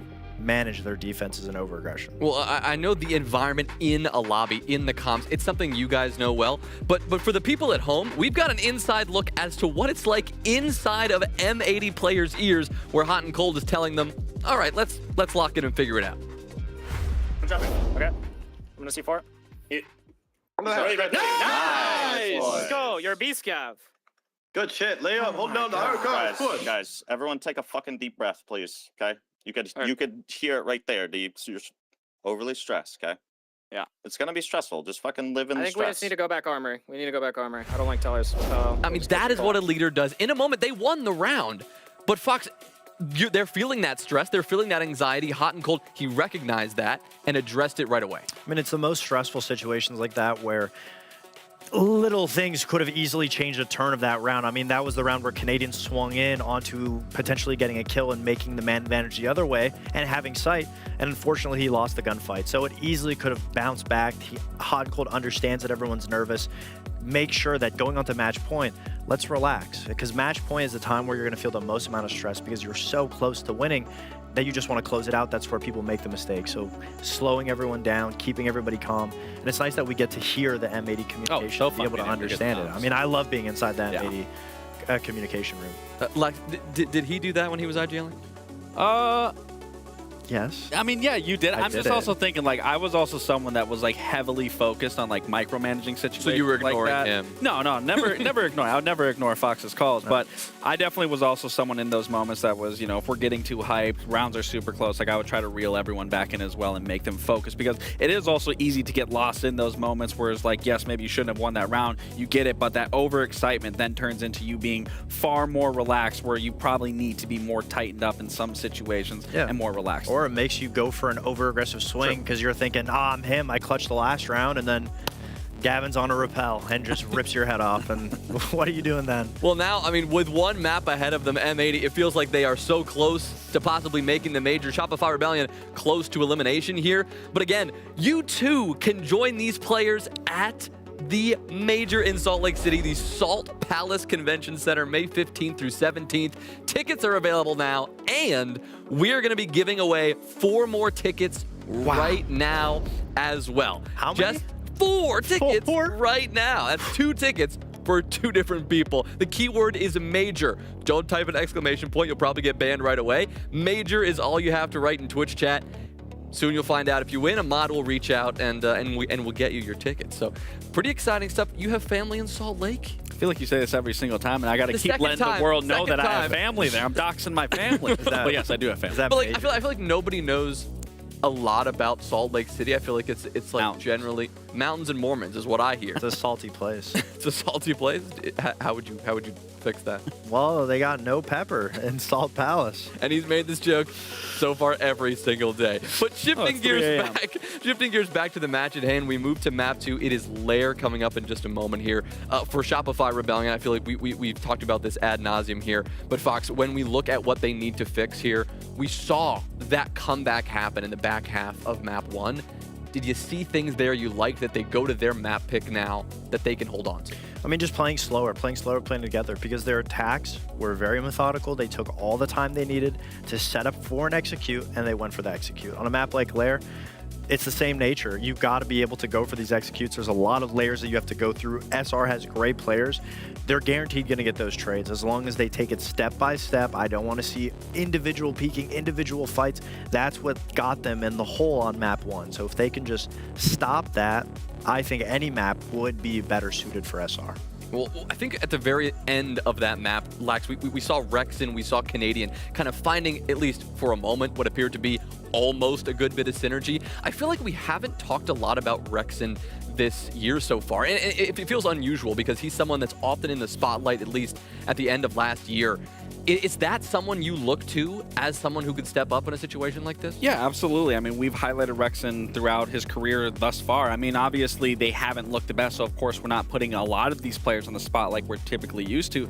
But, you know, as long as we can get a resurgence, we're in a best of 3. We did start to see that comeback come alive. They have to keep that synergy going into this match, and that's going to rely on the communication. That's going to rely on the calls being made. That's going to rely on players ready to play for a trade at any given moment. Also, sometimes even going for a risky play to open up around. Like, we're going to need to see still plays following suit. And again, everything coming to the end goal of going for those executes, because I'm pretty sure going on their map, they're going to start on attack once again. So they can hit the ground running already being warmed up just off that border. Well, backs against the wall for Shopify Rebellion. As far against the wall as they've been all year. Elimination could happen right now. Salt Lake City, if it's in their future, they've got to win this second map. Guys? Yeah, they certainly do. It's a must-win territory now for Shopify Rebellion guards across both Lair and Clubhouse for M81 map away from knocking out their rivals. And look, it was a fascinating border. Certainly a little bit of momentum going both ways. Started off with M80 clearly in the first half, 5-1 lead. The comeback was there for Rebellion. M80 just having enough, though, to get the job done. Ultimately, as we head to Lair, the social prediction, I think, is about right. There's a solid chance that this ends up 2-0, but I just would love to see that continued fight for Shopify Rebellion. At the very least, they did show some of that fight on border. Need to show more of it here now on Lair. Totally agree. They showed some fight back on border, but I think they were simply outskilled, and especially back in that first half, they were outgunned. On attack, M80, the likes of Gav especially, Ashen even in a couple of moments, looked absolutely red hot in form, and there wasn't a whole lot that Shopify Rebellion were able to do to shut that down. We'll see how that dynamic plays out though here as we prepare for map number 2. The bands are Glaz, Sense, High Yeet, and Bandit. M80 on defense as they look to sew this one up 2-0. Yeah, and I think that when you kind of look at border and some of the statistics, it was highlighted on the Daz Diffuser and Gavin, 14, 12 kills each, but Gavin's 3-1 on the entry. He was the only one. and this is where I want to highlight it, the only one for M80 that got even a single entry kill. And he got 3 of them. That was the one area that was a little bit lacking for M80 on border, and a big strength for Shopify Rebellion. Alas, though, they couldn't maximize the output of that strength and turn those early advantages into round wins, and I think that ended up being the difference, you know, in the 7-4 game. When it came down to clutches, when it came down to moments, when it came down to capitalizing, M80 was just better at that. I think that the series could be close here if Shopify Rebellion find a way to when they get the advantages, capitalize. When they get the early picks, capitalize. That's really all it is a lot of the groundwork from Shopify Rebellion has been laid, but they're just not finishing off a lot of the early work that they provide. We've seen so many close series, whether it be best of ones or best of threes between these two organizations over the last several years. In all cases, actually, I'm having a look at their best of 3 history. In every single best of 3, it went to 3 maps. It would be rather unprecedented for this one to fizzle out in a 2-0 in favor of M80. And that just puts an even bigger emphasis on Shopify Rebellion fighting back here. Attacking into Lair is going to be grueling. It's going to be tough. They're going to have to chip away at this round by round and convert advantages that they find or punish the mistakes that are presented by M80 into the Azami and the Mirror for this round, so this won't be particularly fun, but Gav gets caught. Or at least flushed out. Ashen finds the first, trades elsewhere in favor of Shopify Rebellion though. And 61% defensive win rate this site in NAL. So the fact that it's a 3v3, 90 seconds halfway through this round, and you still have Canadian up on the Monty, you have the ability to push through deep sight and try and avoid that Tachanka with the Shamika launcher. You don't just have to go for a mask plant. You have other options here. And that's what M80 right now are looking to try and defend. They've got the Nitrous Cell, Gavin's playing in office on the Asami behind the desk. They want to deny Shopify Rebellion the ability to go for that default hit. Rebellion need to be switched on here and think, can we offer a different point of attack using Canadian on the Monty? But as it stands right now, they've kept themselves rather still. Spoit's just hanging out at Ops. Canadian's just chilling out at Mezzanine. I do worry as the time ticks down. Rexon is going to go for a potential pinch, open up the balcony wall. But it's still kind of one-dimensional from Shopify Rebellion at the moment. See if they can connect. They have 4 smokes to layer. 3 shots from the Shamika launcher. Rexon had a drone for this flank. Gunner's been able to split through, get the kill, and that should be a round stealer for M80. Should, unless Spoit goes absolutely massive here. Canadian going for the plant. Cover is good. It's great. It's excellent from Spoit. It gets all 3 of them. Needed a huge highlight play. Did Shopify Rebellion, and they get it from the main man in Spoit. It looked as if that round was getting away from them, that opportunity. But this time, guys, this time they do capitalize. Yeah. Really good play from Spoit. He uses the Rayorigate to filter them into the position he wanted. Then it was as straightforward as lining up the shots and landing them, and that's exactly what he was able to achieve. And for a player that's been having one of his roughest ever stages, that was a real big step up moment and step up a deliver moment from him. He did all the hard work with the utility and staying alive earlier in the round. It was a matter then of remaining composed. I thought right here, this little flank, despite being on cam earlier, was going to be enough, but as you can see, the gate filtering everyone through server, and one at a time, they just can't land the trade. Great positioning from Spoit. 10 seconds remaining. Shopify Rebellion snatched the round. Yeah, and there's only 2 sites of the main sites that are played across all maps that are a better defensive site than top floor on Lair in NAL. So that's a huge round win for Shopify Rebellion. You know, to come into this second map, be able to get on the attack, take a very difficult site, and played it quite well. I think that that's just the kind of rounds that you want to see out of them. Yeah, they lose the opening death as Ashen got the first pick, but the trade was straight away. And then you bring it down to a 3v3, and they don't panic, they don't rush. They had a pretty clear game plan. They don't go for a default plant. Yeah, obviously Rexton gets picked. That was a good swing from Gunner.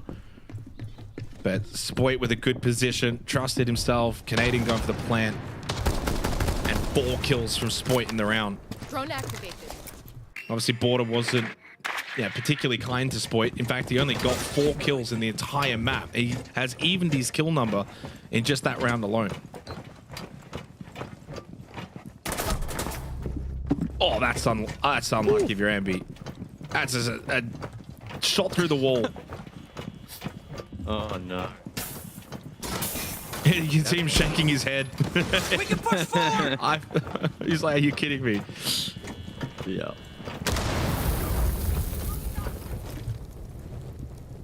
So an unfortunate start to round number 2 then for Shopify Rebellion.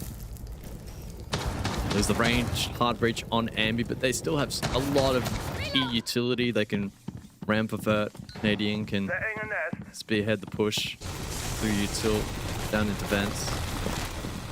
Main advantage though now offers an opportunity for Gunner to be let loose. He's Skybridge currently, so situated above the front line of this attack at the moment.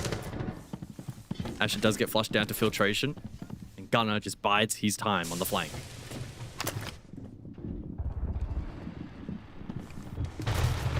I mean, Gunner's going to be a big impact in this round if he can go unnoticed. And it seems as if, indeed, that will be the case. That's at least 1. Honestly, a little trick of discipline. Maybe could have got 2. Depends if Surf was already watching for the potential flank. Does get the kill trade. Follow me.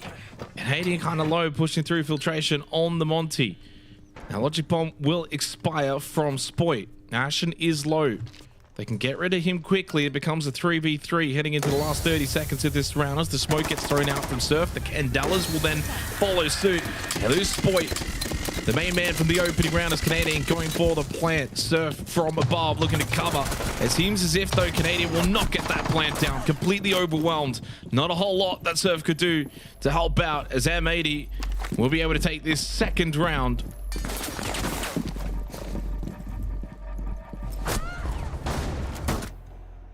And they do with confidence.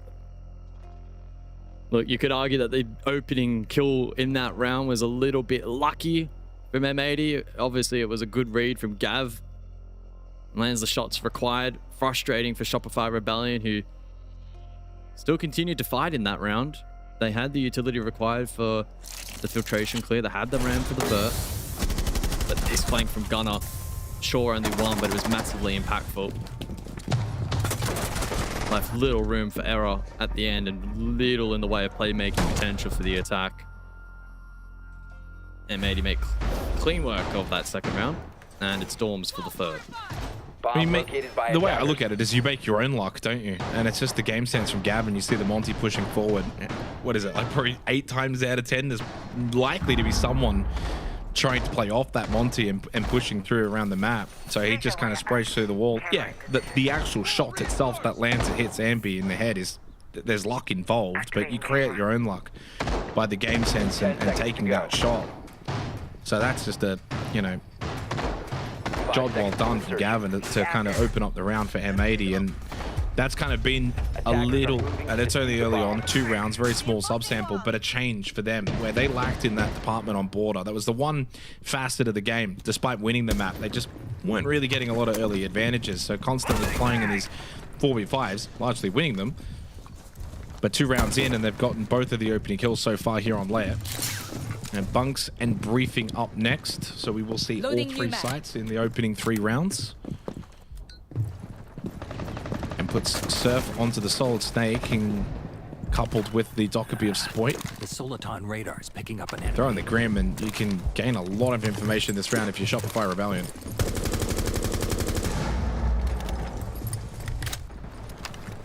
M80, of course, have taken the sense out of play. So that limits options as for a direct approach here, and M80 trying to funnel Shopify Rebellion into the top floor clear. They bring a lot of utility to support that. And it's Gavin on the front line. Keep a barrier to support. And it's Quad Nitro for this defensive lineup. So even if and when Shopify Rebellion get this top floor control, They're sure to then be bombarded with utility. But maybe that's not the game plan here. At least initially, they commit to the green side take. Do they use the Monty as almost an inadvertent REU in the sense that, so for those unfamiliar, the REUs from the Sens go out, the shield screen's high enough that it covers a lot of the vert holding angles, and you try and sneak the plant down below because the stack is usually above. Could they not just try and do the same thing with the Monty? I mean, Canadian's going up above now, I guess, but yeah, by banning the Sens, there's just no option for the split attempt. As Gunnar gets the opening kill, Canadian trying to keep them at bay here. He needs some help. He gets it from Rexton. Double from Rexton is impactful in the round. Diffuser got traded out, and so far the clear has been successful from Rebellion. Ashen coming around the back, but it's only the Monty in his face. He'll have to go back down green stairs. Nitro style from Gunnar, and then one from Ashen, but that one wasn't even needed. Gunnar's connected. The Monty dealt with. Kit will need to be picked back up again as we've got a 2-on-2. Yeah, that's a great play from Gunnar down below to lob that above, deal with Canadian, who prior to that did a phenomenal job valuing his life and giving the attack an opportunity to clear above. They've now got that control. 30 seconds, no Nitro to contend with. Limited utility, though, for this attack to flush out the defense. The last of the Grim Bees go out. There's one flash left, but that's into the Warden.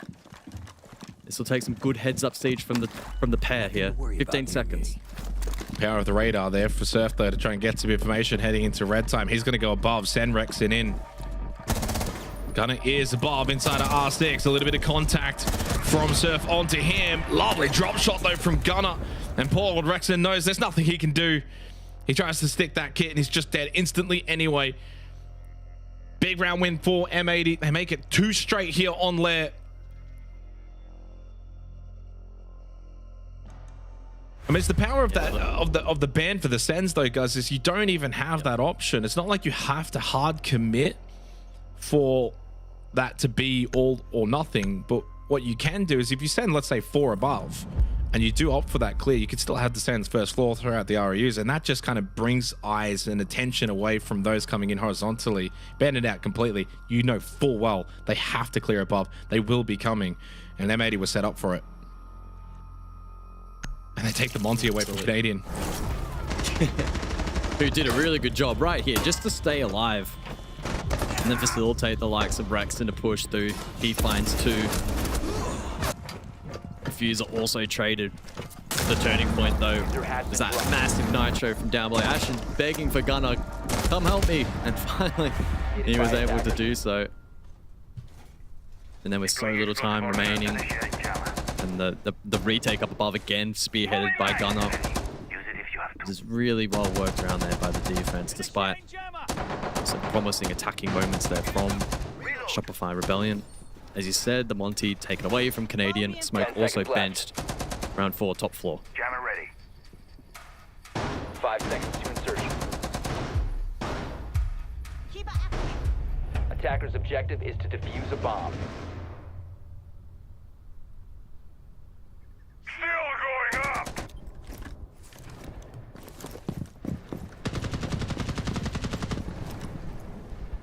Yeah, so it kind of starts out similar to Border in some ways. I mean, I probably anticipate defense is going to have a better time on Lair than Border. I think that goes without saying. 2-1 start. 1 good round from Shopify Rebellion, and then M80 start to get going. 3 straight opening kills, so they're starting the rounds a little bit better. Yeah. Oh, there's a chance though for Spoit. Gunnar just standing at the doorway. That's a freebie. There's the first opening kill of the map for Shopify Rebellion, and Spoit's now got 5. Already bettering his total kills from the opening map with Border. You get rid of the tuber as well, so no Zoto canisters, a little bit less delay, a little bit easier to open up the necessary walls. He then gets rid of Gavin. A little double swing into Ops will pay dividends for Shopify Rebellion. And there's every world in which they may take this top floor again.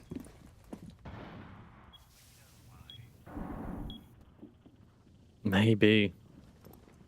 We had a sharp start to the round. There's M80 bunker down for the second wave of this attack. Ashen under the pump. Death mark from Ambi. Is over towards that first floor security position, and that pressure's alleviated, but Rexon in the meantime has taken Mez control. And will no doubt work the wall soon. So hot and cold next in line. 19 charges remaining in the Shamika launcher. So again, default's not going to be the biggest of concerns here, I wouldn't imagine. But M80 are listening very deep into the round, but it's all this surging pressure around the objective. That's so dangerous to contend with. So many enterable positions now and angles that the attack can look to exploit. 45 seconds and Canadian starts shot calling the final portion of this execute. Diffuser goes prone behind the desk. They're going to rely on hot and cold. As soon as Diffuser got that one after standing up, immediately traded numbers with Rebellion. Hot and cold couldn't use that Shamika launcher. He was dealt with swiftly, and so is Ambi towards the end. Another wonderful attack from Shopify Rebellion on the top floor of Lair. They take it again. And Spoit a big factor on that site again. 2 attacking rounds acquired for Shopify Rebellion. We got a 2-2 scoreline. Yeah, they reached the benchmark in a somewhat unexpected fashion, as you were outlining before. One of the most defend-decided sites across the entire map pool, specifically here in NAL. Spot on with Spoit being key in the round once more. In the first attempt, it was his big clutch at the end. This round, finding the opening kill. And a great trade through the mid-round as well. So it equalizes the score. Down to basement we go. Last time out. So Rebellion bring the Monty for the map clear. Gav plucked the opener. And it was pretty smooth sailing from that point onwards. Monty now banned out though. You should see plan B deployed from Shopify Rebellion, and it seems to be a pretty one-to-one pivot on to the blitz for Canadian. 5 seconds left before insertion. Yeah, and just for extra information around that, 61% is the defensive win rate on top floor Lair, and then the other 2 sites being basement and Bunks Briefing are attacker sided. 53% for basement, 66% for Bunks Briefing. And so the irony in this is that M80 have defensively won the 2 attacker sided sites, and Shopify Rebellion on the offensive won the defensive sided side twice. So it hasn't quite gone to script, but the scoreline is maybe kind of where we expect it to be when it's all said and done. And this might be a rush attempt here by Shopify Rebellion. And potentially not. It's just going to be the clear across, as it's full stack for M80, except for Gunner playing the Scopos. Sitting ops at the moment.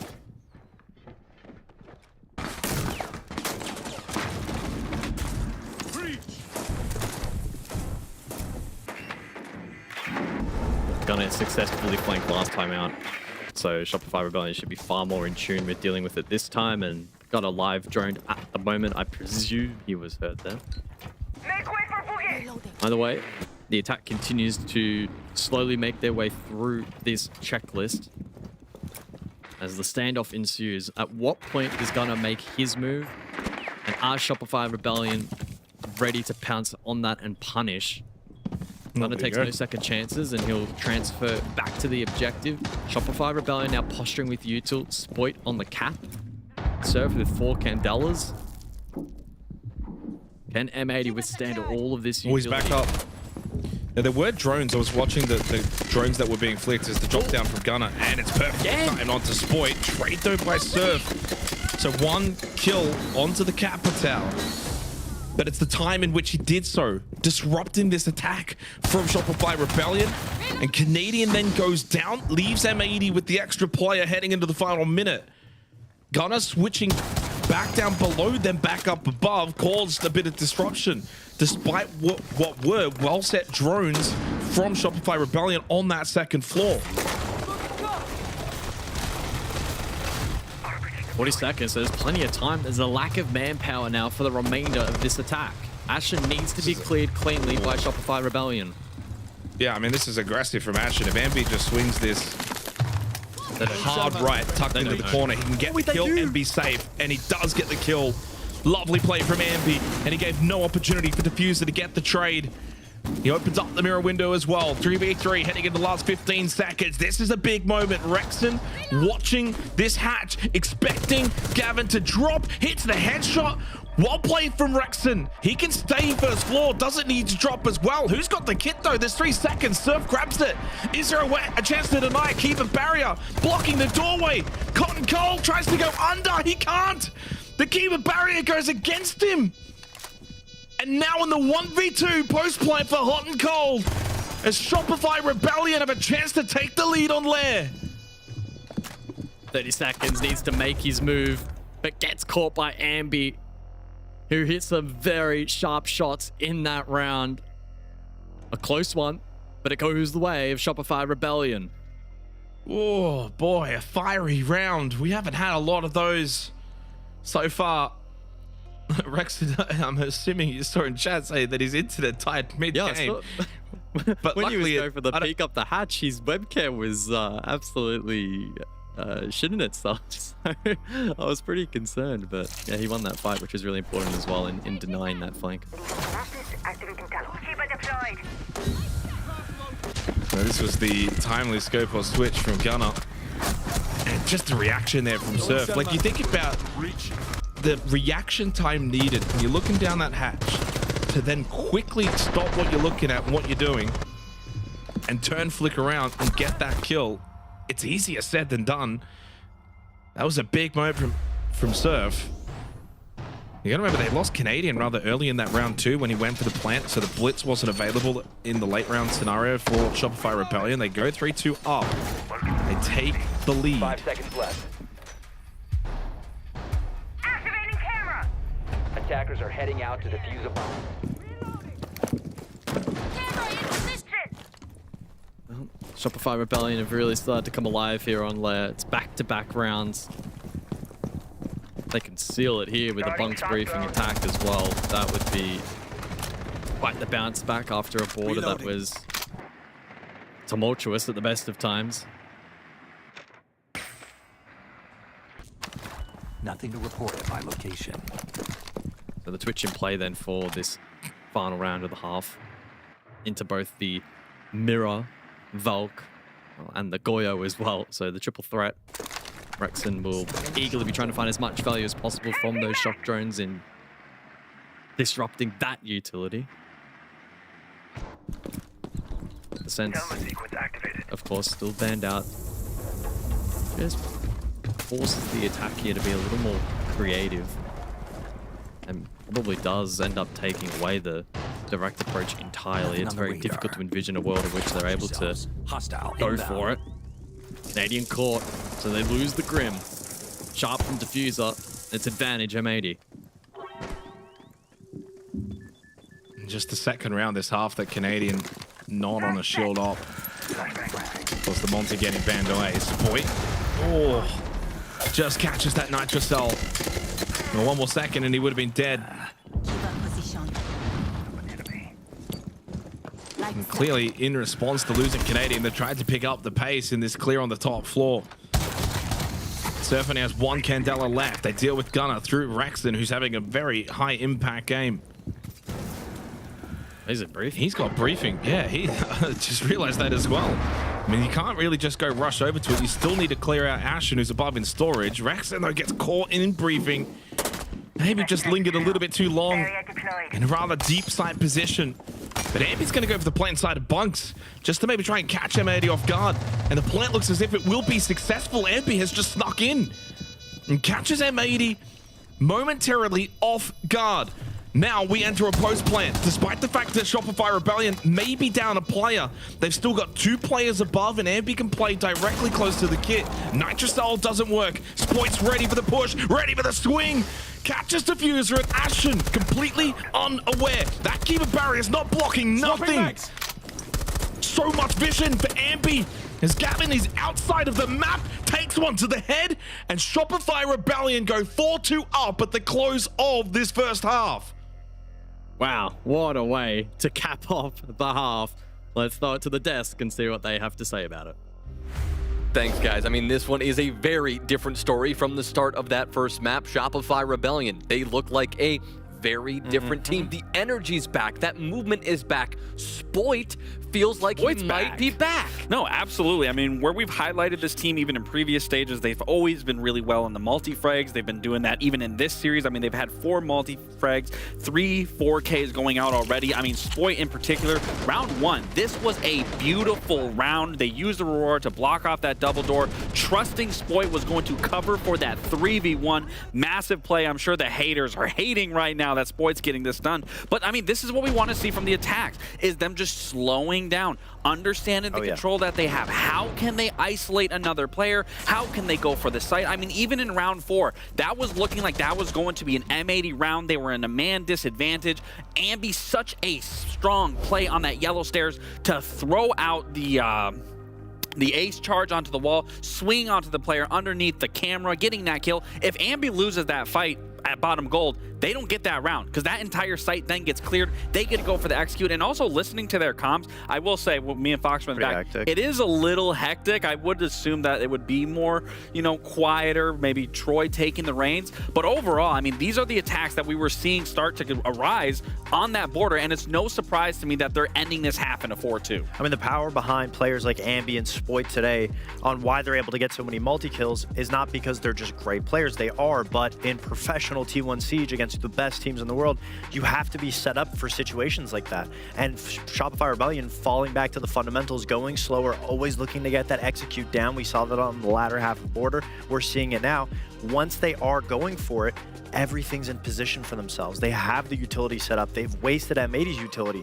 All Spoit has to do sometimes is just play his position and use the amazing aim that he's gifted with, because it's much easier to focus on tapping the people in front of you when you don't have to worry about all these extra variables. So as long as Shopify Rebellion on defense continuously plays a classic layer, wall after wall, fall back, force M80 to go for these executes, and then let your stars shine, Shopify Rebellion, in my opinion, maybe it's a hot take, I think they run away flawless on this defense. Wow. Spoit said this could be a turning point. That would be a very big turning point as Shopify Rebellion look to continue this momentum heading into the second half. Yeah, I mean, well, this sets us up perfectly, doesn't it? If Shopify Rebellion can close out Lair, what a map Clubhouse suddenly becomes. Again, the loser of this series is out of Kickoff and will not go to the major at all, which is just devastating for either of these two huge organizations and teams. The main thing I wanted to see coming into Lair was the competitiveness. We've gotten that. That's now there on full display, and we got it in the second half as well from Shopify Rebellion. You know, kind of in the first half and border, I'm thinking, is this just going to be M80 being far too good? But it's pretty obvious now that, you know, kind of halfway through the second map, there's not a whole lot really separating these two teams other than who's better in the moments, who's taking more advantages of the, you know, the early starts to the rounds, the opening kills, when you find a gap in the defense, can you get 1 or 2 kills? And so far, I think a good example of that, guys, is how many times we've seen M80 get 1 kill when maybe they could have got 2. And on the flip side, every time Spoit is having an impact, he's getting 2 or 3 kills, not just 1. Yeah. Yeah, the multis have certainly been a differentiating factor between the two so far.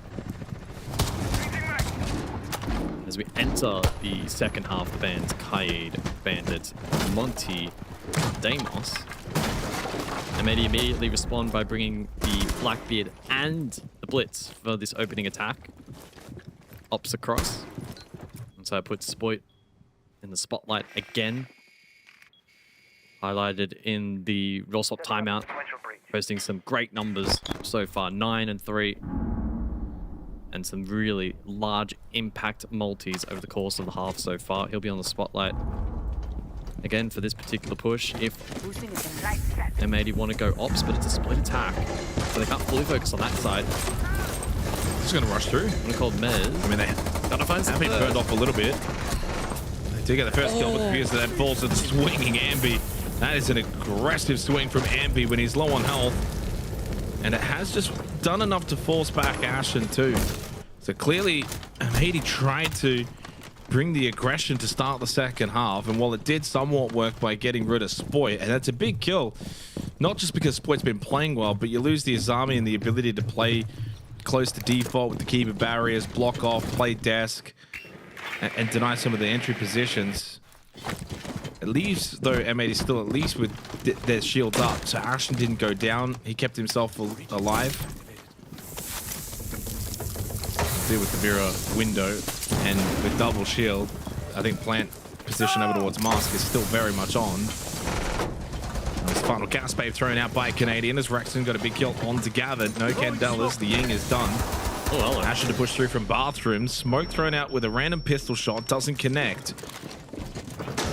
They're going for it. This is their plant attempt right here, right now. Surf's got to be ready for the Shamika launcher, and it has landed perfectly. Hot and cold, taken down to 1 HP, getting out of Mask just in time. But it makes his ability to plant now very susceptible. You still have an impact with Ambi and 4 bullets in the Shamika launcher. Ashen trying to time the run. Got the flash, connects, pistol, lands onto Rexton. Good clear from Ashen. Caught though by Surf. Now Shamika launcher's done, so Hot and Cold can go for this plant until he's just taken out by Surf anyway. And Gunner now by himself while he does deal with Canadian. He's low on health. 15 seconds.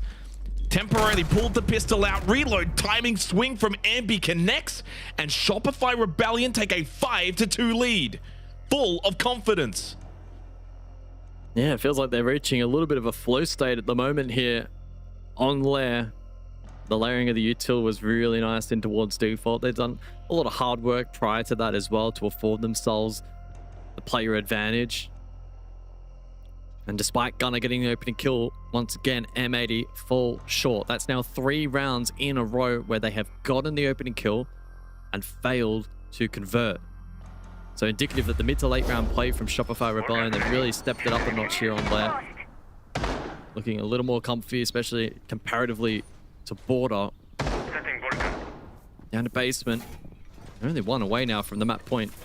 So yeah, pretty incredible how quickly your fate can change in a best of 3. Didn't feel like it was too long ago we were discussing about the potential 2-0. As I said before, the history between these two organizations, it would go down as the first ever 2-0. In every other best of 3 these guys have played, it's gone the full distance. Well, it's shaping up to follow that, isn't it, the way this is now panning out. I think the pendulum has well and truly swung. It almost now feels inevitable that we go to Clubhouse to settle this. 2 more rounds required for Rebellion. Reloading! And despite the scoreline, 5-2 lead, it's kind of strange that Shopify Rebellion have only found the opening pick once here on Lair. They've been consistently down a player and yet finding round wins. It's a sign of a good side. Ambi hasn't made a noise. I don't know if he's been thrown down. Spoit's the one that's made contact. Really well played. Ambi just kept himself tucked in. Spoit then comes for a bit of help. Draws the attention of Hot and Cold to him, and then Spoit gets the kill onto Gun. That's a wonderful double set play from Spoit and Ambi. Played that perfectly, completely outplayed M80. And that should be the round confirmed. And with it, map point for Shopify Rebellion. Unless we see a big fight back from M80. Still some key gunners available. All 3 of these guys can absolutely pop off in their own right. Being able to find those playmaking opportunities now, they're going to be scarce. It's a full peel back to the objective for the Rebellion. All 5 members basement.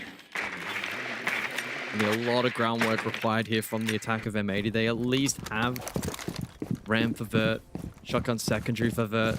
So they might be able to find a little bit off that. Handful of flashes.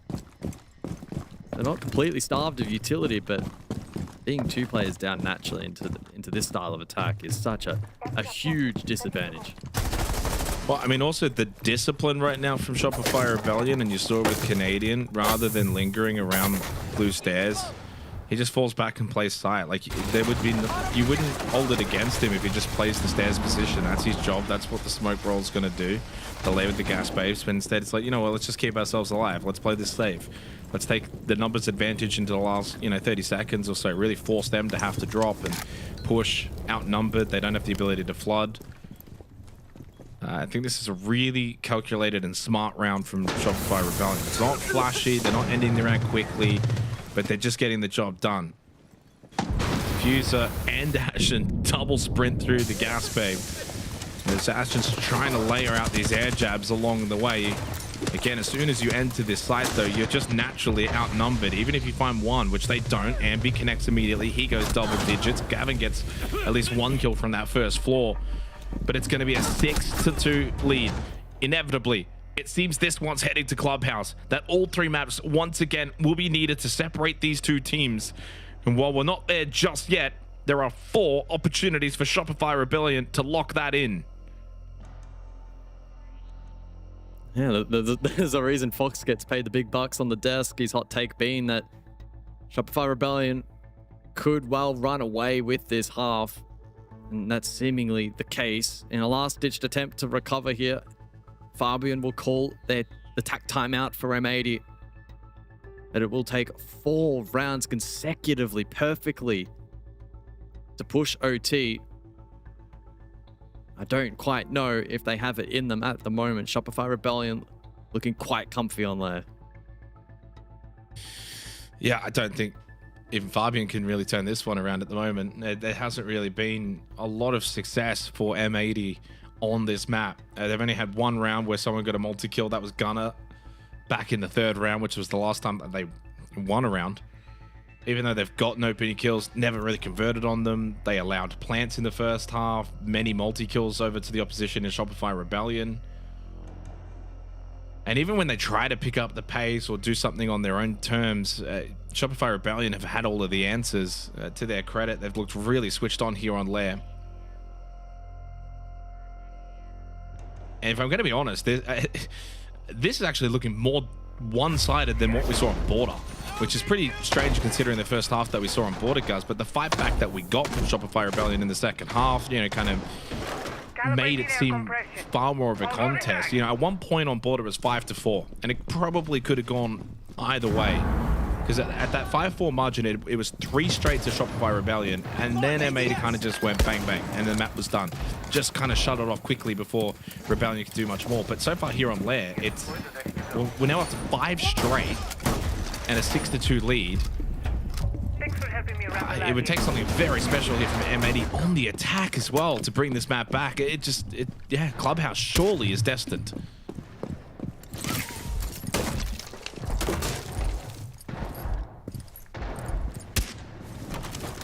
So Funk's briefing then for what may be the final objective choice here.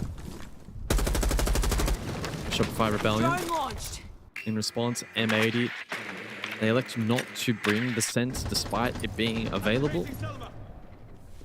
Their toolset suggesting it could still be pretty direct. Good luck for flank watch through green. They have the hard breach that's required on this site, facilitated by the ace. Ashen can posture on the glass quite aggressively and towards the objective. With no warden on the side of defense, that then poses a significant risk. Minute down. It's just groundwork at the moment. M80 do have boots on ground, though, over towards second floor. As more pressure gets laid in towards green. It's pretty patient from both teams at the moment. Gav on the solid snake. Valuable tool in identifying the exact position of those up above. It is currently a 4-1 split from the defense. So 4 members second floor. Ambi, well, he's not too far away either. Flicking over towards the green stairs position as well. So it's currently 5. Does that then prompt the pivot from M80? I think it might. My location is clear. The pace is so slow though right now. I think that favors Shopify Rebellion. They'd be more than happy with this. You still got the 3 gas babes, you still got the nitro cell, you still got an impact, you got the solars that can get the information later in the round. Yeah, M80 have been kind of like poking and prodding which way do they want to go. First floor, direct. They want to get something on the top floor, but Gunner's low over towards Mez. Whatever happens from here, it has been the slowest round of Lair thus far. Surf does get downed. And Ashen connects onto Rexon with the glass and then catches the head of Spoit. Well, from the slowest round to then all done in about a 10-second span. A little spree there from M80 and keeps this map alive. All right, not done just yet. That bell ain't wrong. finally snapping a 5-round win streak. M80 have won their first round since the 3rd round.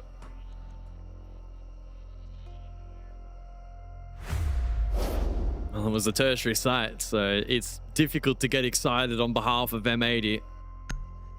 It is a box ticked, but we now need to see a full rotation from them. So you think about top floor, how difficult that is typically to break down, despite the strength that we saw from Shopify Rebellion on that. Even basement at times can be incredibly difficult as well. Not to mention they need to go back to Punk's briefing and do it all again. But it's tough. Goyo Glaz banned out. Good Glaz play in the last round there from Ashen. We saw a full pivot over towards directly hitting the objective from M80, and then Ashen kind of given the license to do his solo split above, and it worked quite well. That tool set now has been taken away, and M80 will need to adapt further. Notifications upgraded.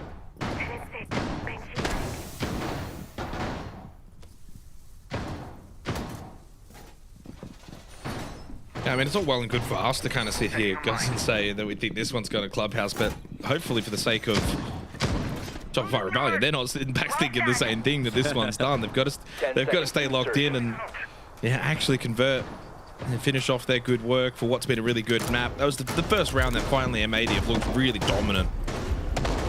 So that would be a little slight concern out of the tactical timeout. At least that's something that Fabian will be happy with, though, from M80, even if they do lose this map ultimately. I mean, akin to what Shopify Rebellion somewhat did back on the opening map, where they just saved face a little bit towards the end, made that scoreline look a little bit better.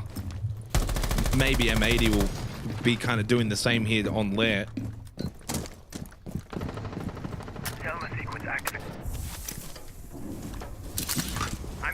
Shopify Rebellion did string together 3 of their own attacking rounds straight in the first half, so it's not as if it's impossible for M80, but they will have to better that by 1 and make it 4 straight. Ava just gets rid of the barbed wire with the Rotero.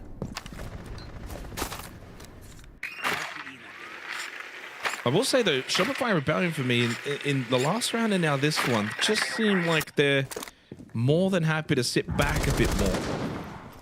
Almost as if they don't want to even present a single opportunity to M80.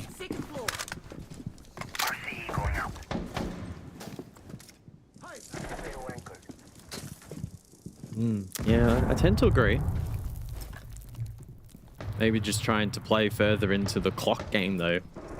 M80 with slow wind-ups, slow build-ups. And on a site like top floor, that can then minimize win cons late round, especially if the default plant becomes untenable. Schenker not selected, so it's primarily going to be on Canadian to deny that position, and then Spoit with his positional advantage at the desk. Although he could be susceptible to Diffuser, currently lurking down below on the bark. He is forced out. Minute on the clock. I don't particularly hate this position from M80. It feels rather strong. Canadian has a huge responsibility here. Oh, the reposition from Spoit though is perfect. So gets the kill onto Gunner. Gas babes being thrown out from Canadian towards Mars, towards that default plant. Ambi lurking below and will catch out Diffuser. Diffuser thought that he was by himself, free to do what he would like from below, but Ambi went hunting.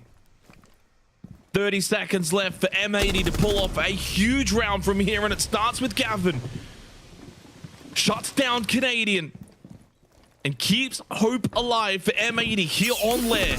While they're still outnumbered and the time is dwindling, you feel like you can never count this team out. Hot and cold, we're going for the plant. Ambi to try and deny from below, but he is unsuccessful. It will be a successful plant. Ashen catches Ambi. Well, hot and cold does lose his life. It's down to Gavin and Ashen in the post plant, and Surf will go straight on it. He will not hesitate, but he will die. It's a double swing kill from Gavin.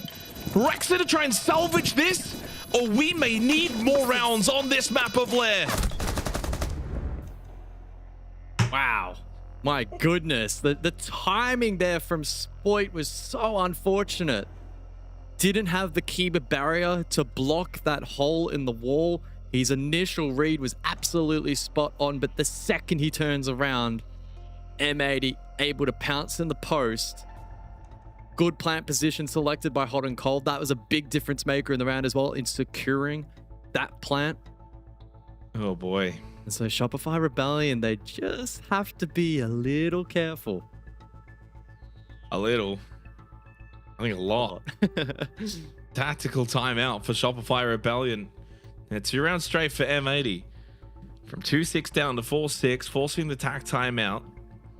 And it's the way in which these rounds are kind of being won too. So one, I mean, obviously the 9th round, the one that was before this one, very dominant, very one-sided. That's fine. You can have those. But then this round on top floor, Master and R6, it seemed it was as if it was rather locked down, but the lack of the Tachanka, the gas babes were used early.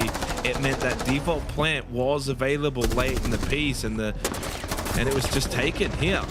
Like there was just no one that could deny Hot and Cold, and then they got him after the fact that he'd gotten the plant down here.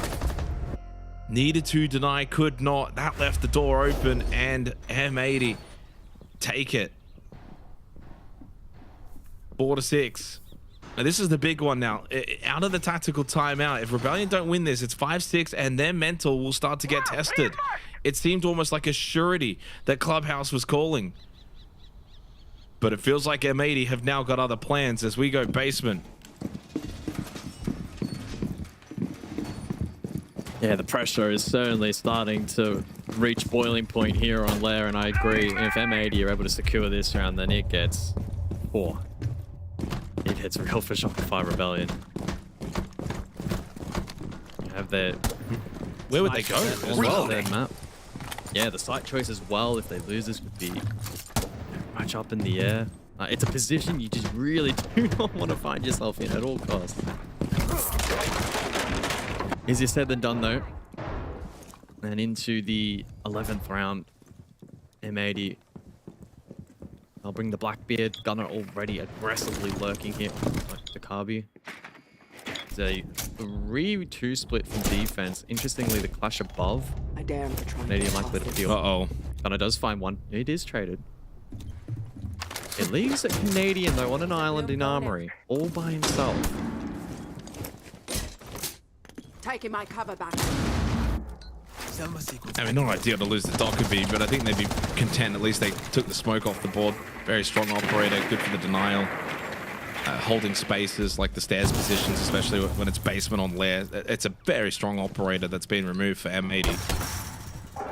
And yeah, you lose the Dockerby, but you do still have the solid snake, so you can get some information, play with your drone work. Some rather late Razor Bloom shells were just set as well by Surf, and same with the Griswold mines as well from Spoint. So they feel like they've gotten enough information in the round to probably hazard a guess as to the way that M80 are gonna want to attack this.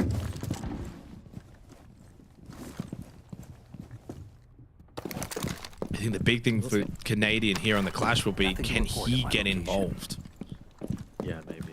It doesn't seem as if they've fully officially flushed out top floor. At least Shopify Rebellion aren't aware of it. They'll confirm that pretty quickly with the snake. Been a basement stack from the defense for quite some time. Zashin gets caught by a Razor Bloom. Filtration much easier to capture with the smoke in the grave. So M80 will look to exploit that. Hot and Cold has 2 summers for the range of Hard Breach once the attack gets control. So still plenty of positive signs here at the moment for the attack. Clash force back with Burt. Wall already open, so Ace not necessarily a requirement. Ashen will look to lay a util D. 35 seconds on the board. A crucial round for both in the context of this series. Setting up a sequential breach. I mean, they know where Canadian is, so I wonder if they'll try to opt to go around him. There's not a whole lot that they can really do to disrupt him head on, except for these frag grenades, which are nade dump. Yeah, I mean, that's about it. Just go in, hold the angle, maybe try and force Canadian to go SMG up. Good little reposition as well from Ashen to just help out Hot and Cold. Surf finds a very acute angle to get rid of Ashen, who positioned himself very nicely on the Blackbeard. Canadian's down, by the way, and suddenly it's a 2v3. Make it 1. There's only Surf that's left, and Edie have been able to get plant down. Canadian had no impact on the clash, and we need all rounds of regulation on Lair. Is it falling apart for Shopify Rebellion? They were 6-2 up. They had won 5 rounds straight. But M80 are storming back here on Lair. My word, what a storyline that could be developing here on Lair. If Shopify Rebellion from that position go on to lose the map and lose the series, that would be a huge headline. Certainly not concrete at the moment, but that last attack from M80 was beautiful to watch. The nade dump onto Canadian, Blackbeard cover onto the plant. They're able to make a decent position look a lot better than I think it really was on paper. Some really, really good problem solving and teamwork at the tail end of that round. Well rewarded with the round win and now 1 away from OT. Win or lose here, regardless of what happens, I'd love to get the boys on the desk thoughts regarding Shopify Rebellion's switch up, because it feels like they've gone 6-2 up and then they've just packed it in and said, let's just go ultra defense, let's just sit back. And that's created a lot more opportunities for M80 to slowly push through, take map control, get good space, open up fights on their terms.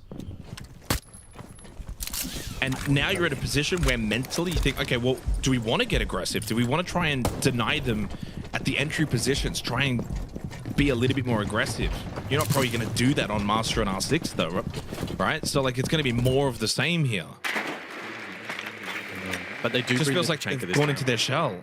Well, the Tachanka is great. I don't know why they didn't bring it last time. They bring Nitro. Yeah, that certainly was an intriguing decision last time out. It opened a very late window in the round for plant default last time, and that was exploited really well by the attack. So clearly they've taken lessons from that. They'll double down for the area denial.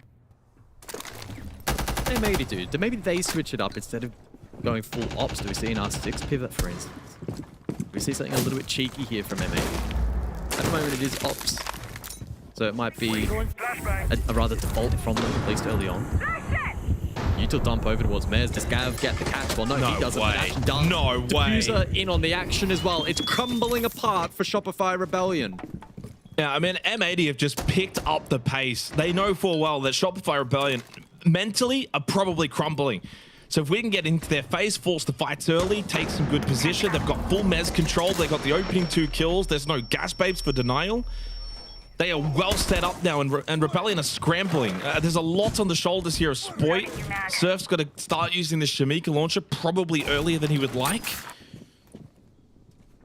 And it's M80 that are controlling the pace. Look, they've pulled the foot off the gas just ever so slightly, and then bang, accelerate once again. Gavin finds the headshot onto Ambi.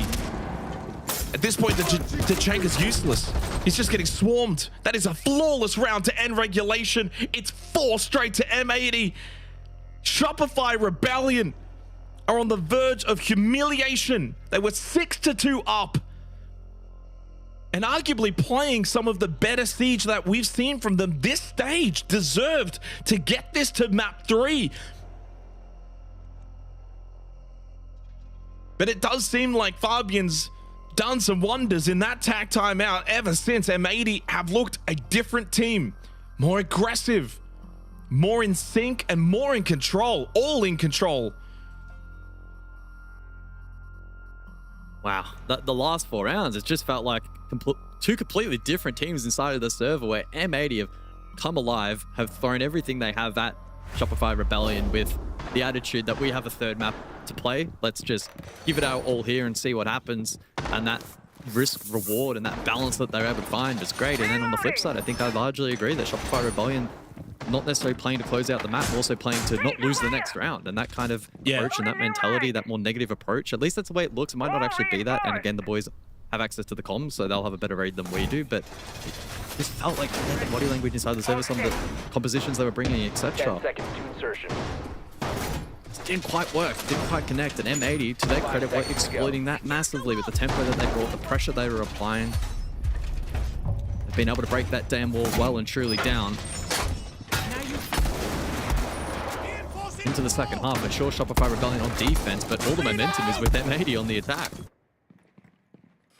And you're at a point now, even if Shopify Rebellion do win the map, it'll feel like they've escaped with their lives intact rather than taking a dominant performance going into Clubhouse and, you know, feeling that confidence going into the third map. Even if they win it now, it's like, well, the confidence levels regardless would not be as high as they possibly could have been had they closed this out when they should have. And all the confidence is certainly now flowing with M80. So basement it is. This was the last time that Shopify Rebellion won a defensive site, of course, remaining on defense coming into the overtime. Reloading ammo.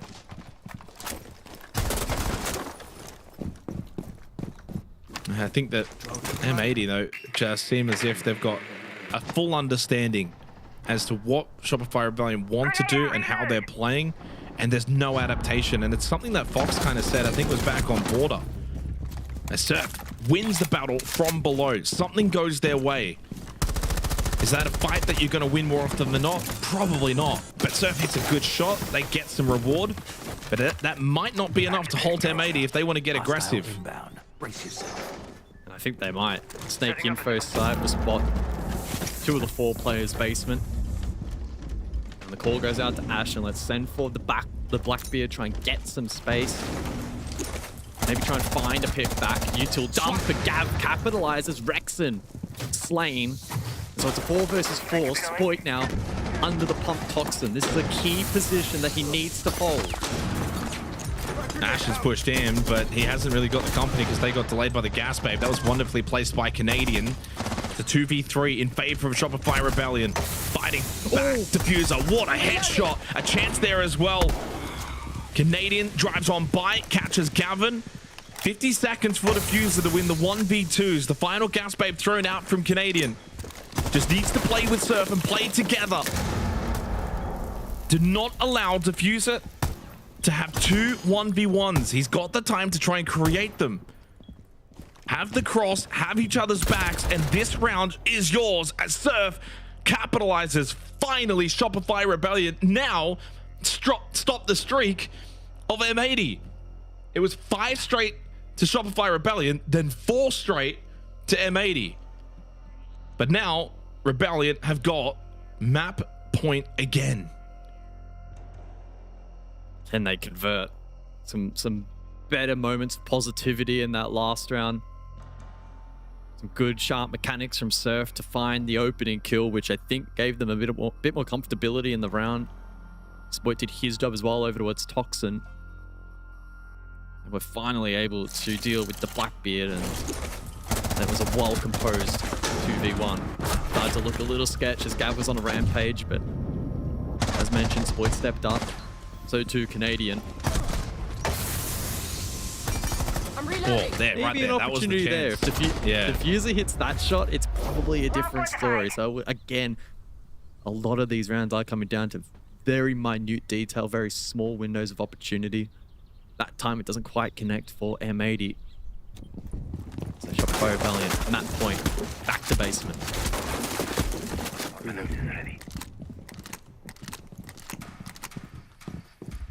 Yeah, and don't forget, M80 had a difficult time on their own defense in the first half. They won basement once, they won bunks briefing once. That was rounds 2 and 3. So, I mean, I'm not really envisioning this as if, like, M80 are coming back to a strong suit. I mean, this is just going to be a case, if anything, for Shopify Rebellion to maybe think, let's bring our own pressure down. Let's change up the tempo. We were probably a little too defensive. Well, now we get the opportunity on the attack. You've got a little buffer. You're up 7-6, so even if you lose this round, you can then close it down in the next. I'd like to see them try and be aggressive as well, because that's what was working for them back in the first half. They brought good tempo, they were fast, they were the ones who were aggressive, they were playing the map really well, and then it all just went away in the second half when they kind of went into their shells. Fell back, more defensive minded, cost them.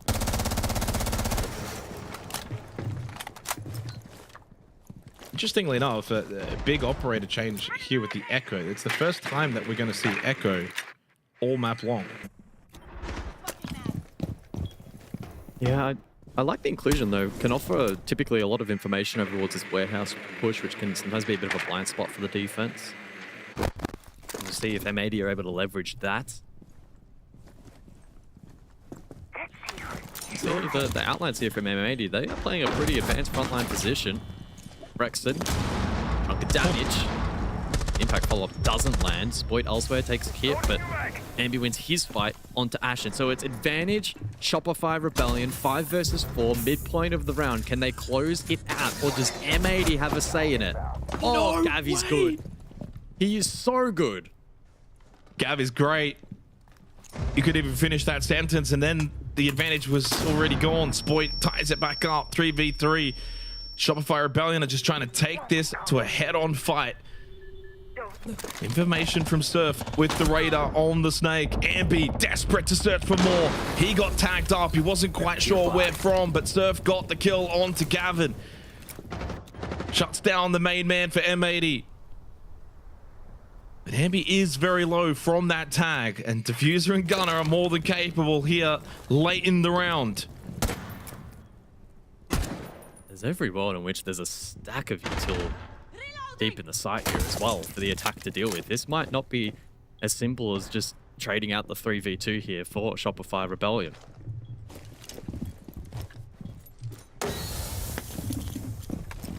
Still a Yokai as well that's up in towards stock. Gavin just sitting and watching that one from the grave as we head into the last 20 seconds of the doorway. Diffuser catches the head of Spoit. Well, this leaves Shopify Rebellion very susceptible. Ambi's low and he's in stock. He's on cam. He gets immediately annihilated by Diffuser. Surf, you've got 5 seconds to clutch this one up to send us to the third map. 1v1, no time remaining, and is all 15 rounds required on Lair. M80 have now got the opportunity to eliminate Shopify Rebellion from Kickoff.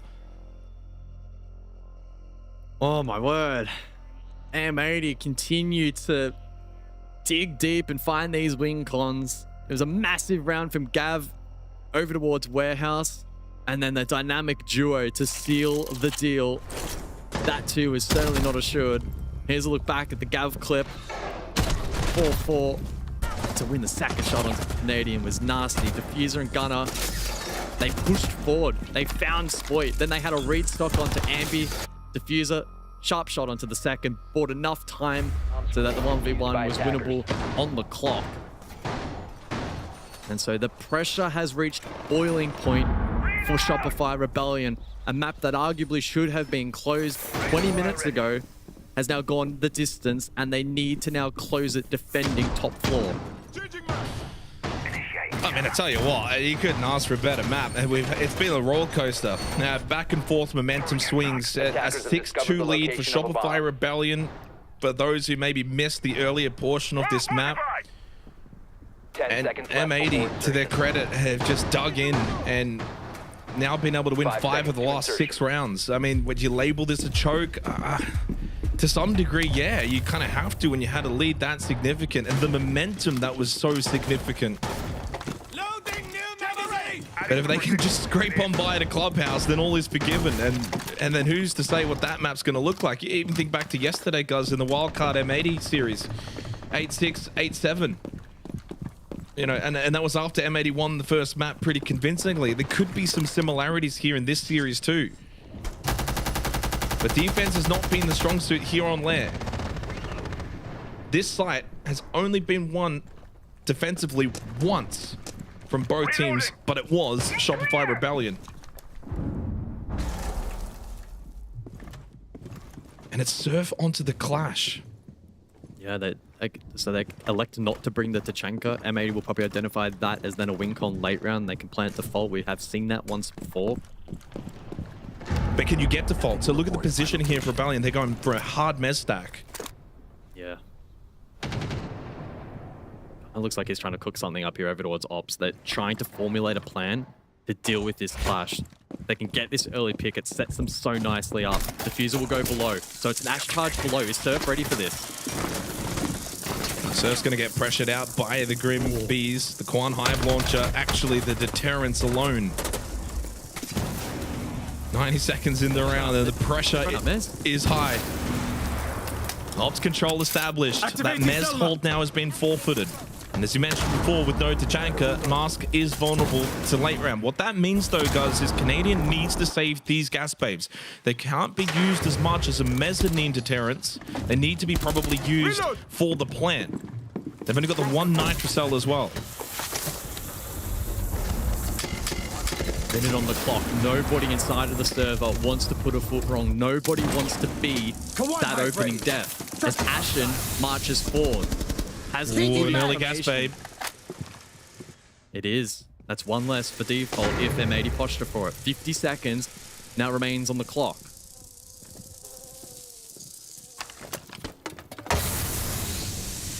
Second one as well. And it's a push through.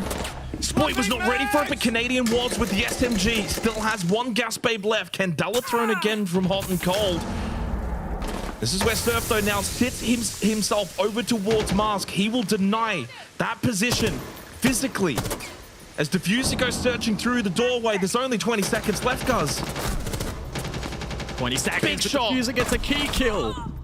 Oh, the swing, though, from Ambi. It's an absolute calamity towards the site, but it's in favor of Rebellion. Gunner has now got 8 seconds, and he cannot be stopped. This is a third map that's required. Gunner could do nothing at the end. All 3 maps needed again for M80. They couldn't close out against Wildcard, and that cost them. That's why they're here and now, and they couldn't do it again. Despite bringing it back, all 3 maps are needed as Shopify Rebellion hold on and send us to Clubhouse.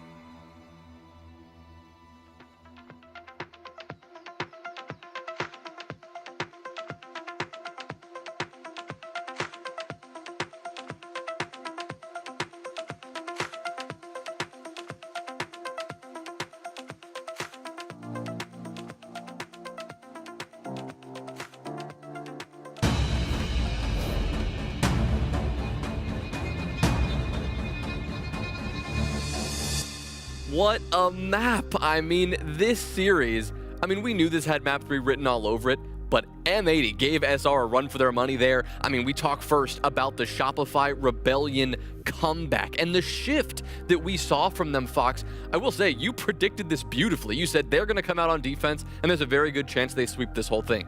They were 1 round away from doing that. You were looking like a genius for a second, and then M80 woke up. But talk to me about the differences. What did you see when they went over to the defensive side? What did you like about that shift? What made it so they could almost sweep? Well, I think we saw it in map 1 where the attacks were just understood. SR understood something. If we just focus on the execute, M80's not bringing enough utility to deal with the execute, and us going for plays are based around it. So it's a very easy transition. You go onto a map like Lair, attacks are great, 4-2 split. You go to defense, you're going to be able to run away with it if you just use that same mentality. The way that you beat a team is the way that they are losing in a way. That made perfect sense. I got it. Beat a team the way they lose. But it's essentially, if they just bring enough utility, add layers, and force M80 to go for a plant, all of the X Factor players aren't able to execute. They're not able to get picks. They're not able to make magic happen. And then they run into a clash. They run into a smoke. They run into an Ella, a Razor Bloom. And all of those defenses, that's exactly what happened. They stall them out, force M80 to plant. They just win it there because they had an even playing field because M80 had to focus on the plant. I will say, however, that was a little bit of the double-edged sword is once we got to that defensive half, yes, they were playing more strategic. They were more playing passive to force M80's hand, but that was also the shift and where I talked about going into this match. This matchup has always been stylistic for both of these teams. It's about that tempo. It's about who's controlling the pacing, who's being able to adapt faster, and then M80 quickly realized after those first 2 rounds, well, if they're going to just keep playing safe and play for the round, then we got to bring it to them. We got to be a little more faster pace at getting map control, getting these fights going into our favor. And honestly, if you look at from a statistic standpoint and opening kills, all of M80, they had 10 of those opening kills going in their favor out of 5 of those that they didn't. So realistically, they had the game plan there. They had those opening picks going into their favor, but it really just came down to then the shift. They get 4 straight rounds on attack, and then that's where we would then see Shopify Rebellion understand, okay, we're playing way too safe.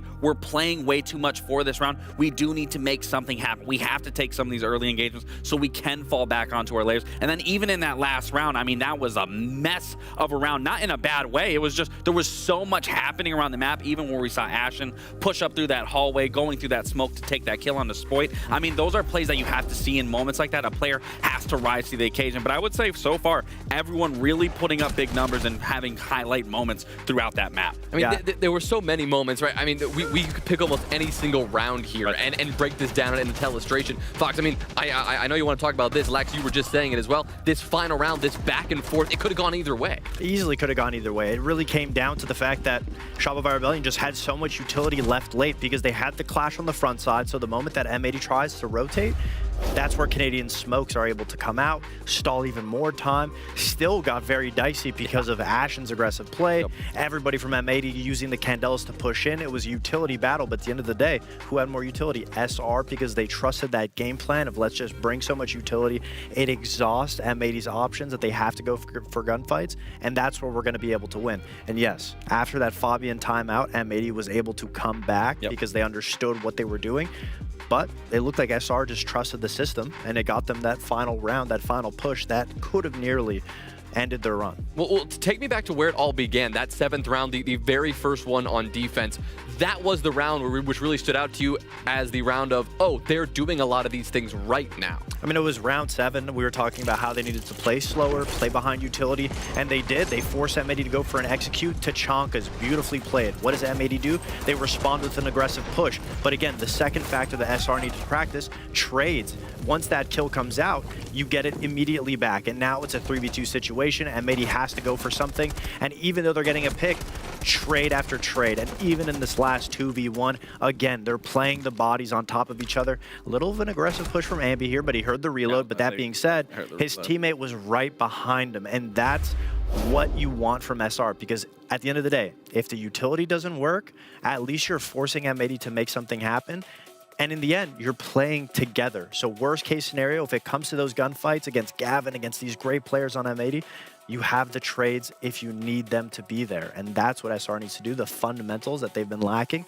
It looks like they showed it. But again, makes me a little concerned going into map 3 just because we didn't see much adaptation. I mean, once Fabian called that timeout, M80 brought it all the way back to overtime. They understood what they were doing. There was no adaptation. SR just stuck to the game plan. Yes, it got them over the finish line, but this isn't really the SR that I feel like we are still yet to see with all these adaptations with the brain of Canadian calling, and that's what we're missing. I don't know. Again, you got to look at the momentum shift. I mean, they've had to completely bounce back, regardless of losing border, put that behind them, come immediately into their map choice, and they come out swinging. And then they adjust on their defense. They look good. M80 strikes back, but then they understand where they went wrong. And again, it's a big momentum shift now going into this third map of Clubhouse, where I'm going to look at this on the side of M80. I mean, you were so close with Wildcard. It was the little mistakes that I even highlighted in the telestrator. And being a player, when you're in these moments, you have these rounds that you should be winning. You should be closing out the series to push your campaign even further. You run into those mental blocks, and then you're in this situation now where the game was in the palm of your hands, and now it's not. And now it's up to every individual to recognize in these moments, what can they do to be a better player? What can they do to play these positions better? How can they be a better teammate to make these rounds be more statistically and fundamentally sound comparatively to what we've been seeing so far? Well, in what has become a storied rivalry here, it finds its conclusion on Clubhouse. One of these teams will not be making the major, and this map decides it all. Well, I mean, that's just the best way to put it, guys. One of these two are not going to be making the major. And it's just frightening for either of them. There's many ways you can spin it. The reality is just harsh. And honestly, whoever wins this may still not even make the major. It's not a guarantee either. As we head to Clubhouse for the third and final map, M80 and Shopify Rebellion cannot be separated into again. Yeah, this rivalry continues to develop, as you mentioned. Once again, 3 maps required. We're splitting hairs between these two. It felt like for a little bit there that a third map may not be required. And Shopify Rebellion, their momentum was stunted on that second map of Lair, but they were able to just get it across the line. Bitterly close in that 15th round. The club would go, and it feels like probably the most fitting map in the pool to test just how good these two teams are. Yeah, I mean, Shopify Rebellion probably, I think, would be sitting back after that map thinking, we made that so much harder than it needed to be. We could have easily closed that out 7-2, 7-3. But credit to M80 for fighting back. And then they're probably thinking at 7-7, we could have just stolen that outright and crushed their hearts as we get the bans, Kayyid Bandit, along with the Capitao and the Ying.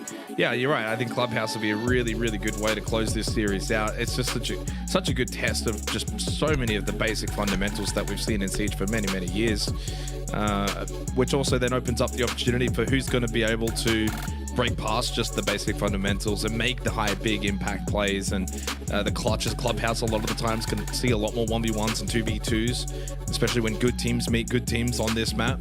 It's sure to be a fascinating end to this series. And again, one of these two not going to the major is just a story in itself. And the fact that it's a guaranteed story, whether it's M80, the Munich major champions from last year, who, yeah, maybe slipped and stumbled a little bit, 6 Invitational, but I think a real solid addition in Ashen for what is already such a strong lineup. And Shopify Rebellion, who have probably been slipping and fumbling for some time now, but the lineup and its core is just so powerful that you question, how are they slipping and fumbling? Locate and defuse a bomb. Viper strike ready to support. And for M80, the fact that the way that the wildcard series finished, again, dominant win into an 8-6, 8-7 loss, surely it couldn't happen again, right? Pretty dominant on border, 7-4 into 8-7. What happens if it's 8-7 again here to Shopify Rebellion? Then you got to start asking question marks of M80's mental if they lose this series. The bans for the first half, it is Kayyid Bandit, Cap, and Ying, and that will alleviate some of the pressure for the primary hard breach options that remain available for M80. First side of choice is basement, but as is quite evident, there's early pressure from both sides up above. Canadian inside of bedroom at the moment. Now Con, he peels back. drops down, does not get caught. So that's a pretty early win for M80 in terms of map presence and control. Pretty low risk, not too slow. And it's a full bunker down on the objective for Shopify Rebellion. And I'm very interested to see what the mentality and what the overall approach is from the defense, because as Lax was alluding to on the desk, we were saying it on the cast, when they were put in that map point position back on lair, they started to play incredibly defensively and almost playing to not lose as opposed to actually win and close out the map. It looked like a rather negative and defensive approach, which was in stark contrast to kind of what actually propelled them to that position in the first place. So here on Club, of course, a map that maybe offers a little less in terms of the maneuverability and adaptability, and it's a little more difficult maybe to inject that flare. I'm still intrigued to see what approach are they going to have. Do they try and disrupt these M80 executes? Do they maybe layer the utility a little bit earlier? Or are they going to sit on their heels and really force M80 to go through these thorough clears, which, to be fair, can sometimes work out on a map like Club. Surf gets the first, so that's good proactive utility early, at least in this round. It now affords them the advantage, 5v4 for the remainder of this round. Yeah, and no more sledge, so the floorboards aren't going to be more damaged. And look, I was thinking the nitro cells might need to be saved for the double shield setup that M80 have got, but you find a pick onto the sledge, you take that, that's a big win. It's going to be a bit of a split here, so Blue with maybe the moto drop coming from Ashen. Good gas bait from Rexon just to delay. The surf is a little bit low, and you got Gavin for company as well over towards Blue on this push for M80. They may be down a player, but they've got some really good spread pressure. Main stairs, Moto, Blue, but Surf hits the headshot. Gavin, Swift though with the trade. Ashen's, by the way, deep in towards Church. He's the one that's got the kit as well. Adrenal Surge activated by Gavin, 3v3, but they've just lost 2 instantly. And Gunner's the only one by himself as he pushes through Moto. There's no time left into the round. It's Shopify Rebellion that will successfully defend basement to start Clubhouse. Yeah, a couple of really key moments there from the defense. The early proactive Nitro was great. Being able to ensure that Ashen got limited value from his push through Church late as well, and also trading Gab through Blue. Handful of big moments where they tilt the other way. They probably would have seen that defense crumble pretty quickly. So some good positive early siege from Shopify Rebellion. Good to see. It's now just about trying to maintain that sort of as a baseline going forward. Intrigued to see what the side of choice will be up next. Whether it be cash or bedroom. Canadian's currently, by the way, is... I swear, he just entered demon mode. It was like, I swear his eyeballs were like the only thing that the pixels were having issues with. And that was terrifying. Hey, he's an equal top fragger right now, so he's unleashing. Yeah, well, at the moment. Yeah, maybe. 10 seconds bedroom left. for the initial switch. M80 electing to bring the Monty to this attack. It's just Deimos as well. Double shield in totality with Blackbeard also available. You can stop. And SR in response are going to play the Mirror, which can be a powerful tool on this side. Think about denying Jacuzzi entry. It can be used over towards cash side as well. A bit of catch top red we saw from Canadian too. Intriguing to see. M80, it's a bit of a toss-up as opposed to which approach, if they want to go for the sweep or the direct. Either is viable with this kind of composition of in play from both sides.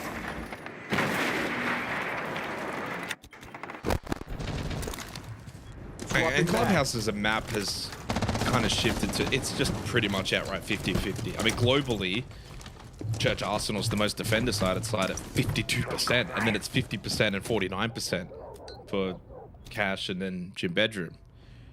Not a lot, but in NAL, interestingly enough, Cash and CCTV a whopping 70% attack win rate. Basement's 50-50 on the dot, and this site here, Gym Bedroom, is defender sided at 57% with a 7% plant percentage. Clear across again, double shield here from M80, 2 rounds in a row. Last time was the Blackbeard and the Blitz. This time they bring the Monty. Also could run out garage here. Oh, he gets caught though. Diffuser caught it. By Diffuser, yeah. And that was at the same time Canadian was trying to get aggressive over towards Cash. He'll fall back on. They've already dealt with Gunner and Gavin, so why not? And Hot and Cold tagged up. He's in gym as Ashford is also making the push in. It's aggression from M80. Hasn't quite worked out to the degree that they would like as Rebellion have been switched on. This is a strange gym bedroom. That slip in from Ashford was so close to being devastating. He almost got that final pick, but Shopify Rebellion have weathered the storm. 1v2, Diffuser, isolated Logi. He has a lot of time to work with here. Spoit and Ambi need to work as one.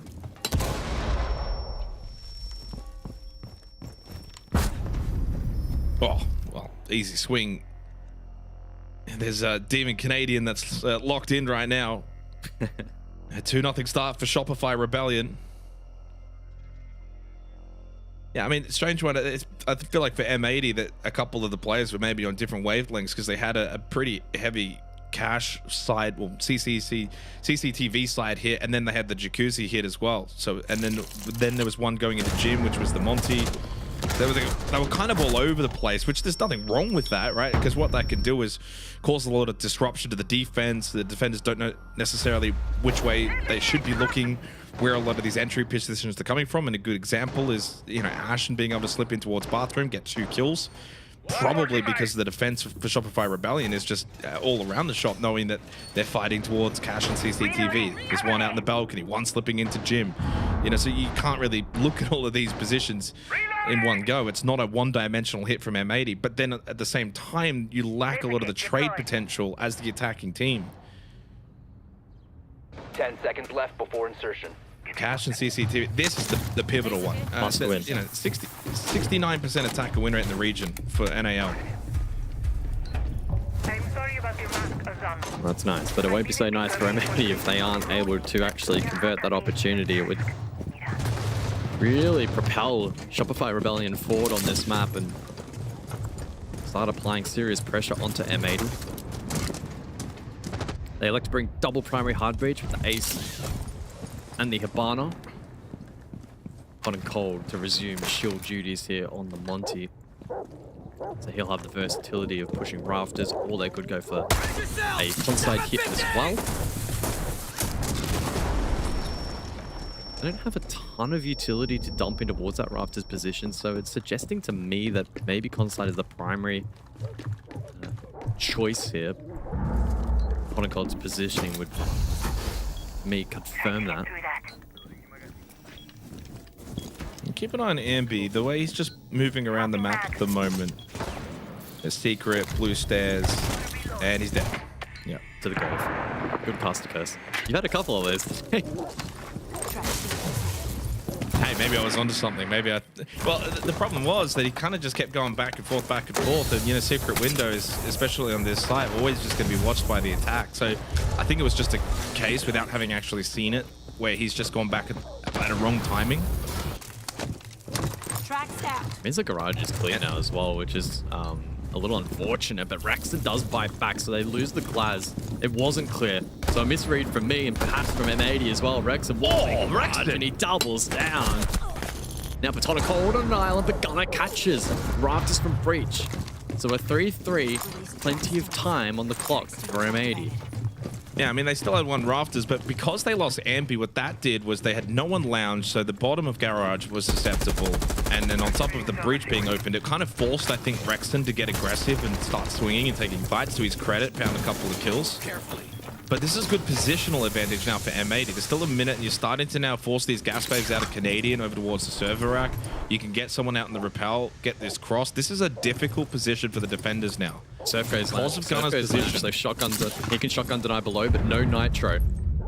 M80 may still find it a challenge, though, to go for this default plant. Surf goes back up above. So it's cat and mouse at the moment. 30 seconds on the clock. Diffuser, though, is watching for that first floor flank. That does leave Hot and Cold by himself. But to be fair, he's already got the cover from Gunner anyway in the rappel. So once he's in, no one should be able to run over and stop him directly. This is actually really aggressive from Diffuser, by the way. Incredibly aggressive. Trying to take the fight towards Surf, anticipating, as you said, the push down towards Lounge to deny from below. but he's now lost that opportunity. And then Spoit gets the headshot. Well played, Shopify Rebellion.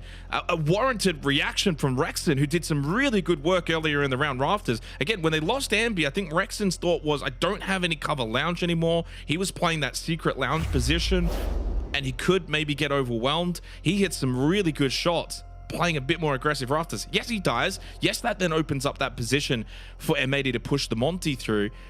But credit to Shopify Rebellion, because they don't panic. They don't immediately go and send Surf down the lounge, gets caught by Diffuser. He holds his position. I just wonder if maybe Diffuser had his time again, he wouldn't opt for that aggressive push towards top red. 3-0.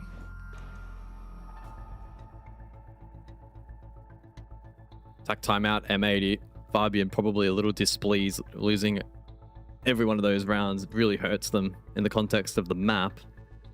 Yeah, I think for that play specifically, Diffuser's push, sure, he dies. It probably wasn't the end of the world. I mean, at the end of the day, both Spoit and Canadian were double-crossed into CCTV. There was nothing Hot and Cold could do in terms of getting the plant down, and because they'd already crossed gun and didn't find either of them, it was round over regardless of what play was made really down below anyway. So just some big fundamental flaws in the final part of that push from M80, and Shopify Rebellion exploited that absolutely perfectly to quite literally just run circles around them on the site. So M80 are now being backed into a corner. From some of the highs that they've been able to experience this series, they're now probably at their lowest point across these 3 maps so far. Yeah. Oh. Wait. That should go. What is going on? What is going on, bro? These games are wigging me out. I don't know if it's our sleep deprivation because we've had to wake up so early, or if the games are actually malfunctioning. Either way, though, we are back inside of the server. Azami and Glaz out of play. Back to basement. M80 desperately need to start hitting this scoreboard. Yeah, I mean, they do need to get at least 2 rounds in this half, like at minimum. So you've got 3 opportunities to do so. Out of the halftime bans, tactical timeout, if there's a better opportunity to get back into this, I don't think there is one. This has got to happen now. And Church Arsenal isn't, this behemoth lockdown site in this region. It's definitely gettable. They go back to the double shield setup, which I don't think there's anything inherently wrong with it, but it does slow their pace down. Puts a lot of over-reliance on Ashen and Hot and Cold to be effective in this round, because a lot of the other operators are kind of setup ops, like with the air jabs, the Quan Hive launcher. The Striker only really brings the frag grenades and the tin cans, so I mean there's not really much else in terms of overwhelming the defense. You don't have a Ying, you don't have a Deimos, you don't have a lot of these more aggressive operators. It's Hot and Cold very early through dirt. Now, no Vulcan canisters for the dirt position, which means he can actually sit here for quite some time. He's not going to push forward, but he can just sit here, hold this position for the next minute or so if he wants. Get information. It's starting to draw the defense back to site naturally. So at the very beginning of the round, the defense had presence second floor, and immediately all 5 players basement. And that's kind of job done. Hot and Cold's taken such a low-risk play there to now allow the likes of Ash and Gunner, etc. to take top down. So they'll be pretty happy with, if you want to call it a trade, I suppose you could. Very much though in favor of the attack. Don't know what that gas babe's really accomplishing though. Oh, that's nice. Maybe just to force him back just enough in hopes that Diffuser's angle is... I feel like I'm stretching at that point. Hot and Cold could have easily just retaken that same spot and Diffuser, plays it properly. I think he's just given an opportunity and Rexton's taken it. That's a good shot from Rexton, forces out the lol in chat as well. And 5v4, this is now very difficult for M80 when you got double shield and one's just hitting dirt, pretty much inactive for the next 40 seconds. You're not able to open up the floorboards all that well either, so all this first floor control, largely isn't really being utilized as well as it possibly could be with a ram or a bark or a sledge.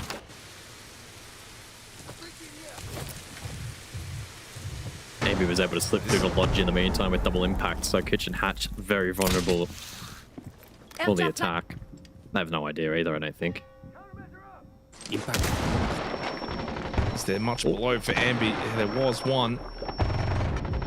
Oh, the lovely line of sight here from Ambi. Well, this round's cooked for M80. If there's a round that I'd love to see Fox and Laxing break down, it's this one, because I'm genuinely curious as to what the real plan of attack is for M80's double shield setup pushing into basement. It's largely, they just did nothing. Like, Monty just sits dirt. They bring no soft breach for kitchen. So you're right. Very early on, the Monty presence dirt is already forcing people back to side. If they were kind of lingering in other areas, they're all back just in case. But then with all that afforded control first floor, you don't bring any soft breach, so you're not doing anything there. You had one player behind the Monty. I don't know. We didn't get to see the diffuser angle, but he dies somehow. Like, that just shouldn't really be happening. It's a wonderful shot from Rexon, I would have to imagine. It's a very confusing round for me. Yeah. And now they've got 2 rounds to win 2 rounds. Like, this is starting to get real concerning for M80. Yeah, 2 rounds to hit the benchmark. If they don't, their spot in kickoff is very, very much up in the air. We've seen a good fight though from M80 previously. Back on Lair, we saw a 5-round streak from Shopify Rebellion, which was eventually stunted by M80. Attacker's objective is to locate a bomb. The way in which this has played out, the complexion of the match and the situation we find ourselves in right now, especially given it's 4-round straight from the offset, and the tack timeout's already been used by M80. It just feels a little different this time around. They need to really dig deep here. This is a huge tester for M80. Their biggest test of kickoff so far. Gym bedroom. Which means you've got the leeway here if you're Shopify Rebellion. When you see this Blackbeard, if he gets into a position where you can throw a nitro at him, go for it. I mean, there's one there that connects onto diffuser. The aggression is more so coming from the defense. M80 haven't looked as nearly scary as what we saw from them on border and at various points at land. They've looked far more passive here on Clubhouse attack. They're just struggling to get into good positions to find angles of attack that favor them, and that's a lot of a credit has to go the way of Shopify Rebellion. They look really locked in defensively. They're not making any mistakes. They're not giving, you know, really a lot of free kills over to M80 or finding themselves at a significant disadvantage where they can get overwhelmed and M80 can flood site. Rexon is playing really sharp. He looks really locked in.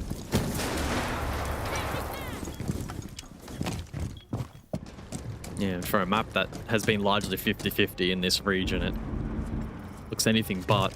It's been such a slugfest for M80 to find anything to go their way here on club so far.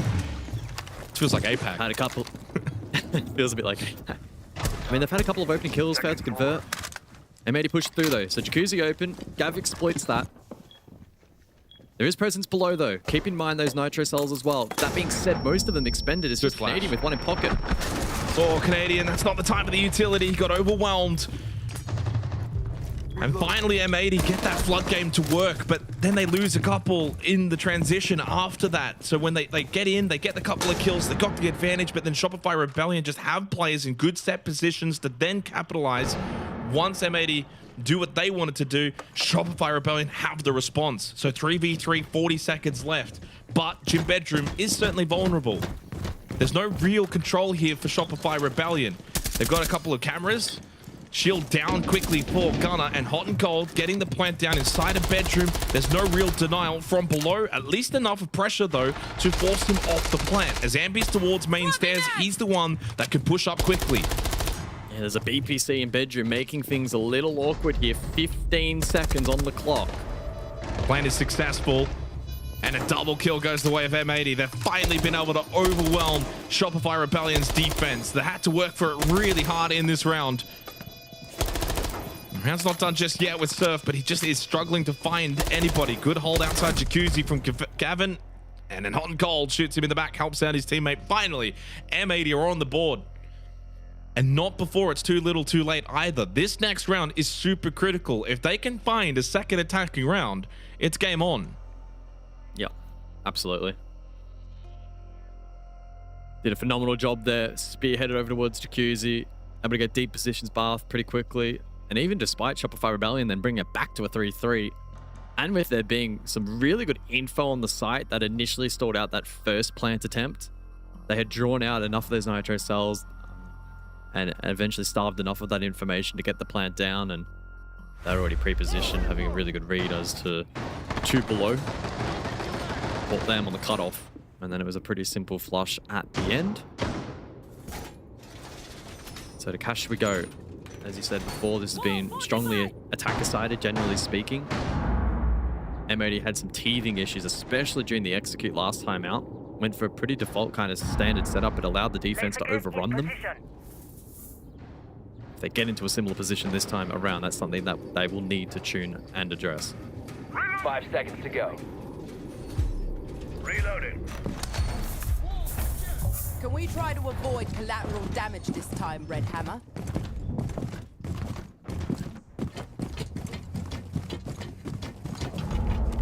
Tell you what, one thing that Hot and Cold's done really well in this series is he's getting his plant percentage well up. That was his 5th plant in the series. No one else has more than 1. Stinger's active! They might need 1 more from him here to close this half. Canadian goes on the clash. Help deal with the Monty.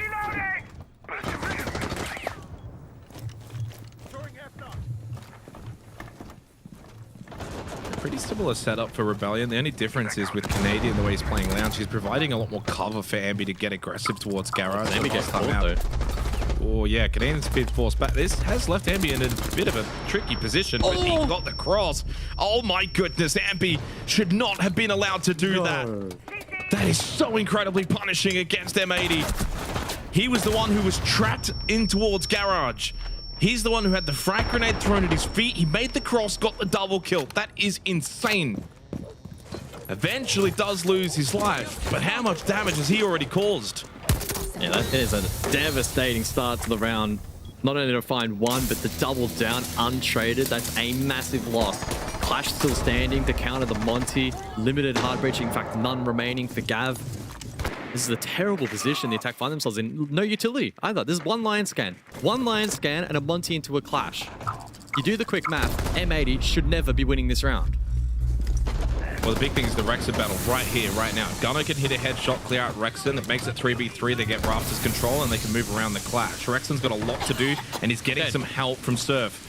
With the gas bags, Hot and Cold, down he goes. Credit to Surf, that allows Rexon to pop up. He gets the kill onto Gunner as Shopify Rebellion on the verge now of a 5-1 lead. Gavin just sends it in. He's just trying to walk past Canadian, gets the guard break. At this point, credit to Gavin, the game sense ticks in. He knows that even though there's 40 seconds on the clock, he has to force his way in. And he has to try and force his way past Canadian to find out where Spoit and Surf are. Knows there's one towards Red, but tucked in towards Construction.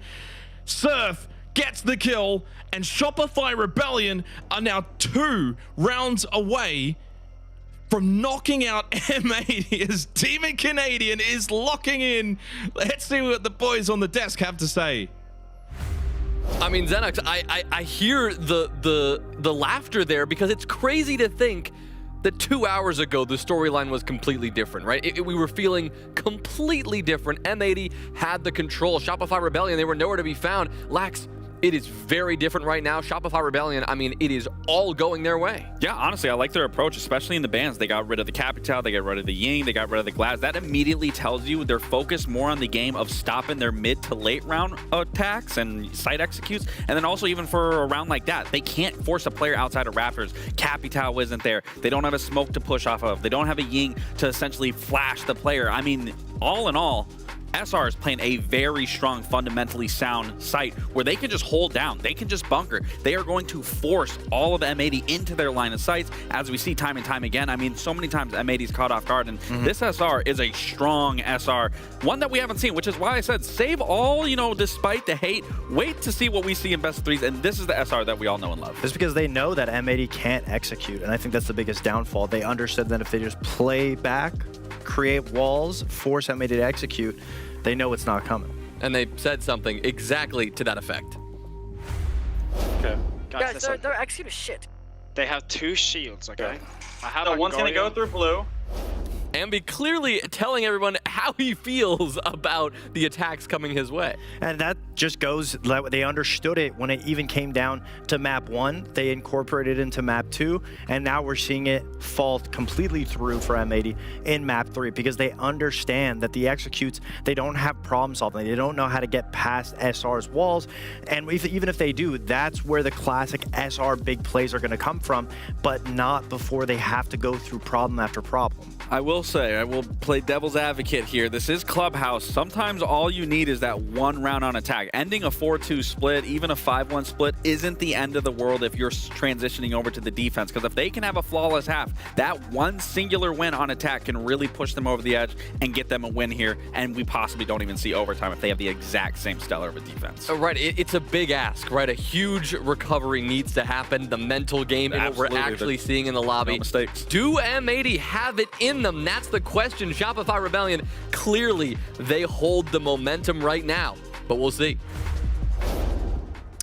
Yeah, and I'm going to double down with Laxton, guys. We know more than anyone when it comes to this map in the APAC region. It's typically very defender-sided, but I find that's more due to the lacking of skill maybe when it comes to attacking. This is NAL. These are supposed to be the absolute top players. A North American team won a major. Attacking in Clubhouse shouldn't be an issue. And when you look at the statistics in the region, it's 52% attacker win rate on this map in this region.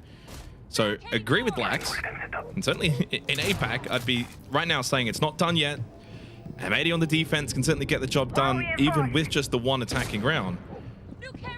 But it shouldn't be the case in NAL. I feel like there's quite a few things that probably shouldn't have happened over the course of this series that have transpired, so you just never know. M80 at their best can do this. Are they at their best right now? Have they been in the first half? No. It's a game of two halves. They can flick a switch, they can turn it up, they can bring that pressure, bring that heat in this second half. And to be fair, Shopify Rebellion, they didn't close out in regulation. They put themselves on a 5-round streak, and then we saw M80 push them to the limit. Now, this is going to be an even more extreme case of that, but the precedent is set. Shopify Rebellion, can they close it out? It's a massive question, and thankfully, we're going to get an answer over the next couple of rounds, or potentially more, if the fight back from M80 is real. The bans for the second half: Thermite, Ying, Hyde Bandit. Yeah, and it was 6-2 in favor of Shopify Rebellion on Lair, and we were sitting there thinking, yeah, this one's probably done. And then M80 brought it back, and it's 5-1 on Clubhouse. So I'm definitely not sitting here thinking this one's done, because M80 are such a quality outfit. They've got the ability to bring it back. It's just all about round by round. You're on defense club. It's an interesting first lineup, and certainly a first round strategy where they bring Capcam, Mozzie, the Azamis over towards Kitchen, can drop Patch. They're bringing aggression to start the second half on defense. I like to see that though from M80, facing potential elimination from Kickoff. They are the ones that want to try and take it to Shopify Rebellion, but Ashen is indeed cleared inside a Kitchen, and it may backfire. Surf with the catch from up above, but Gav doesn't immediately peel. He stays over towards Stock, finds the trade onto Ambi, and brings it back to a 4-4 with the Deimos in the grave. It's not the worst case scenario for this M80 defense. Shopify Rebellion will now pivot. Canadian Descendant Dirt with Shield. There is Goyo in play, so acting under the assumption that there will be some stall out, and in fact there is. You can see the outline from Diffuser. Got to reload. He won't aggressively overpeak the Blackbeard here. Instead, he will prior this utility or wait for Canadian to clear it himself. It will be the latter. 60 seconds now on the clock. Oh, Rexon just tried to send it through, but the EDD catches him. The Capcan pays dividends, and then Surf with a wonderful headshot there on Hong Kong. Gavin there for the trade. Canadian's so low on health because he's got to be very cautious with that shield. Needs the help from Spoit, who drops through the hatch. And Gavin will collect his head. Canadian has to put the gun up, and it's an easy kill then for Gunner. M80 on the board to start the second half. It's 2-5. High intensity opening round for the second half. We saw some of that trap utility prove devastating there for the attack. I tell you what, if there was no Capcan and Rex was allowed to get deep over towards Armory, cover that plant, maybe deploy a little more sensor util if you had some in pocket. That would have been a massive difference maker in that round. He still had 3 available. He could have connected them with Surf, held down long, plant probably would have been pretty secure. But instead, Spoit got stranded on the hatch, forced to drop, Canadian low on HP. That was massive. It's not every day of the week you will see a Capcom quite that influential. Evidently was though there in round 7. 2-5, now the scoreline. Bomb located by attackers. 10 seconds remaining. But you probably got Shopify Rebellion fans that are nervous right now after what happened on Lair, and M80 fans that are probably nervous right now of what could still potentially happen. Everyone's just nervous and not sure how this one's going to finish. If anything, I almost feel like it's destined for some kind of overtime. Because Shopify Rebellion would not want that. As they're 2 rounds away. But I love that from M80. Sometimes you just got to sit back and praise. They don't just go full 5-man stack bunker and allow Shopify Rebellion to kind of get off to a start and a half where they get to do what they want to do. M80 kind of just said, nope, we're going to play aggressive. We're going to bring aggressive operators. We're not going to just fall back. We'll take the fight to you. And it worked in their favor in the end. It started off a little bit back and forth. And it just sets the tone. Doesn't mean you have to play like that every single round. But it sets the tone and says to Shopify Rebellion, this is what we can do. We have some time. Yeah, it was good proactive defense in that last round. And the layering of the traps were the Achilles heel of the attack. Plays out a little differently this time though. Aggressive. Shopify Rebellion already pushing through. Ashen first kill. Gav second. Nah, too quick. Like they had Ambi pushing up main stairs, but he wasn't well set. He wasn't there just yet either. And then Spoit by himself. It's just one-on-one. Like it's just one by one by one. The plan itself for Shopify Rebellion is sound. The execution is wildly off, and M80 will benefit. It's flawless from M80, and the nerves continue to trickle in for Shopify Rebellion. 5-1 up, make it now 5-3, 2 straight for M80. And more importantly, it's actually 3 of the last 4 rounds. Yeah. No, I agree. The plan seemed okay. Execution, though, it just fell short of the mark. When you're playing a high-risk, high-tempo style like that, where you want to snowball the breach, your execution, it has to be in sync. You need to open those trade opportunities. It's been a talking point on the desk. It's been a talking point about Shopify Rebellion. Too many low percentage, isolated fights with no tradability. And that round there is a perfect display as to when it goes wrong, it goes devastatingly wrong. That's back-to-back for M80. Now it's the most attacker-sided site on the map. We saw a clean rotation first time around from Shopify Rebellion, and M80 are gunning to replicate that.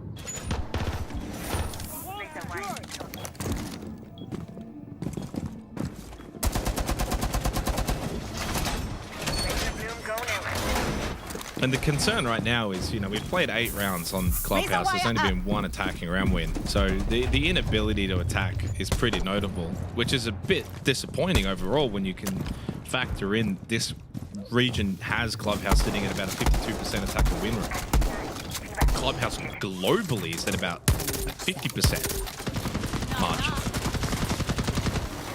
But it also, if you want to look on the bright side of life, is, well, maybe both teams are just really cracked at defending. Maybe a good positivity angle on it. And it certainly is the case, but in that round, I mean, Shopify Rebellion were just well off the coordination, that's for sure. And they're going to have to get better at that. And one thing that was spoken about on the desk, and rightfully so, was the bans that we saw in the first half. So, like, you've got the Capital here to help clear out Gavin. There's no catch. So this needs to be a focus point of attack here for Shopify Rebellion. Clear out rafters. You've got the utility to do it. Find that pick. 5v4. Take the space. Get breach opened up. It's pretty default Clubhouse, but you have the tools necessary to execute this. Yeah. Well, Gav's had some massive moments in this best of 3, and he will be put under the pump hit in the 9th round to try and hold on and at least take one with him if he is to eventually be taken out, traded out, and that position cleared. Utility follows. Gav fires back. It's looking sketchy for the attack. Oh, he should be dead here. Oh, the second layer lands. Good clear in the end. 4-4. In the meantime, Ash is just going back. And the other thing to keep note of was Gunner. I thought maybe he would stay around bedroom just to maybe go for a potential jump out late round if Shopify Rebellion gets someone on that CC window. Gunner, to me, I don't think his position is known. But if they don't go CC window, his impact will be pretty much nil. So it's going to be an intriguing end to this round. At some point, he'll either opt to rotate back or down. It seems like he's going down, and he'll make his way most likely towards Lounge. Could be a... Ambi was watching from stock. Angle, but Ambi caught from stock. Absolutely. That's clean from him. And so a big reliance now on the Tachenka to space out this attack. And opens up the pinch here into sight massively. If they want to play CC window, you've got Rafters, you've got Breach, you've got down below. And Ambi's facing Tachenka by playing this vert. So Hot and Cold is completely unimpactful at the moment. This should be a That's not unlosable. Rebellion. But yeah, it's tough.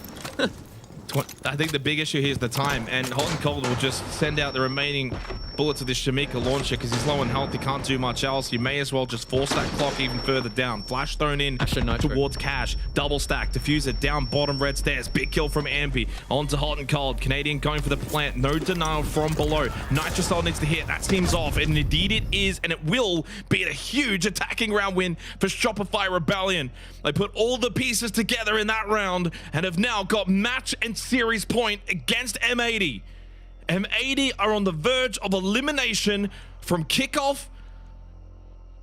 Oh boy. Wow.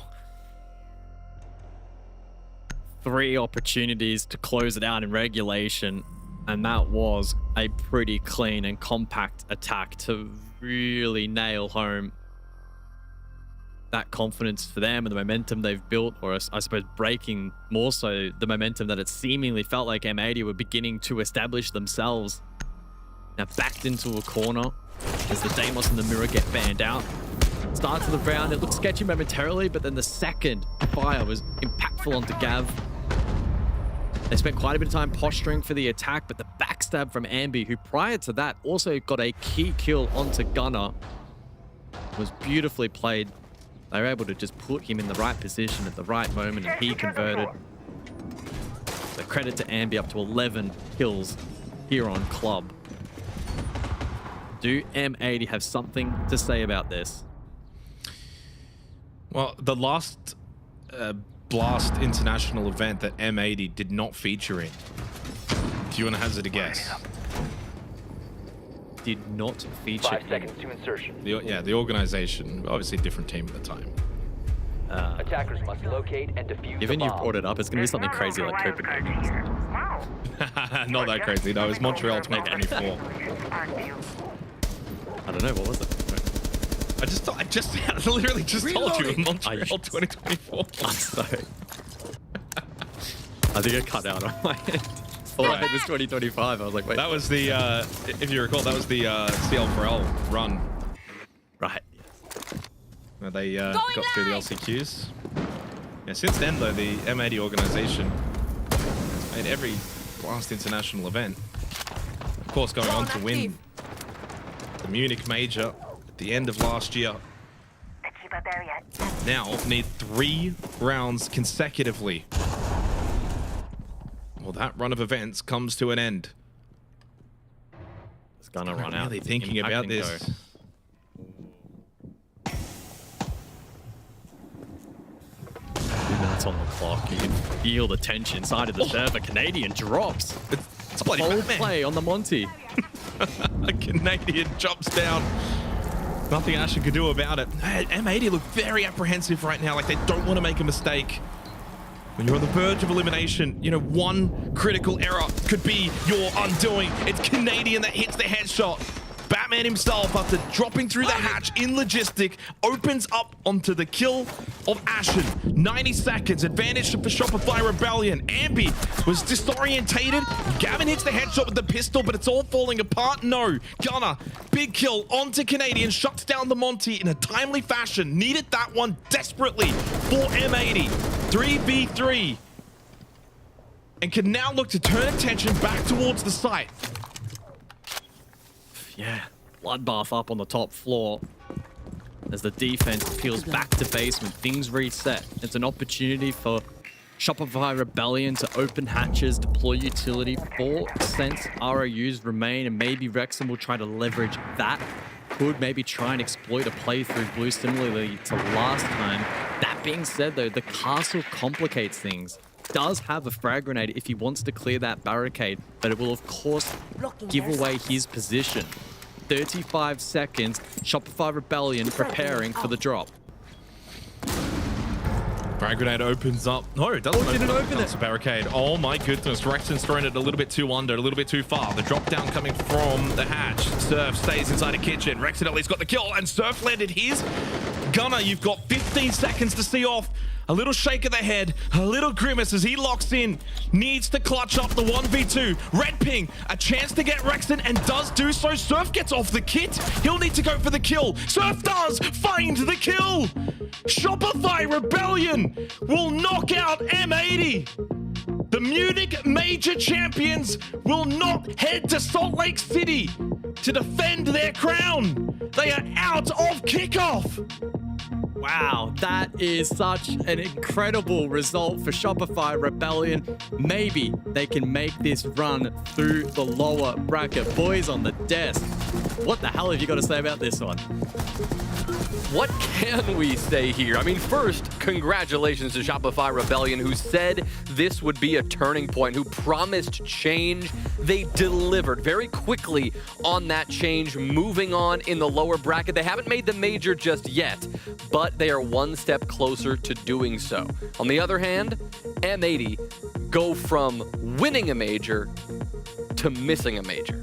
I mean, the reality of a situation is when you do make those roster changes, it's a 50-50. And I don't think Ashen's been a bad change by any means. Not at all. And we even heard throughout the process, you know, this is a thing that they know is going to take time to get back to where they look. And I would say they're looking pretty damn good so far. And I know they aren't, you know, as much as we heard them say, you know, the expectations, wherever that's going to lie, you don't want to lose out on an event at the end of the day. But given the off time that they're going to have, they're going to come back even stronger. But for the side for SR, that's what I want to focus more on, because what we saw from group stage and then even throughout this series, that's the SR that we've seen throughout stages, especially regionally, that I want to continue to see as their campaign continues here. I mean, a Shopify Rebellion that can understand their opponent and be able to dissect them little by little is exactly what we've been missing. I mean, this was a great matchup. We saw arguably the best that M80 has to offer, and SR woke up. They woke up in map 2, and from then on, they understood what they needed to do. They adapted accordingly. I mean, their defenses on this map were so good. Their attacks were even better. Bands were beautiful. Yeah, everything was great from start to finish. But more importantly, we saw a lot of adaptation, and specifically in their attacking half when they were deciding where they wanted to go for plants, the little things that they wanted to adjust. The small things like that is what was able to take them from the team that we've been seeing throughout the regular stage to the SR that we know they can reach their potential. It's just small adaptations, and everybody was doing it. And I think it's safe to say, communication-wise, they got cleaner and smoother 100%. as the best of 3 went. Because map 1, it was a lot of everyone saying everything that's going on, and then it slowly got more and more calmed down. One voice, Canadian being able to lead everybody, and it really looks like they got comfortable as the series went on. Yeah. Well, that rhythm, and one man who was really finding his stride was Ambi, who was a major contributor to this victory, who's standing by now. Ambi, dude, congratulations. With only one life here in this bracket, right? Every single map matters, every single match matters, but you take down your rivals in M80 and are now, you guys are one match closer to SLC. Yeah, I mean, we feel good. We know that was going to be our toughest opponent in the lower bracket, and babe, we got it done. We got it done. I mean, you guys sure did it right. The one thing that I want to ask, I don't know if you're the right person to ask, but we saw as the series went on, you guys understood how to be able to stop M80's attacks. You guys were running a lot of utility, forcing them. We even had a nice little clip of you saying, these guys are really bad at executing. So can you walk us through at what point you guys understood how to stop their executes? I mean, funny enough, I think like we were up 6-2, and I think we were in great spots on the late round for defense, but like we just were not, we're not talking about how we could stop the execute. Like we were in the good spots, but then the late round, they were literally just scrambling, and we were losing it because we weren't calming together and like actually focusing. And I think in Clubhouse, we were like, hey, we got to make sure we do that. Now in Clubhouse, we really locked it in on late round calming, what we're going to do, how we're going to play in late round. And yeah. I mean, you can tell they all went through a trial by fire. I mean, Ambi started this with slicked back hair, and now it's just going everywhere. I mean, he's had to run through the gauntlet. But no, seriously, Ambi, I mean, the bounce back that you guys had, the resurgence, I mean, what was the big takeaway from the group stage? Obviously, you guys were getting a lot of flack. Me and Fox were on here defending you guys that, you know, best of ones aren't the same as best of threes. And then even coming into today, it maybe wasn't the prettiest start, but through each and every single series, it just seemed like you guys were getting. And then even what me and Fox talked about, the comms in the beginning, very hectic from the get-go, but then as every game continued on, it just started to become slower and just more rhythm, and it seemed like everyone was just gelling in that very end of Clubhouse. Yeah, I mean, like, we are a good team, and we know we are a good team. We lost 2 BO1s, we got smoked, but like, bro, we had 2 awful days, probably our worst as a team, and like everyone acts like we are like the worst team ever. It's like, I mean, we are a good team. We can get stuff done, but we had 2 bad days, and we know we have a lot of issues, and like, we are working to fix them, but like, let's all agree. Best of ones are ass. I mean, plain and simple. It's about who shows up that day. But obviously, you guys are showing up best of threes, and especially when it matters. So congratulations on continuing furthering yourself to get to SLC. Yep, and hopefully we have an off day tomorrow. We play Thursday. We play 5 fears or 1 of 30. It'll be good. All right, Ambi, as always, thank you so much for your time. Congrats on the win. Good to see you guys righting the ship. And as you said, we'll see you on Thursday. Yep, I'll see you there. All right, what a win for Shopify Rebellion. A big bounce back game. They needed it, and they get the win to close out just our second day here in the kickoff playoffs. SSG earlier on, it feels like ages ago, they took down Cloud9 very swiftly. 2 very different games. A barn burner in the end here, and of course, SSG shutting Cloud9 out pretty quickly.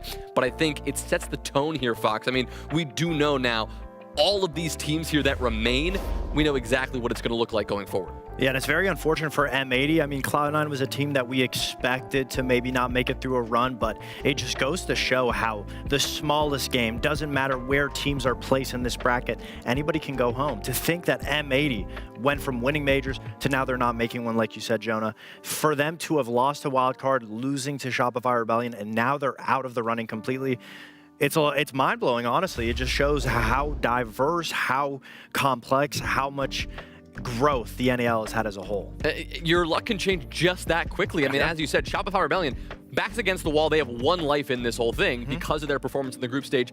M80, they had 2 chances, and in the first 2 days, they're already out in absolute battles. I mean, little moments that make a difference. Now we shift gears tomorrow from the lower bracket back to the upper bracket, where not only will we see 2 teams confirmed for the Salt Lake City Major, we also will crown a champion of the NAL Kickoff. We're going all the way through to the end, laxing 5 fears and 1 of 30. The youngsters going at it for a major spot. I mean, that is incredible stuff. I mean, that's more what I'm fixated on here. Outside of who's going to win, it's just we are going to have a brand new representation no matter what after that first series, whether that's going to be 5 fears or whether that's going to be 1 of 30, to be attending their first LAN event as a team. And especially for some of these players, their first time being in the league and the first time you're going to compete, you're going to be at a LAN event. I mean, you got to give yourselves a pat on the back at that point.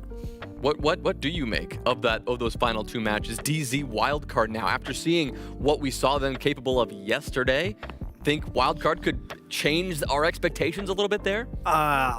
After what we saw yesterday, I'd say it's safe to say that wildcard has a chance in that matchup. Of course, it's going to be a good game.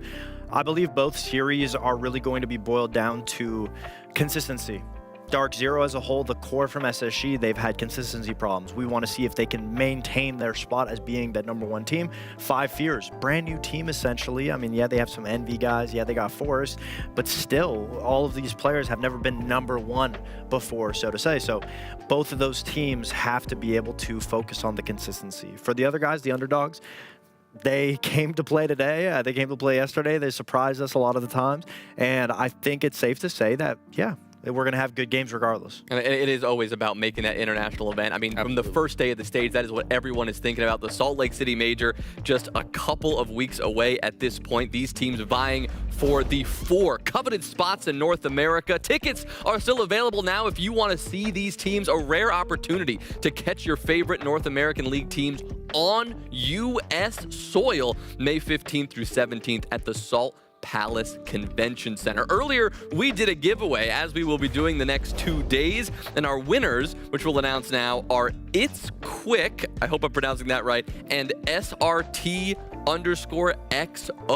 If you're still hanging around, hopefully you got a DM from one of our Twitch mods already, and you can look into getting your tickets. But again, we'll be giving away some tickets tomorrow. We'll be giving away some tickets on Thursday, just as we punch some of these tickets for these teams to get all the way there as well. And yes, I have family in Salt Lake City. Amazing. I know you've been dying to ask. I was going to ask. Great timing. Do they have Pepper in Salt Lake City? I feel like we have to do this every big day going now at this point. because we've started it. But to all of you who've tuned in, watching late on the East Coast here as we round out the day, thank you so much for watching. We really appreciate you. From all of us here in studio, for our amazing studio crew, Foxay and Laxing, I'm Jonas Willinger saying thanks for watching, and we will see you tomorrow at 2 p.m. Eastern for the upper bracket action.